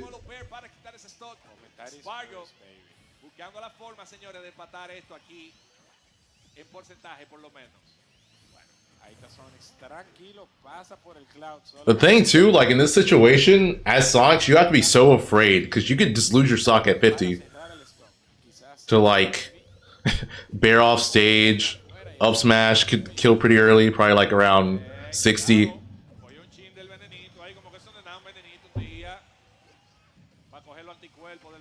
El sprint en 188 lo tiene. Por esa planta vende caro. Nada más para morirse. Hay que darle el saco del golpe. Otro sprint más. 195. Cuidado aquí que la próxima interacción puede quitar el stock. Con el carrito pip pip. Oh, okay. It was like strong nair. Full stock y el público se aviva. Vamos a ver. Hay que recordar, esto es match point para Spargo. Que ver, Sonix tiene que hacer el comeback de 3 juegos seguidos. No, nice use of the grab armor. Not get by Batu there. Muy buenísimo eso, Pair ahí para romper el combo de combo breaker. La planta con el tarro, el dash attack y lo extraían hacia atrás. Bueno el castigo por parte de Sonix. Uy, forward smash, así por así. Ahí el dash attack ahora, cuidado. El balón, Dios mío. No hay forma con esa planta. Se agarra Sonix, la planta con el helicóptero. Sonix va buscando el topado. Dice, no, yo te topé, te toca a ti. La planta dice, está topado. Literal fue así, él corrió. Lo topó y se devolvió. Te queda tú. Cuidado, ahí sabe me quedo. Con ese up throw entonces. Cuidado ahí. Uy, lo tenis con el forward tilt. Sonix con muy buen spacing en este tercer juego. Ha tenido unos ajustes bien importantes, manteniéndose fuera del rango en el que la planta le puede dar. Cuidado con el balón. Dice que no. El carrito. Sonix. Conecta por fin con el carrito pip pip. Lo cancela ahí por poquito, por poquito. Casi por poquito, lo muerden. Ok, down throw. Vamos a ver la interacción en el aire. El helicóptero con todo. Uy, get to the chopa. Lo agarra. Cuidado. Ahí le iba a cogerse ahí de los tenis. Ahí él va con el tarro caliente. La maceta caliente. Y hay problema, mi hermanito Wally, porque esto es match point aquí ahora mismo, como tú decías, para Spargo. Si pierde este stock, Sony puede ser su último stock en el winner side. Definitivamente. Pero 121% de lead. Aunque ya vimos la planta viviendo hasta 12%. Hay que ver. Si se repite, va por 150. Solamente 62 de repetir. Oh, no. Quiere hacer el comeback de stocks para llevarse el match. Oh, he could have down smashed. Lo tiene con el grab, forward throw. Yeah, Sonix could have closed out that game. Ahí lo tenis. El tilt, el pair. Sonix con el air dodge. Esquivó la Matrix. Oh, he's at kill percent. El carrito pip pip. Okay, Rising Bear's gonna take it. That was so scary for Sonix. But yeah, he takes game number 3. Still showing life in the winner's bracket. En el winner side. Dice perfect no. 3-0 no. 3-0 no. Bueno, manito. Picó el dominicano ya una. Le dijo al que tiene la tiza, le dijo, ponme un 1 del lado mío ahí al favor. Dame ese favor. Eso como en domino cuando tú estás perdiendo. Está 190-0 y tú dices Capicú. Yeah, no, that was like one read away from Spargo taking it. Bueno, señores, cabe destacar que Sonix al anterior no vino porque estaba viajando, pero esta vez sí decidió venir a Ring Respawn a decir, tengo que ir a defender el título a mi casa. A decir presente. Claro, a decir presente. Estamos, señores, recuerden aquí en Sanville que este es el mall más divertido del país. Estamos aquí en el salón de eventos y vamos allá con el juego número Back to FD, wow. Vamos a crear leyendas y Game for Sonix. Y nada más falta que cojan a Follow 2. Final Destination. Vamos allá, 34 rápidamente. Se defiende Spargo en el aire. Le dice, pero yo tengo un control conectado también. Coge el balón. Coge un sprint entonces, pegándose todo tipo de objetos. Están ellos aquí, señores. Good reaction there. Cuidadito con el balón. Wow, pero la quiere tirar de 3. Excelente el combo de jab. Sonix ve el balón y dice no. Nice. Dice el balón es obligado, manito. Agárrate ese balón. Ay, sube con el helicóptero el hombre, tranquilo. El upper nada más da una sola vez. Gracias a Sakurai. El neutral lane no conecta. Uy, el hombre. How? Dude, how did he hit that? Spargo no tangente. Dice, ya ganaste una, ya me toca a mí avanzar. ¿Qué te opina, Wally, ahí que puede hacer Sonix? Está incómodo. En sencillo, matarlo antes de que lo maten. Matarlo antes de que lo maten. Bueno, el balón haciendo daño. Sonix buscando entrar. No, definitivamente. Covered the roll. El balón ha sido el MVP del juego. El Spargo tiene que ser mejor en NBA, compadre. Ok, coge NBA ahí con SB. Bueno. Dude, it looks over. Like how is he doing this? Porque le dieron demasiado duro. Bueno, Sonix en sigue aprieto, la señores. stock. 3 stocks a 1. Y el culpable de eso es Lindo con la planta. Un saludo a mi hermano Lindo. Cuidado ahí. Ok. Cuidado que se han visto con back, señores. Peores de ahí. Ay, el tarro en el aire. Agresivo. Get off me. I just don't. Spargo lo tiene, lo muerde, se sale Sonix. I do not understand. ¿Qué puede hacer aquí Sonix? El tipo lo está viendo todo antes. Mira, mira, mira. ¡Ay! Spargo lo está viendo todo. Bueno, hay situación con el balón. Logra entrar al stage sin pagar peaje. Lo devuelven hacia afuera. He's actually just destroying him with Piranha Plant. Barry. No hay punish. A ver cómo da la jugada ahí. Sí, está muy lejos, está muy lejos. A ley de un uy, cuidado con los tenis, pero no quiere entregar el stock aquí Spargo. Dice no y le dice Buen sí. Edgeguard. Coge ese backer. Excelente Edgeguard para decir, evita el perfect. No, ahí la situación está un poco incómoda. That's it. He JB 3-stocked Sonix with Piranha Plant. Hold on.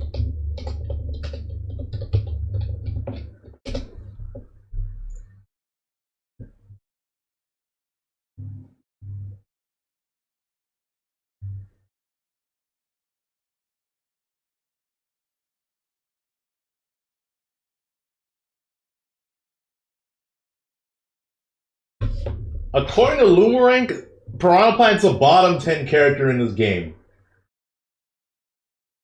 According to the Lumarank tier list.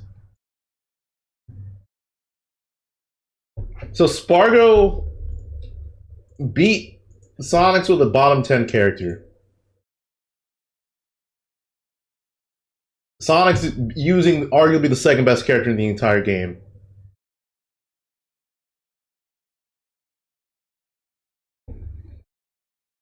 Turn around and place them on the other side. Then you want to take MIPS to this door. And yeah, for anyone saying that Spargo is carried by, you know, Cloud or swords or whatever, you can jump between MIPS and the door to get pushed through. There is not a sword in sight. The 30-star requirement. There is not a sword in sight. MIPS could be difficult to perform, but if done properly, they would save many minutes off a Super Mario 64 speedrun. After this, Illudude went into Dire Docks, collected the submarine star to unlock Bowser in the Fire Sea, and went through it as fast as he could. Once again, it took him. Yeah, so next set we're gonna see is Leo versus Shinymark. It was time to head upstairs. I'm assuming Leo's gonna go Pyra Mythra. Probably the most iconic trick in Super Mario 64 speedrunning: the backwards long jump. This trick was popularized in a November 2000 edition of Nintendo Power magazine, but it's quite likely Nintendo knew about it as early as 1997. Plant's forward air is very good. Released an updated version. Plant has a very good forward air, very strong back air. The trick impossible. When you do a long jump but hold the stick backwards, the game Plant has good moves. A slight boost of speed. It normally snaps back. But still, it's freaking Plant versus Sonic. Fast enough, like on stairs, it's preserved so you can do another backwards long jump. By jumping over and over, it's possible to catch Mario in a loop where his speed continuously builds up. He can keep going faster and faster. If your speed Leo's only being Shinymark with Joker. It's possible to be on one side of wall on one frame. Did he beat him the last time they played? Was that with Joker? Was it with Joker? If you mash. Oh yeah, you're right.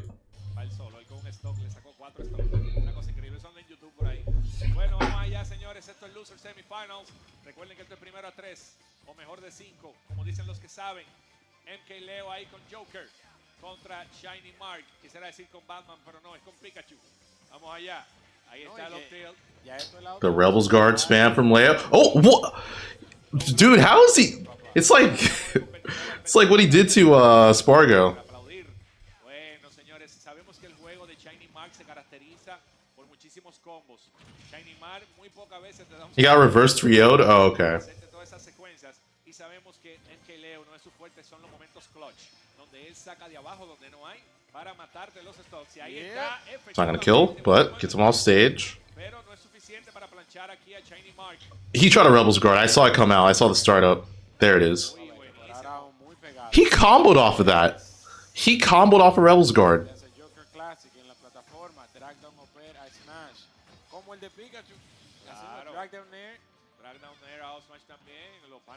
He was hoping for Thunder. Bro, just grab him! Grab him! Para que llegue rápido, está casi lleno ya. Y ahí acaba de llegar el primo. A ver qué le trajo. Le trajo un Opera, le trajo. Míralo ahí, un Opera, un backer.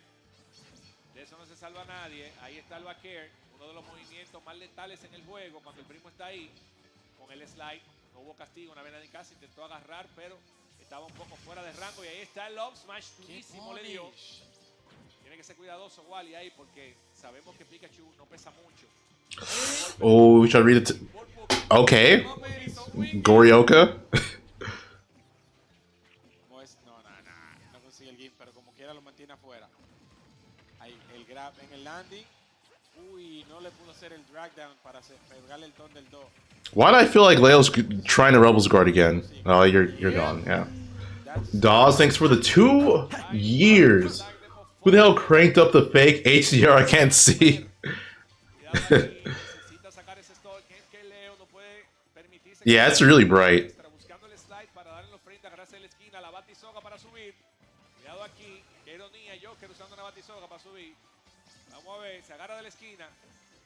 Cuidado con el fair. Shinymark con el juego de combos. Muy buena. Llegó el primo. Vamos a ver qué le trajo. Uy, muy bueno el jolt. Me gustó el fair. Shinymark jugando increíble. Ahí se le zafó por poquito ahí. Le dijo, me voy para aquí. Nice catch. Got a little bit of arson to work with. Qué raro. Shinymark es un jugador que se conoce. ESD? Okay, no, he's fine. Leo's definitely trying to sneak in that dare spike, but Shinymark smartly drifting away. El Pikachu cariñoso de la cola romántica. Un corazón. Ay, cuidado. Ok. 111% aquí tiene. That's it. Right? Oh no, he lived. Se liberen 2. MKLeo. El primo está casi al llegar. Si el primo llega puede haber problema. Oh, Arsene, can he make this comeback? He's probably dead here. Yep. Yeah, there's not really much you could do if you're Joker recovering far away in that spot. Especially against someone who's like so proficient at Edgeguarding like Shinymark.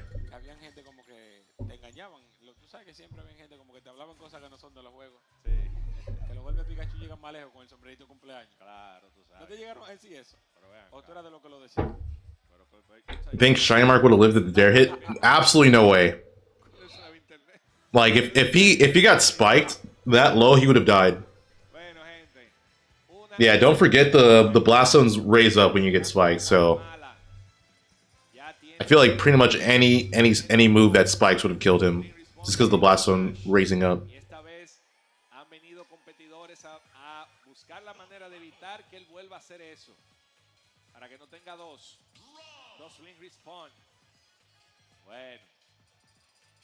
A ver qué hay aquí. ¿Cuál será la opción de stage? Vamos a ver ahora. ¿Cuál ha sido el counter pick? Oh yeah, the instant wall. Yeah, he's really good at instant wall jumping. Oh, Rob. Leo does have a really good Rob. And doesn't Zomba like always beat Shinymark like 3-0 or something?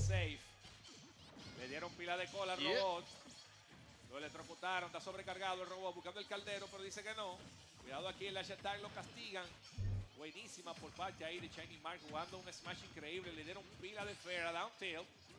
Yo no recuerdo la última vez que yo vi el rock de Leo. Lo tenía guardado para las situaciones que lo ameritaran. Sí, pero ayer no se vio bonito lo que Shinymark le estaba haciendo a MKBigBoss en el mismo match. Sí, pero no es lo mismo con flauta que con tambora. Vamos a ver. Oh, that could be a stock. Did that way too late.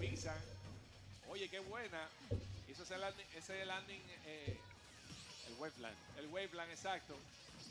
Para baitearlo, a ver si hacía algo raro. Bueno, down tilt. Cuidado. That could have been up smash, I think, from Leo. Up throw? Oh, messed up. El Beyblade activo. Neutral air por parte aquí de Shinymark hacia el fair. Se le está poniendo abajo para fildearlo. A ver si lo agarra míralo ahí, con el ton del cariñoso.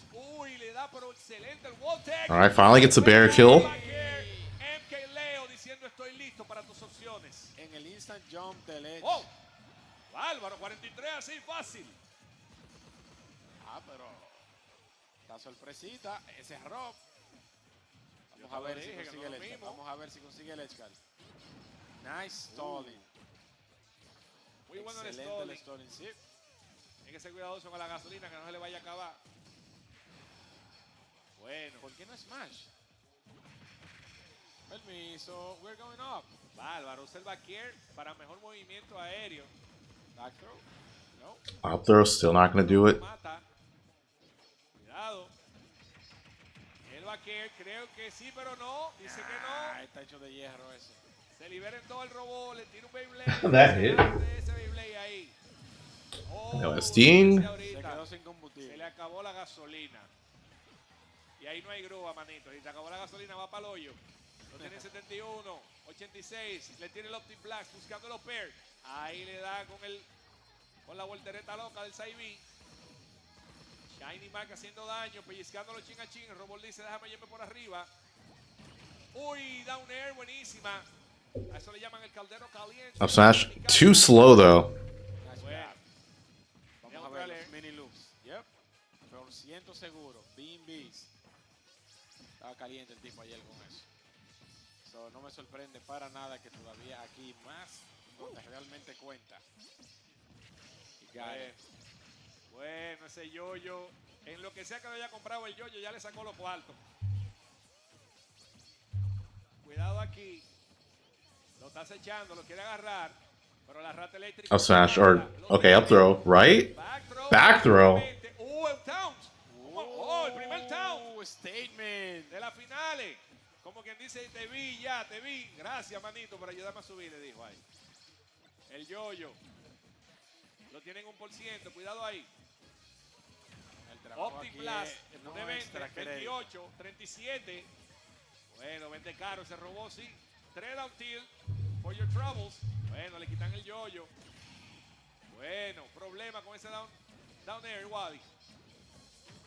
Bueno, se está saliendo de la mano 70% a 120. Oh, footstool out of shield? Ahí con el footstool out of shield downer. Vamos a ver. Pikachu no es para nada pesado. So ya en cualquier momento puede perder el stock. Shinymark va a tener que hacer un milagro para ganar el match. Bueno, con ese yoyo marca bobo que tiene él, lo que hay es bobo, manito. Cuidado con el yoyo, no lo agarra. That's gonna. Nice. Lo agarra. Oh, Leo could have killed him because he like 4 tilted when he was invincible. Bueno, ahí hay 9, 16, 23. El número de Jordan. Ah, pero ese pick. Uy, casi. Oh my God, qué atraco. What Le quitaron a los tenis. Dios mío. Esa es una movida rata de una rata. Why? Why in the world did he do that? Okay, that's the wrong replay, but what? What? Like, of all things, you didn't have to. You could have done nothing. You could have done nothing. Qué buena fue esa jugada, Dios mío, de las mejores jugadas, señores, aquí. MKLeo quería tener el trabajo rápido y lo atracaron ahí abajo, hermano. Se pone esto 2-0, señores, a favor de el guatemalteco Shinymark. Bueno, juego 3. Shinymark con la ventaja de juegos 2. Had to be an accident. That was not accidental. That was definitely. He did it the previous stock too, or like the previous game. But like, okay, got the stock there. But like, that was just such a ridiculous throw. Mandando un mensaje como quien dice, te vi ya. Te me pusiste modo rata ahorita y te vi. Yeah, that's smash. Uy, van 2 veces ya. Puts a lot of shield into the downer. Bueno, corrientazo con el For Arceor, yes, he did. That actually happened. Yeah, if you guys missed that, Spargo did beat Sonix with Piranha Plant. 3-1. The last match was a JB3. Ay, casi otro de esos backers. Al que no I just want to say this continues to be probably the most interesting year for Smash Ultimate. A lot of crazy stuff this year for Ultimate. Hace el forward tilt, pero no es suficiente para quitarle ese primer stock al robot. Recuerden que esto es match point aquí, señores, para Shinymark. Quien si gana este estaría eliminando a MKLeo del Big Respawn 2025 y... That was nice. ¡Ay! Dios mío, tequea y le pega down air después. Eso es tomar una situación desventajosa y volverle en una ventaja. Increíble la jugada que está haciendo aquí. He went Joker game 1. Game 2, he went Rob. Yes. Did you not see game 2? Oh my god. Dude, game 2? Watch the ending of game 2. Loops. Fruity loops. Vamos a ver. Viene el por ciento de los loops. One more. Ah, pero puso un colmado el Big Gallo ahí. Y todo ese golpe. Oh my god. Dude, that... I feel like he could have ended that. That was a crazy... A crazy sequence. Nice, confirmed. Buen por ciento. Buenito el combo. El Optic Blast en el aire. El yo-yo casi conecta. Tiene un stop. I'll smash, yep. Alright, game 3 going to Leo. Diciendo, anótenme uno ahí. Pónganmele número a mi casa, al favor. Quítame ese cero de ahí. Ponle un uno. Excelente. Parece que sí, ya. How did Leo lose game 2? Just watch the replay. Or rewatch it. Oh, there it is. That's how he lost game 2. Yeah, they showed it. That was the ending of game 2. Bueno, te voy a decir algo. Yo me atrevo a decir que esa es la mejor jugada del Blink.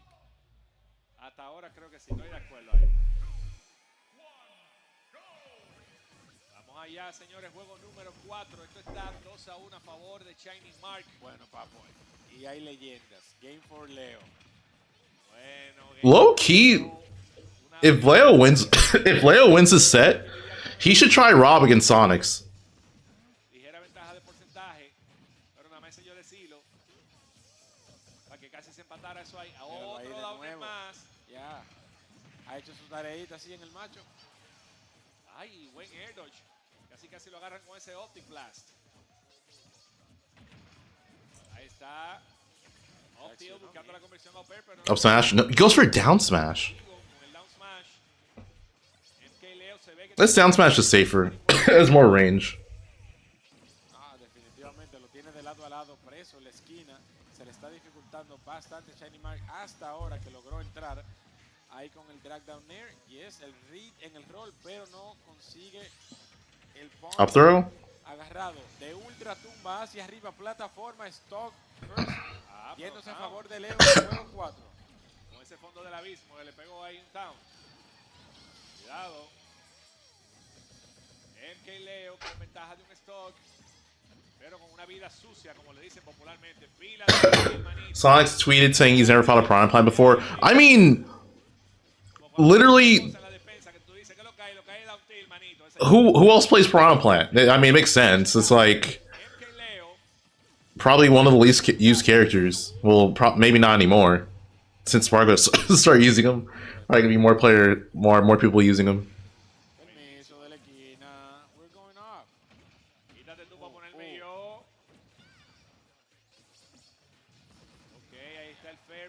Aquí de Shinymark, quien sabe que no puede darle mucha brecha a Leo. Nice. Uy, qué lindo. Haciendo honor a lo que él dice, picó. Picó, sí. Cuidado ahí. Tiene el yo-yo. Buenísimo. Yeah, it's just like you either have to go to Japan or someplace in the Midwest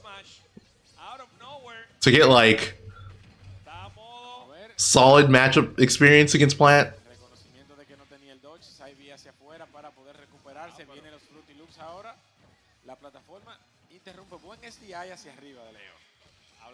Oh, are you dead here?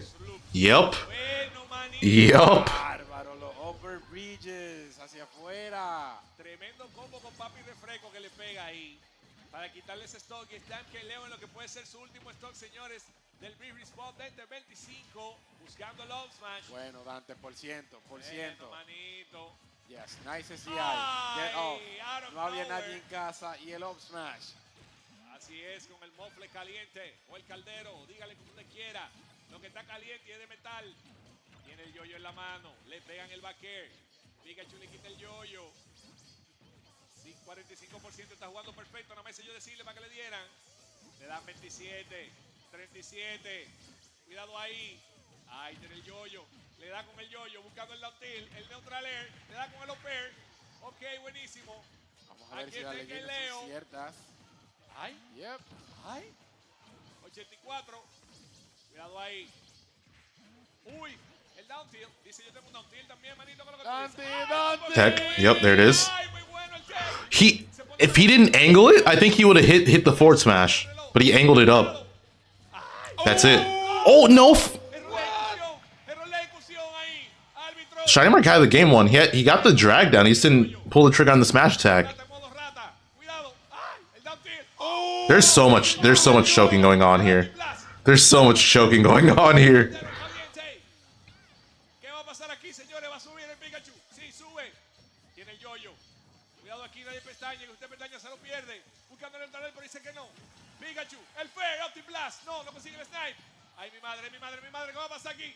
Ay, Wally. Wally. No, down tilt. It's not looking good. Ay, buscando el grab. No lo Oh, that's it. Yeah. That game 4 was a choke off. Like, they actually were just hard throwing. But yeah, Shinymark closes it out 3-1 over Leo. We get a run back of winter semis. So when Shinymark and Sonix played in winter semis, Sonix won 3-0. Like the last match was also like pretty dominant.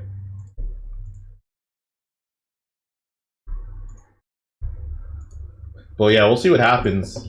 Shinymark might adjust to that previous set. Sonix might also be tilted because that winners finals looked really frustrating.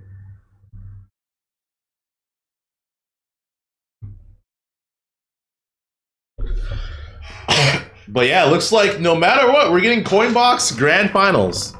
Or we're getting Coinbox Finals. It just depends on who it is between Sonix and Shinymark. Miku, thanks for the 2. How many times will Leo whip grab and lose stuff? Dude, it was... Yeah, that was a very unfortunate set. Okay, I'm going to take a 10-minute break. Well, more Mario. You can backwards long jump and fly through doors. Also, while they're on break, I'll be back again.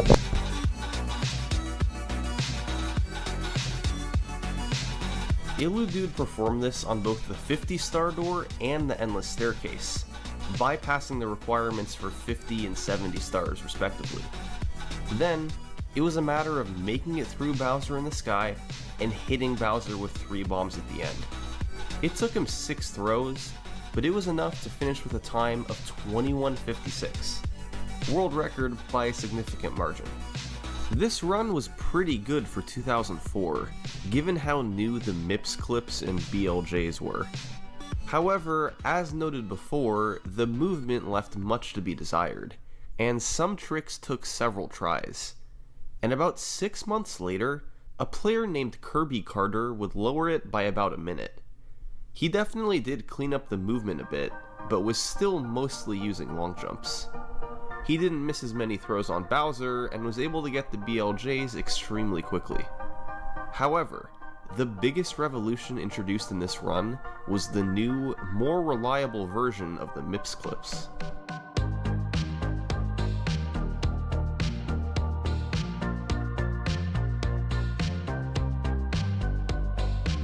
For the first one, by dropping MIPS on the seam between the door and the wall, Mario gets pushed forward and becomes stuck inside the door. The rest of the trick can be completed as before. For the second clip, it's the same process as the first clip, but instead of getting stuck in the door, Mario gets pushed through all the way to the other side. These clips were both faster and more consistent than before, becoming the clear methods to use. So, going into mid-2005, Kirby Carter's 2046 was on top. A solid record, with video proof that, from 2005, wasn't always a given. The record timeline was pretty straightforward at this point, and had followed a pattern seen by most early speedruns from the mid-2000s. Early runs recorded on VHS with primitive strategies, followed by improvements in big chunks over the following years. However, after this point, the 16-star history takes a bit of a turn. For the next several years, there would be two major caveats in the timeline. First, cheated or faked runs would be illegitimately on top of the leaderboard for more than 80% of the next decade. For most games, cheated runs do occasionally happen, but rarely does it affect the record timeline as substantially as it did for 16-star. So, the fastest runs from legitimate players will be included in this video instead. And second, although most runs had video proof when performed, records before 2013 have very little video surviving today, and some of the surviving stuff is very low quality. Many runs were live streamed at the time, but the videos weren't saved. There were also many emulator records at this time, but since they reduce lag and aren't kept on the same leaderboard as console runs, they won't be included in this video. It's a bit tricky to analyze runs from this period, but we'll work with what we can. After Kirby Carter's 2046, a player named LeCoureur103 would rapidly lower the record down to 1908 over the course of 2005. He posted his times on the Speed Demos Archive forum, but videos for these runs seem to have never made it online. So, despite lowering the record by 1.5 minutes, there's not much to analyze. Then, by 2009, the record scene moved to Japan. Through August 2009, 4 players set a record: Sho, Shigeru, Cass, and Taka. Most of these runs don't have surviving video, and the ones that do were live streamed with 2009 levels of quality. So instead, we'll skip to December 2009, when we finally get a run with a clean video feed from Taka. Remember, Kirby Carter had gotten a 20-minute run in 2005, and there were allegedly 19-minute runs later that year. What did Taka get in 2009?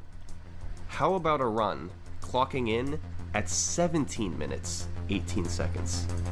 To put it bluntly, this record was on another level.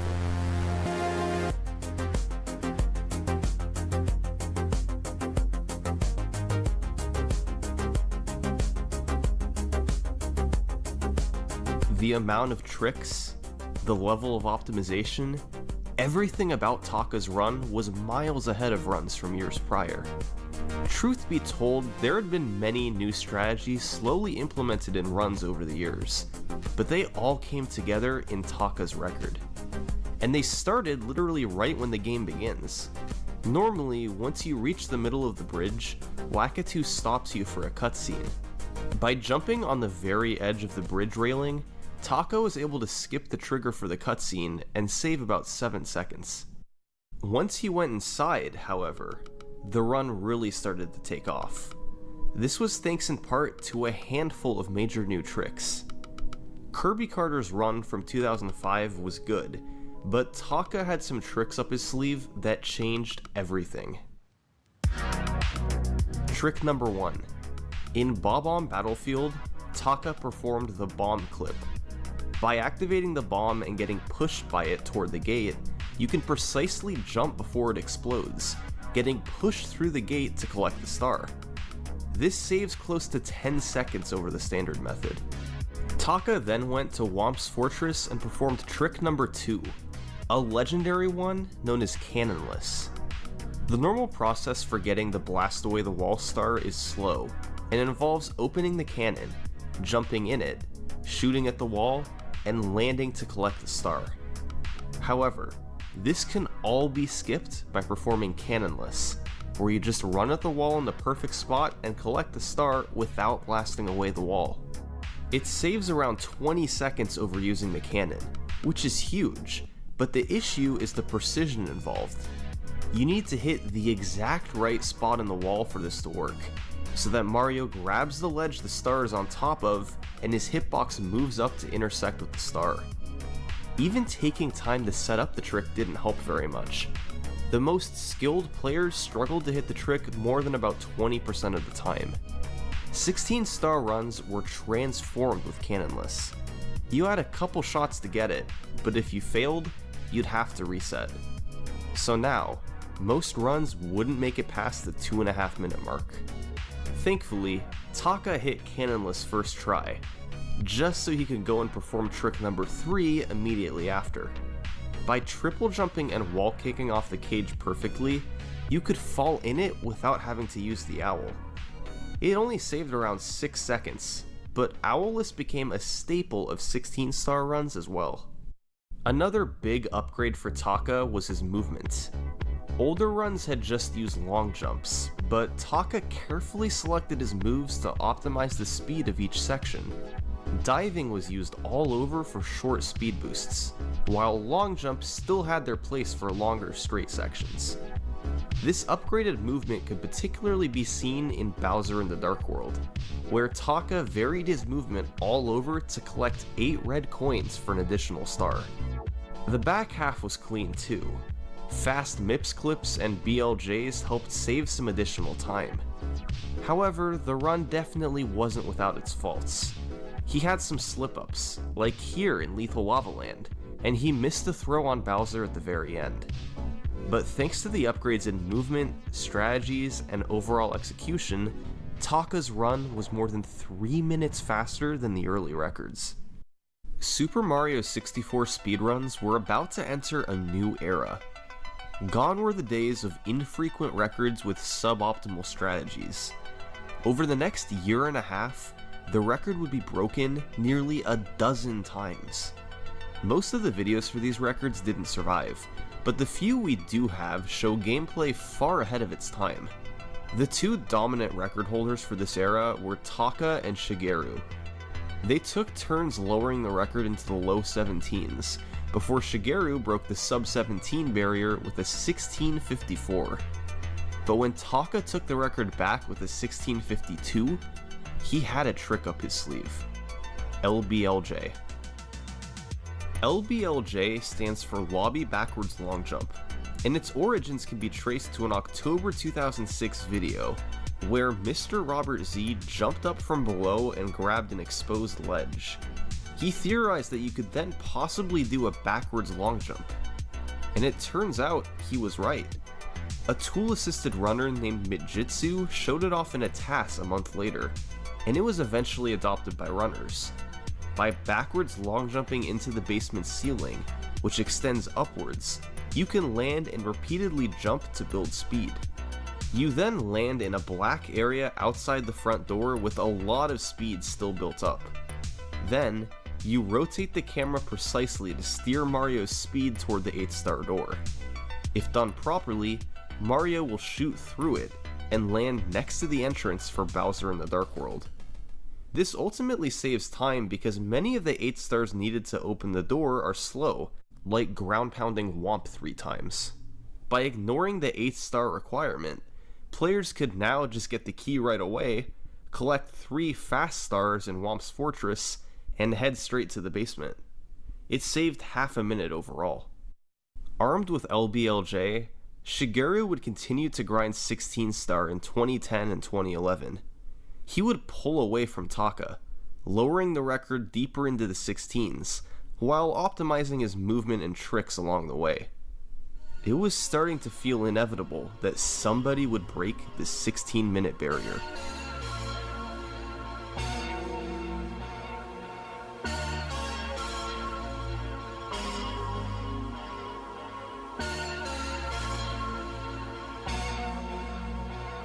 But as it turns out, the first person to get a sub-16 wouldn't be Shigeru. It wouldn't be Taka either. In fact, it wasn't anyone who had set a 16-star record before. In August 2011, someone else broke through with a 1554, and his name was Matt Turk.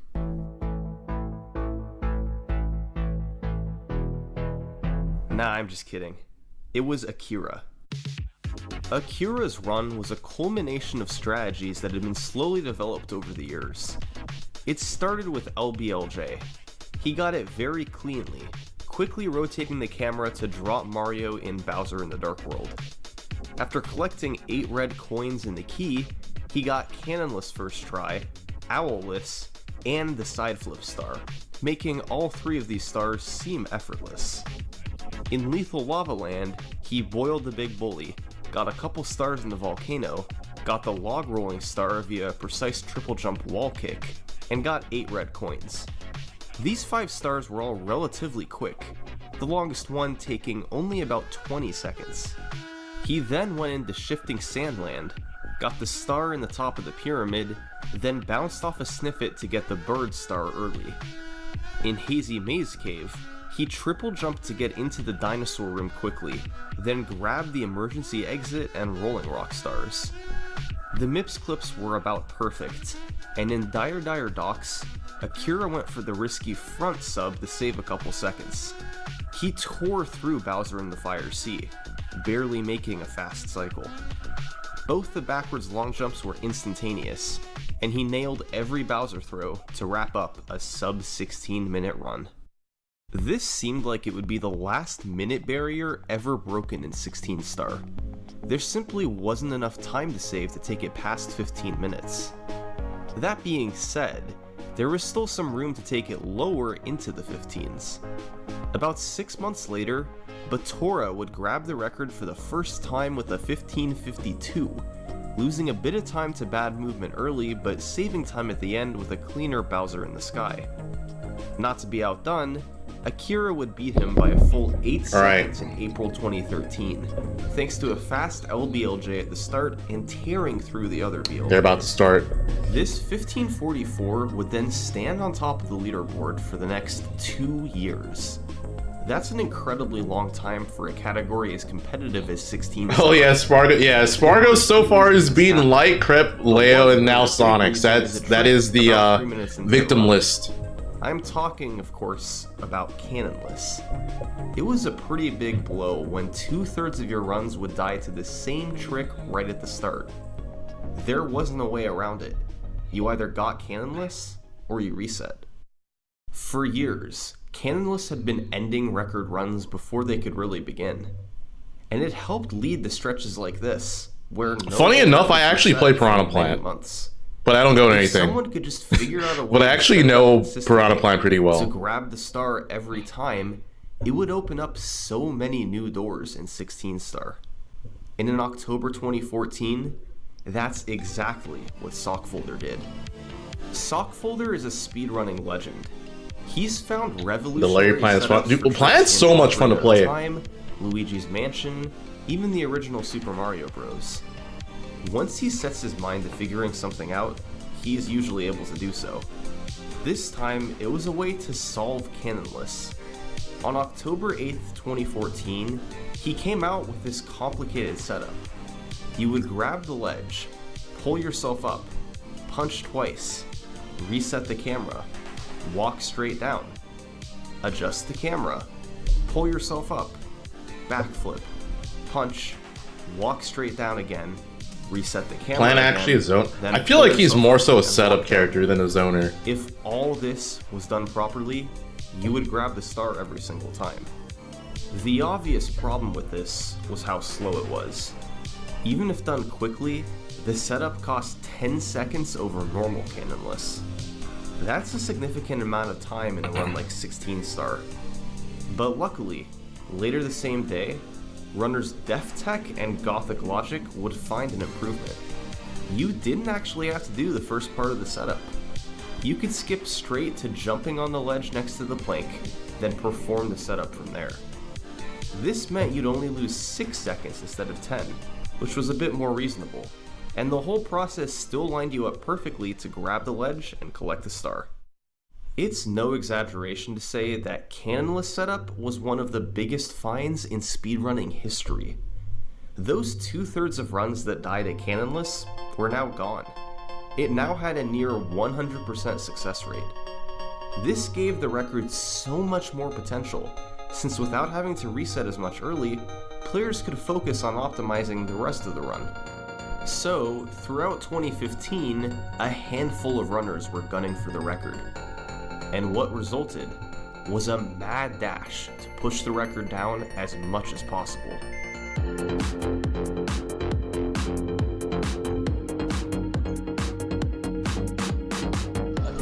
That's it! It's taking a while to start.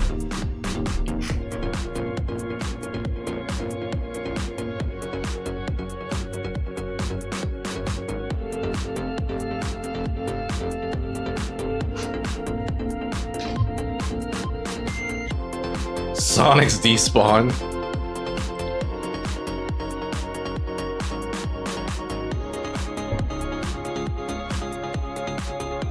Leo is out. He lost to Shinymark and losers.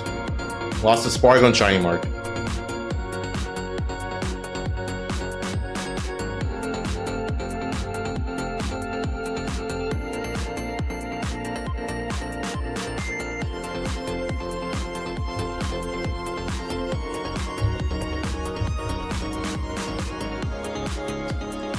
Yeah. If you're in YouTube chat, drop a like on the stream. Drink your water. Speaking of water, I should get my water.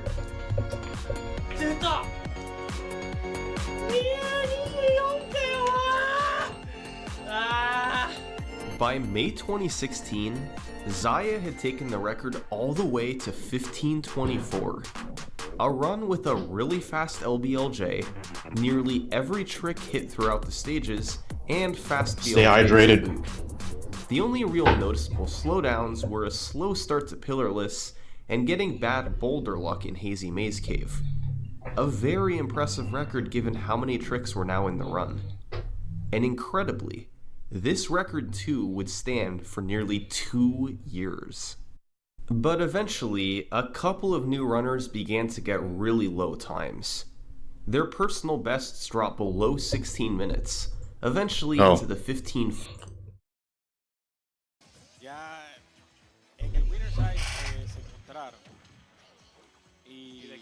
Yeah, so when they played in winners, Sonix 3-0'd Shinymark.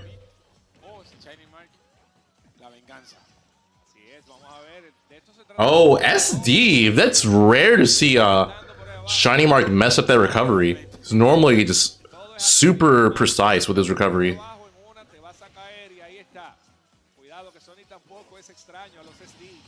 No tech? Alright. Well, that works out.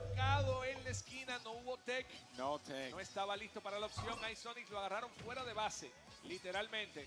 Porque yo iba a decir que no es una forma, definitivamente no es una forma en la que tú quisieras empezar una loser fight. Wall jump? No, doesn't even need it. Pero logró conseguir el stock para atrás, 2-2. Así es, fue a su favor ahí esa situación. Veamos cuál es la opción, le tira el sprint, casi lo agarra con el forward smash. El de ball le pegó ahí el pelotazo. Neutral B, uno de los movimientos hablando de Steve, que hace a veces que el personaje se mate un stop. What a deep edge guard. Lo cazó. Where do you think you're going? ¿Para dónde tú vas, manito? El landing fair en el 1, 2, 3, preso en la esquina. Ahí Shinymark con el grab, empiezan los loops. Con el drag down, up tilt al downer. Ventaja de % stock aún para Sonix, trabajo que hacer para Shinymark en el primer juego. Así es, veamos cuál es la opción para ver si logra empatar esto aquí Shinymark en stocks, porque hay una ventaja de un stock para Sonix, pero está un poco sucia la vida. Vamos a ver si logra terminar el trabajo aquí Shinymark. No quiere verse en la situación en la que Sonix le siga haciendo daño, todo ese crédito extra. Ya el Edge le está sacando demasiado provecho al Edge Play Sonix. Así es, se cubre Sonix, rueda, donde ruedan los pro, opera Baker, el pan con mantequilla de ese personaje de Sonic. Buscando darle con Great punish there. Spot dodge a up smash, la clásica desde la melee, manito. 6 melee desde el 2000 bajito. buscando el down tilt, ahí está Sonix, el carrito pip pip, el upper, casi, se lo lleva ahí. Uy, le dieron el dodge, pero no capitalizó, no le dio el espacio para pegarle los tenis. Vamos a ver. Esos tenis azules que tiene aquí Sonic. El back air, no hay conversión después del back air, ahí está el dash attack. Vamos a ver la interacción aérea, wow, le dio ahí. Ay, quick attack, cuidado, a ver si opera. That's it. Yep, strong nair to close it out. I'm surprised he's able to get that. I was expecting forward air. Lo van a hacer de nuevo ahora. Ahí viene el segundo match. Lo están haciendo de nuevo, de hecho. Viene el segundo match. Y tú dirías como que... que me maté. Pero básicamente fue even game. Él hizo un SD, pero él recuperó el stock para atrás. Simplemente tenía 29-31%. So, Smash se jugó. Bueno, ahí está, señores. Vamos al segundo combate. De nuevo en Small Battlefield. This venue's sick. If it's in the same place as the previous one, it's in a mall. That's the I think it's the most insane thing about that. This venue, yeah. If it's in like the ones at the last, or the one I went to in like 2023, 2022, whichever one I went to. It's straight up just in a mall. At least yet. Not yet. Ahí está la colita. Buscando el down air, pero no, nadie en casa. Cuidado aquí. Sonix. Fíjate, Wally, que la mayoría de interacciones en el aire las está ganando Sonix. En el aire Sonix ha estado presionando mejores botones hasta ahora. Y nada más yo decirlo para que Shinymark empiece a entrar en la palo. Tú sabes, la clásica. Commentary's curse. Yep. Oh, he should live this. Yep. Otra vez la down smash. Casi le quita el stock. Okay, it is in the same place. Yeah. Yeah, no, it's wild. Like the mall is like huge too. Le dice para dónde va. Excelente el catch ahí en el lobby con el fair para terminar el primer stock. 77% no es muy alto. Él pudiera conseguir buen por ciento para seguir aumentando el lead que tiene. Vamos a ver, está buscando la forma de hacer el loops. Ya creo que está fuera de por ciento. Quizá veamos 2-3 hit combos. Nothing crazy. Vamos a ver si se le pega una trompadita. De vez en cuando es buena tirarla así en el neutral. Está la buena, tiene una guayabita en una. A ver si se pega. Sí. Si se pega la buena, si falló la mala, ahí está el back air. Sonix buscando el golpe para cerrar ese stock y mitigar esa diferencia de stocks aquí, señores. Con el sprint le da 138. Buscando el kill con los tenis. Shinymark capitalizando en la situación. No se puede volver. Muy ansioso aquí Sonix. Porque sabe que le pueden dar un saco de golpe. Y tiene todo el rage aquí Shinymark. Todavía conserva el... Still alive after that. Eso chocó en el aire y le dio ahí. Todavía conserva Or Tilt finally takes it. 2-2. Pero mucho por ciento. Vamos a ver si consigue el Edgeguard aquí. Se posiciona. Logra subir a la esquina. En el chase. Saltando por los Thunderjolts. Definitely misinput. No way he wanted up smash at that percent. Yo creo que el castigo hubiese podido ser un poquito más severo ahí, pero castigo con la que castigamos los maquitos, con Off Pro, manito. Bueno, quiere subir, logra entrar, y de qué manera, cómo operaba Kersi. Oh, no, he has his jump. Casi se va por ahí derecho, chofer. Muy bueno el reconocimiento de situación para hacer el air dodge. Y un saludo a Sakurai ahí que no conectó completo ese fair de Pikachu. Los multi-hit, mi gente. Un saludo a Sakurai. Los multi-hit, manito. Cuidado con el carrito pip pip. Lo quiere agarrar, dice que no. Dice tú eres muy lento. Muy cerca el Thunderjolt. Sí, se lo castigó. Así es, tiene que ser muy cuidadoso porque Pikachu en una buena interacción puede quitarle ese stock. A este da poco a poco Sonix. Es con un corta uña que lo Good jump. Oh, wow, he died. But yeah, good jump call out from Sonix. I just wasn't expecting Shinymark to lose his stock there. Ahora es Sonix que está jugando desde adelante, tratando de conseguir extra crédito, por ciento extra en ese stock. Pero con el por ciento que tiene, hay varios confirms de Pikachu que puede empatar el stock. I mean, para mí, the job's done. Ya tiene 64. Bueno, manito, 92%. Le quiere pegar un sprint también. Le pega el dash attack. Se va para arriba saltando, buscando pegarle los tenis. Ahí está el back air. No hubo tech, pero todo está bien. Everything is fine. Lo quiere pescar con un grab. Dice que no.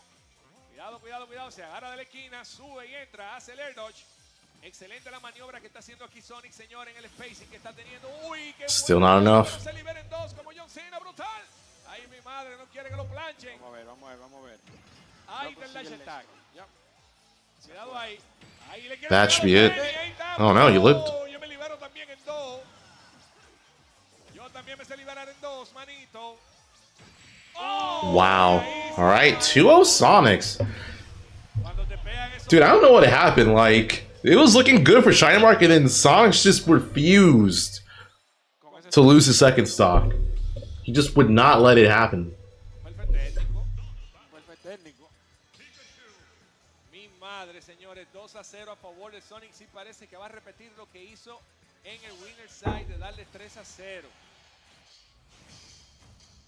Recuerden, señores, que agradecemos el apoyo del Ministerio de Industria y Comercio por impulsar los eSports, lo que amamos. Esto no es nada más para competir, esto también es para compartir. Vamos allá buscando aquí Sonix la ventaja de posición de una vez. Lo tiene contra la esquina, muy pegado del centro del stage. Ahí se está jugando Smash a nivel. Es ajedrez que se está jugando ahí, mi gente. Me mantengo en control del centro y te voy haciendo daño poco a poco.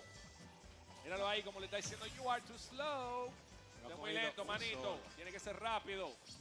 No ha cogido un solo. Dash dancing fuera del rango y solamente entra para conseguir el %. Bueno, ahí está jugando el topado él. Eso es como cuando tú jugabas el topado con el muchachito que más corría del barrio. Pues, que tú eres, hasta que parchaste en el topado tú estás a muy eso rojo. le dábamos banda, manito, y vamos con nosotros. Bueno, ahí está en 21% Sonix, en 40% rápidamente. Nada más hice yo decir el número para que empiece a subir, mi gente. Commercial Curse. Ahí está down throw a fair, lo pone 75. Just like that. Coge la ventaja en posición y en daño. Good catch. Like that. What's even more surprising is Shinymark caught Sonix recovering like sooner than normal. So like he just was super in tune with the timing. Because Sonix definitely could have delayed the up B like a good amount. Great whiff punch with that forward smash. Yo siento que ese golpe hace hasta daño psicológico. Se trompó, manito. Duro, duro ese forward smash por parte de Sonix. Uno de sus trademark moves. Okay, let's see what Shinymark can do though. Like the last game, the second stock of Sonix was just so difficult. Like he could not take it. Ahí está el fair por parte aquí de Shinymark. Buscando hacerle daño a la esquina. El full jump. Esto es la Mario 1, aquí se gana brincándole a la gente arriba en la cabeza. Cuidado con el neutral air. Ahí está el back air por parte aquí de Shinymark, quien está teniendo un momentum bueno ahora mismo. Está teniendo un momentum, lo está sintiendo el momentum Shinymark, pero Sony le dice, yo también cojo momentum, manito. Cuidado subiendo. Oh, Good catch with the thunder. Tack down a little bit more percent. Cuidado aquí. Vamos a ver. Lo carga. Great catch. Okay, Sonix has the stock lead. Like I said before, Shinymark could not take the second stock the last game. Can he do it this time though?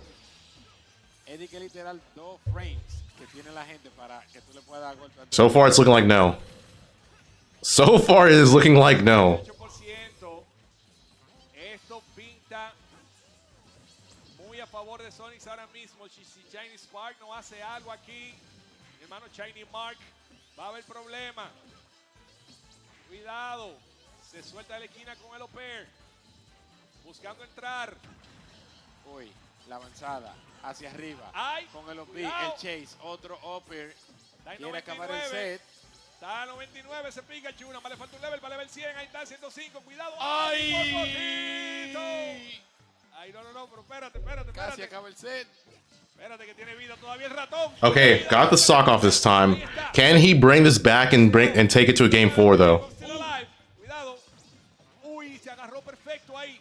Le pone 10. Just needs one strong hit off stage. That would definitely help.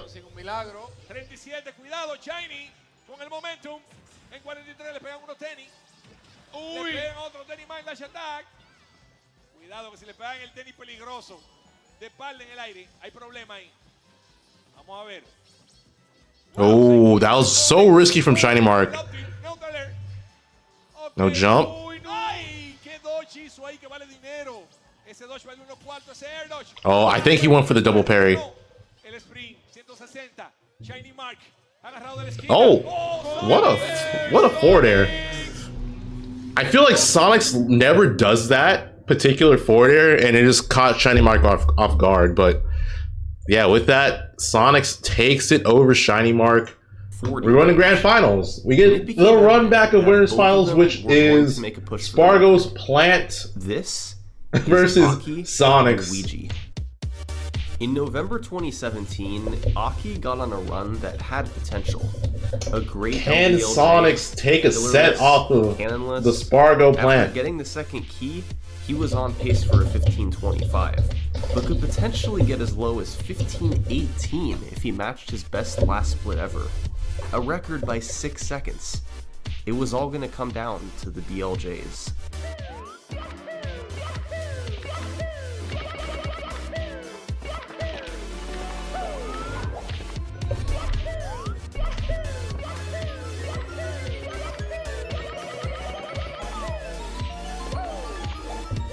They were decent, but not good enough for a record. Aki would finish with a 15 people giving Sonix some coaching.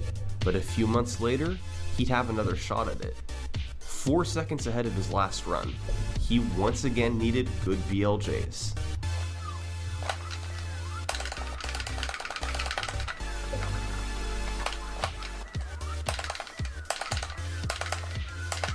Hold on, I'm actually curious. I want to look at the character pool that Spargo. This time, it was good enough. Spargo's had this tournament. 15.22, beating Zayed by 2 seconds and making Aki the new record. See.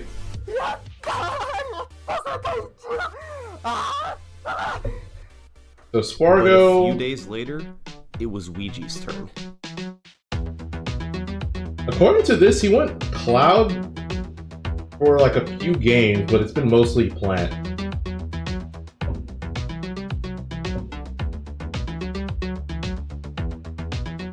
Or oh, never mind. They actually don't know what he went. But yeah, it looks like he's gone mostly plant. It's been like plant, Corrin, and Aegis.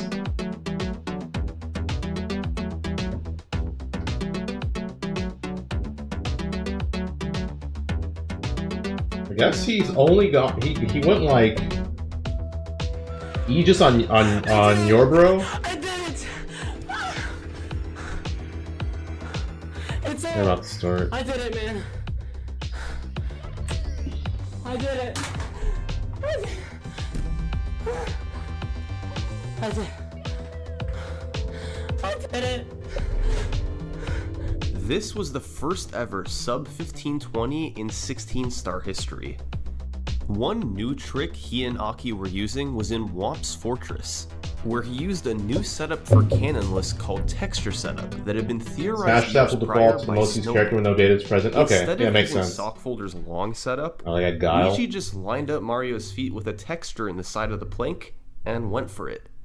It wasn't as consistent as the normal setup, but it was faster, and still more consistent than no setup at all. Compromises like this had to be made now that the remaining time saves were disappearing. He gained some time over Aki with a cleaner lethal lava land, but lost some in Bowser in the Fire Sea. His BLJs were excellent, but he had a slight mistake at the end of Bowser in the Sky. Although the run had some downfalls, it was still a record by 5 seconds. Not to be outdone, Aki would fire back 6 months later with a 15.16. He messed up the triple jump in Hazy Maze Cave, and his Fire Sea had a slow ending. He made up the time over Ouija, however, with a faster Mips grab while standing, and cleaning up his mistake in Bowser in the Sky.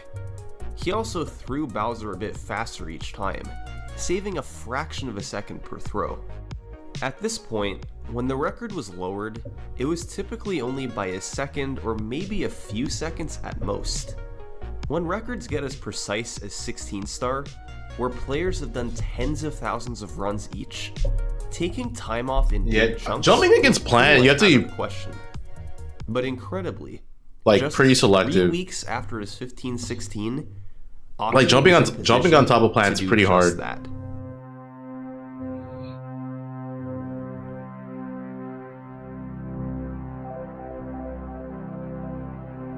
As always, it came down to the BLJs. No pressure.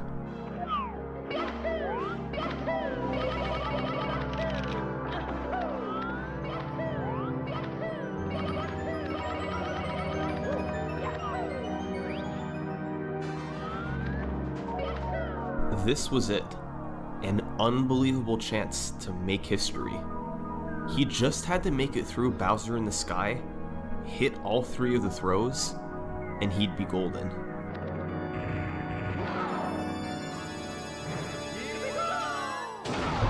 Let's see.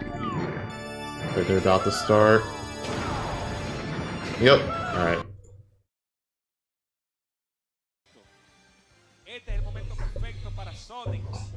Alright, let's see. Can Sonix get the reset? Are Spargo going to dominate with Piranha Plant? México contra República Dominicana en la final de Smash. Démosle un aplauso a los muchachos. Vamos allá. Smash. Bueno, ya Piranha empezamos. Plant versus Sonic. El repeat del Winners Finals. Piranha Plant contra Sonic. Vamos a ver si vemos la repetición de ese set o Sonic hizo la tarea. Bueno, a mí me dijeron que Sonic vio algo. Oh, okay, that was close. That was a scary directional dodge. I feel like that's something that's been messing up Sonix. He doesn't realize that the Patui's still active, even if it's like on the ground and not moving. Ooh, if that Smash would have killed. Spargo messed that up. El balón, buenísima la manera en la que se pega para que el arco no le dé del proyectil. Aquí se está jugando Smash al máximo nivel, señores. Nada aquí aquí nadie está inventando, ¿eh? 1, 2, 3. Wow, vete para la esquina. ¿Viste cómo lo baiteó? Sacó el coso y lo escondió. Par de jabs ahí mismo. Increíble la manera en la que Spargo... That gonna do it? Yep. First stock with the landing back air. So strong. Él ataca en todos los lados. It also sends out a really nasty angle too. Okay, but good catch, good edge guard. Que ahí afuera fue a buscarlo, consigue el stock, empatando el stock game en el primer juego. Que esto es crucialísimo. Oh, misinput from Spargo. Definitely did not want to be there. Worked out though. Piranha Plant has like such little end lag from his up B. Like when he lands, it's pretty hard to punish.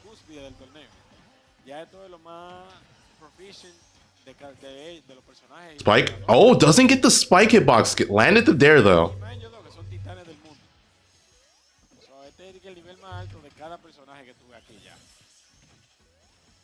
Vamos agresivo, bajo con Ned. El trade hacia arriba, Upper que falla. Retaliation le tira la pelota. Ay, si se la pega, up tilt. That's it. Yep. Chased him down, got the stock. And again, like Sonic's just answering back very quickly. Not letting Spargo like get too much extra credit. That hit?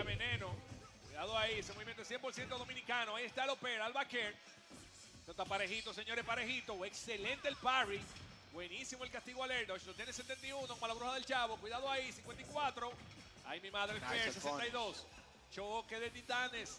75 contra 79. Todo parejito. No, yeah, I was like, he's looking for like some smash attack. That's why he's not doing Patu or anything. Le da con el tarro. Cuidado con el balón. Ay, mi madre. No podía volver a sacarlo porque ya estaba en el aire. No, solamente puede haber un balón. Fair. He's okay, good run under. You're kidding me. You're kidding me. How did he know? How did he know? Game 1 going to Spargo. Spot dodge into down smash. He's like, don't touch me. Hands off. Yo te digo, es de cemento que está rellena la maceta. Es una tierra, ¿no? Esa planta se da en todos lados, ¿verdad? Eso se da en el cemento. Las plantas salen hasta de una tubería. Que sabrá yo todo lo que tiene la tubería ahí adentro. Que esa tierra no es. Bueno, 1-0 a favor de Spargo. Quien aquí se muestra demasiado sólido, demasiado fuerte. Game 2. bien pegado. Bueno, me puso unos de nivel de ahora. Vamos a ver qué es lo que es. Bueno, vemos a Sonix empezando el match con un poco más de paciencia. Ahí ya consigue la entrada, capitaliza fuertemente con 42. Ven el topado, 1, 2, run back, le paso al other side. No quiero que me toques. La pelota que no alcanza, carga. Piranha Plant poquito a poco cargando el Poison. Ahí sí consigue conectar la pelota. El porciento poquito a poco. The thing that makes Spargo so good with Plan is he's so good. He's so good at like varying the distance with Patui. Oh, that was close. Los multi-hits, saludos a Sakurai, mi hermano. Ahí está el Oper a Neutral Air con el carrito pip pip, pero no conecta. Ahí le conecta con los tenis verdes. Buscando el fair, pero dice que no lo muerde con el primer hit nada más del forward tilt. Oh, he has no jump. This might be it. Does Bear? Oh, goes for the spike but doesn't get it. First stock going to Spargo with the plant. Hizo el drift back, pero no fue suficiente para poderse agarrar de el stage. Nice use of jab. Fun fact, Piranha Plant's jab is frame 2, so it is very fast. Sonic con el carrito pip pip en Neutral Air. El dash attack ahora. Vamos a ver cuál es la opción para matar. Y fíjate, el juego que está jugando aquí es Spargo. Utilizando de una manera simplemente increíble ese balón, mi hermano. Sí, es que, ya tú tienes el stock lead, estás consiguiendo por ciento, es del tiempo de trade. Tú te pones a cargar la pelota y si tú me das con la pelota cayendo, te cae arriba a ti. Bueno, Sonix lo veo en un momento muy importante ahora. Le pone 39%. Ligera ventaja aquí en porcentaje para Spargo. Lo tiene par de pommel. Oh, okay, he's gonna live though, yeah. Le pega ahí abajo y está en el aire ahí que parece. He almost got up smash. That was definitely what Spargo was going for. Lo pone en 100%. Ligera ventaja para Sonix. Uy, el Oper quiere darle otro. Dice que no. De nuevo el balón. Le ha pegado un saco de balón. Buenísima. Super parejo está esto, mi hermano Wally. Oh, he's trying to read a roll. What? How is he doing this? Oh, okay, that up smash just randomly caught. Okay, sure.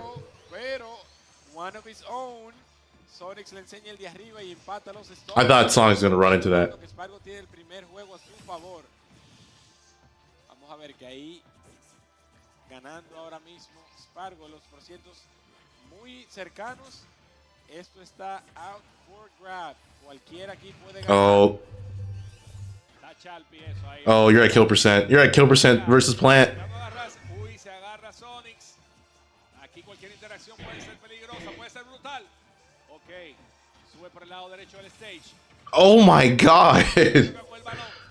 Cuidado aquí. Ay, se escondió. Vamos a ver, opera Neutral Air. ¿Cuál será la opción? That's it. Oh, I thought that was up air. That was definitely up air.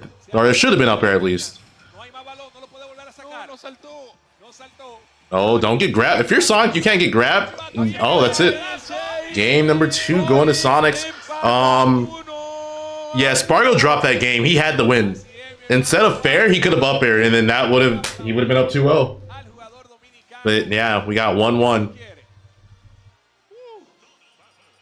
Oye, en el aire, manito, de la nada. Estoy aquí al frente de ti, dando vueltica torniquete en el aire, bro. Apareció el tipo así de cabeza. De cabeza, mi manito. 1-1. El dominicano defendiendo su tierra. Vamos a ver qué va a pasar aquí en este tercer combate. Vamos para Small Battlefield otra vez. Yo pudiera decir que quizá la mayor parte, el 70% del set se juega aquí, o de la finals completa.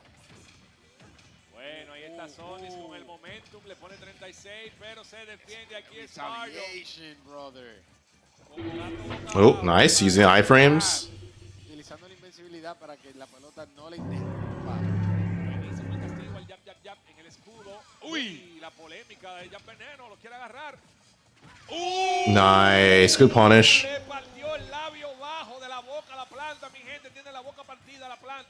Yeah, down B does have armor, but I think he let go. So yeah, like when it only has armor like while it's charging. Quiere tirarle el balón, se agarra Sonix de la esquina, entra. Smart, smart. Muy inteligente Sony en el spacing que está teniendo, como hace el engage y el disengage. Como que ok, te topo y me embalo, te topo y me embalo. Esto es el topadito aquí. Cuidado, él sabe que tiene el lead. No necesita comprometerse mucho. Spargo también lo sabe, pero le cae ese balón arriba. Árbitro, por favor, ayúdalo. Cuidado con... Wow, qué buena, se quedó agarrado. A ver, eso yo y subo ahí, me dan. Ey, por eso estamos sentados aquí nosotros. Así es. Por eso somos casters. Vamos allá. Oh, that was the stock. Spargo messed up. He's gonna like, he could have done landing bear to punish the grab. It's like Sonix might have figured it out. Oh, weak bear not gonna kill. Doesn't get the spike on the dare. Logra subir. El balón, cuidado. Dice que no. Nah, ya a este punto no importa el porciento. Nice. A esto le llaman de barata grupo. Cuando hay un bajo así en el aire. Cuidado. El off-air. Ay, el dodge. The thing about this matchup, though, I guess Plan in general, does not need that much percent to take a stock. Like, he's at kill percent. Yeah, that almost did it. If Sonix was like a little bit closer, that bear would have taken the stock. But there it is. Run under forward smash. Just like that, Spargo takes back the lead.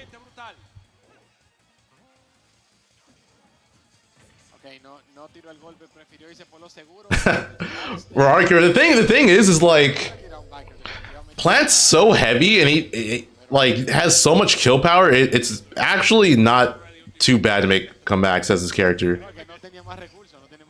Like you don't need that much. You don't need that much percent to take stocks. And then Spargo, like and he's being manned by Spargo, who he's just so good at finding these openings.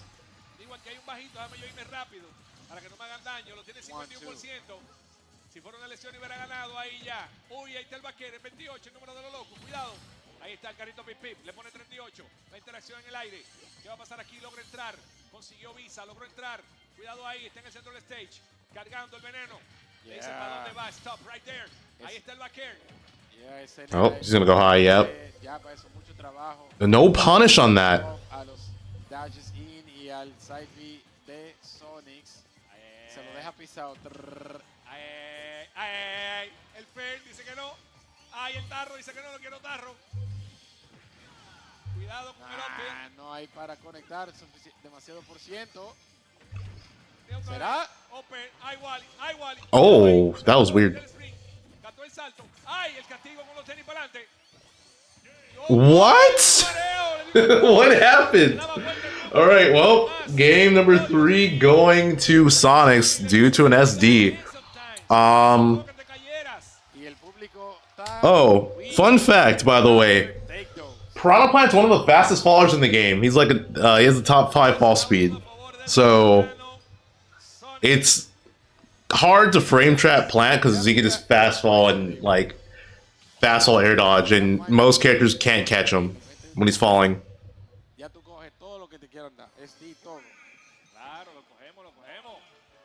Alright, anyways, game number 4. Sonix one game away from resetting. Iríamos a la True Final. Así es. Pero Spargo lo veo inconforme. Lo veo como que dice, ven acá, pero no, vamos a matarte rápido ahora porque me molesté. Perdí ese stock de una manera ahí muy fuerte.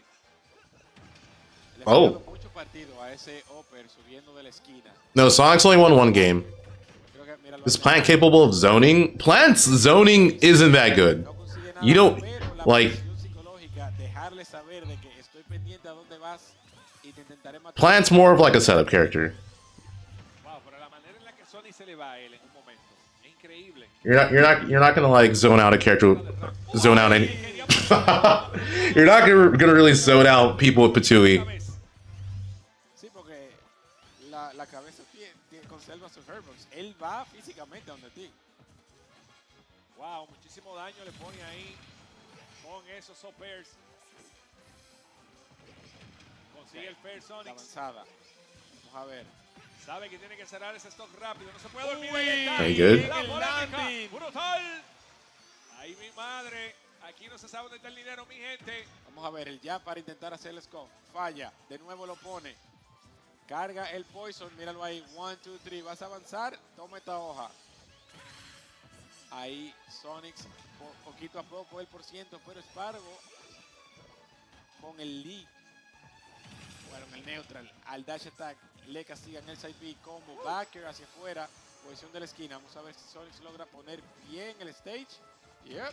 Al medio y al aire. Uy. Wow, buena la conversión ahí. El air dodge. Ya, se lo deja pisado. Uno le tiene que dar. Conectó con el jab ahí, jab. Cuidado, le tocó un poquito ahí del bajito. ¡Ay, qué backer! Pero Sonix dice que no. He knew. Miguel saltó y fue literalmente a tirar. Ese hitbox dura muchísimo. That's so much percent. Por eso le está tirando de una manera increíble aquí a Spargo. That's it. Yep. Wow. Great coverage from Spargo. Spargo a punto de empatar esto 2-2. Veamos qué dice Sonix al respecto. I don't know, bro. Ese personaje no me parece para nada malo. Le pega el neutral. ¿Te gusta ya la planta? ¿Eres fanático de la planta? ¿De la Mario 1? No me gusta. That's so funny. Dream Ash. Sony necesita algo aquí, el balón. 59%. Ay, se tiró a matarlo. Suerte que Sony no se durmió. Sube con el helicóptero la planta. Coge los tenis, la planta. Con la mordida la planta. ¡Oh! Nice. Yeah, it's not really much Spargo could do in that situation. El público lo quiere y lo aplaude. Yeah, nice French trap. Ahí. Very let's trapping. Uno de los mejores let's trapping del juego, sin duda alguna. Te forza a tener que tomar una decisión. Y Spargo capitaliza. Así es, que estaba perfecto Spargo hasta que Sony le puso la mano arriba. Lo tienen 12. Vamos a ver, necesita hacer daño. 129%. Tiene que jugar casi perfecto. Wow, that caught. We're going to game 5. Got the Patui edge guard. La metió de 3. De media cancha la metió ahí, manito. Tuve en los halftime, cuando llaman a gente del público, dije que la ven a tirar de lejos. Que el que la meta se lleva un premio. Desde ahí fue que la tiró. Bueno, si la meta así de nuevo se gana una cosita. Esto está 2-2, señores. No se sabe lo que va a pasar aquí. Piranha Plant, like, legit has one of the best jabs in the entire game. Like, I'm not even kidding. Like, Piranha Plant has one of the best jabs in the entire game. Game 5. Dos de los mejores jugadores de Smash del mundo aquí en Blink Respawn 2025. El dominicano Sonix. Mismos personajes, mismo stage, Game 5. Y tú lo dijiste que íbamos a estar viendo mucho ese stage. Yeah. Le conviene a los dos.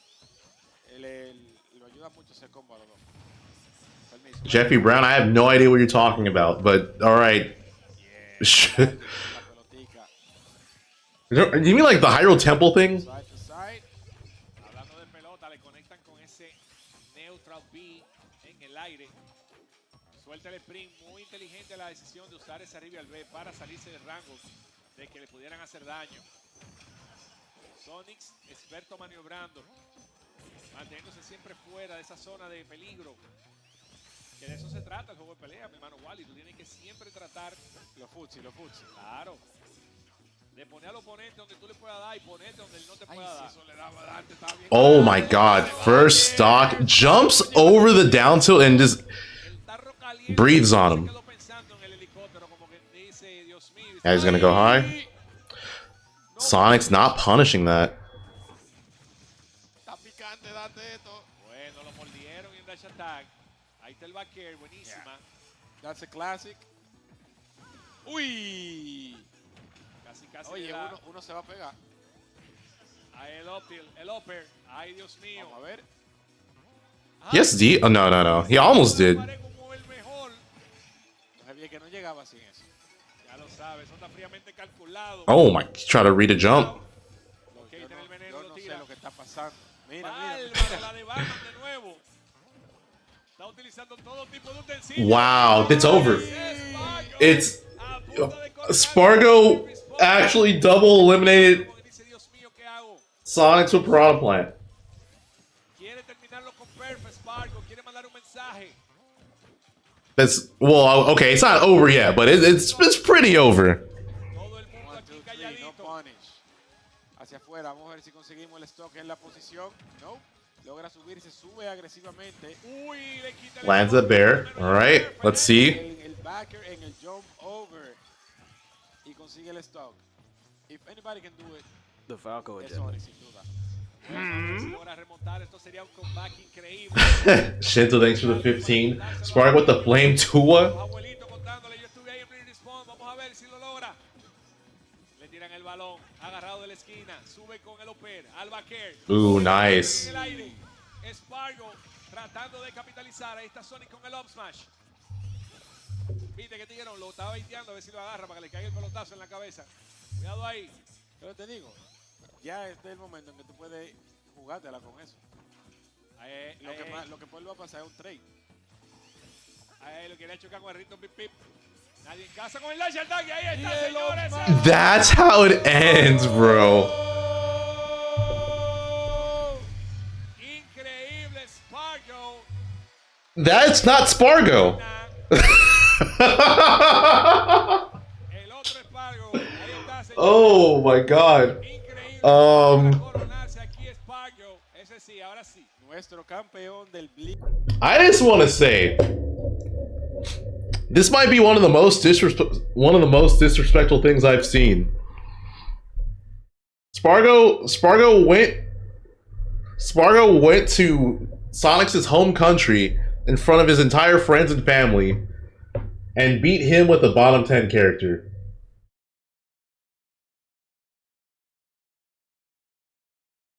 Just imagine having all your loved ones and stuff just, you know, circled around you in the venue, watching you just lose to a houseplant.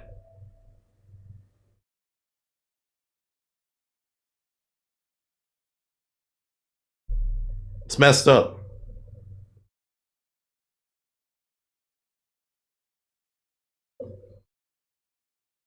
I also want to, I need to include this before I end the stream. I need to include this. Spargo's been moving differently since he got those glasses. Spargo's been moving very differently. Are you telling me this entire time this kid hasn't been able to see the screen and he's been beating people? Is that what it's been? Has he just been blind, like, whooping everyone's asses? Is that what happened? Is this what this is? Spargo's like, wait, I can't see the screen. He's like, I can see everything now. I can see all the frames.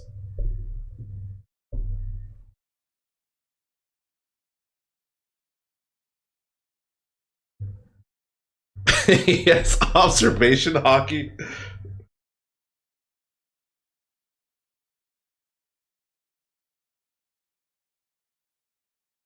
All right, anyways, hope you guys enjoyed the stream. If you did, you already know, follow me, like the stream. Yo, if you're on YouTube and you want to, you know, drop a sub on my Twitch, if you have Amazon Prime, you want to do that real quick, you know, by all means, you can do that. Nightball, link the stream, my Twitch stream.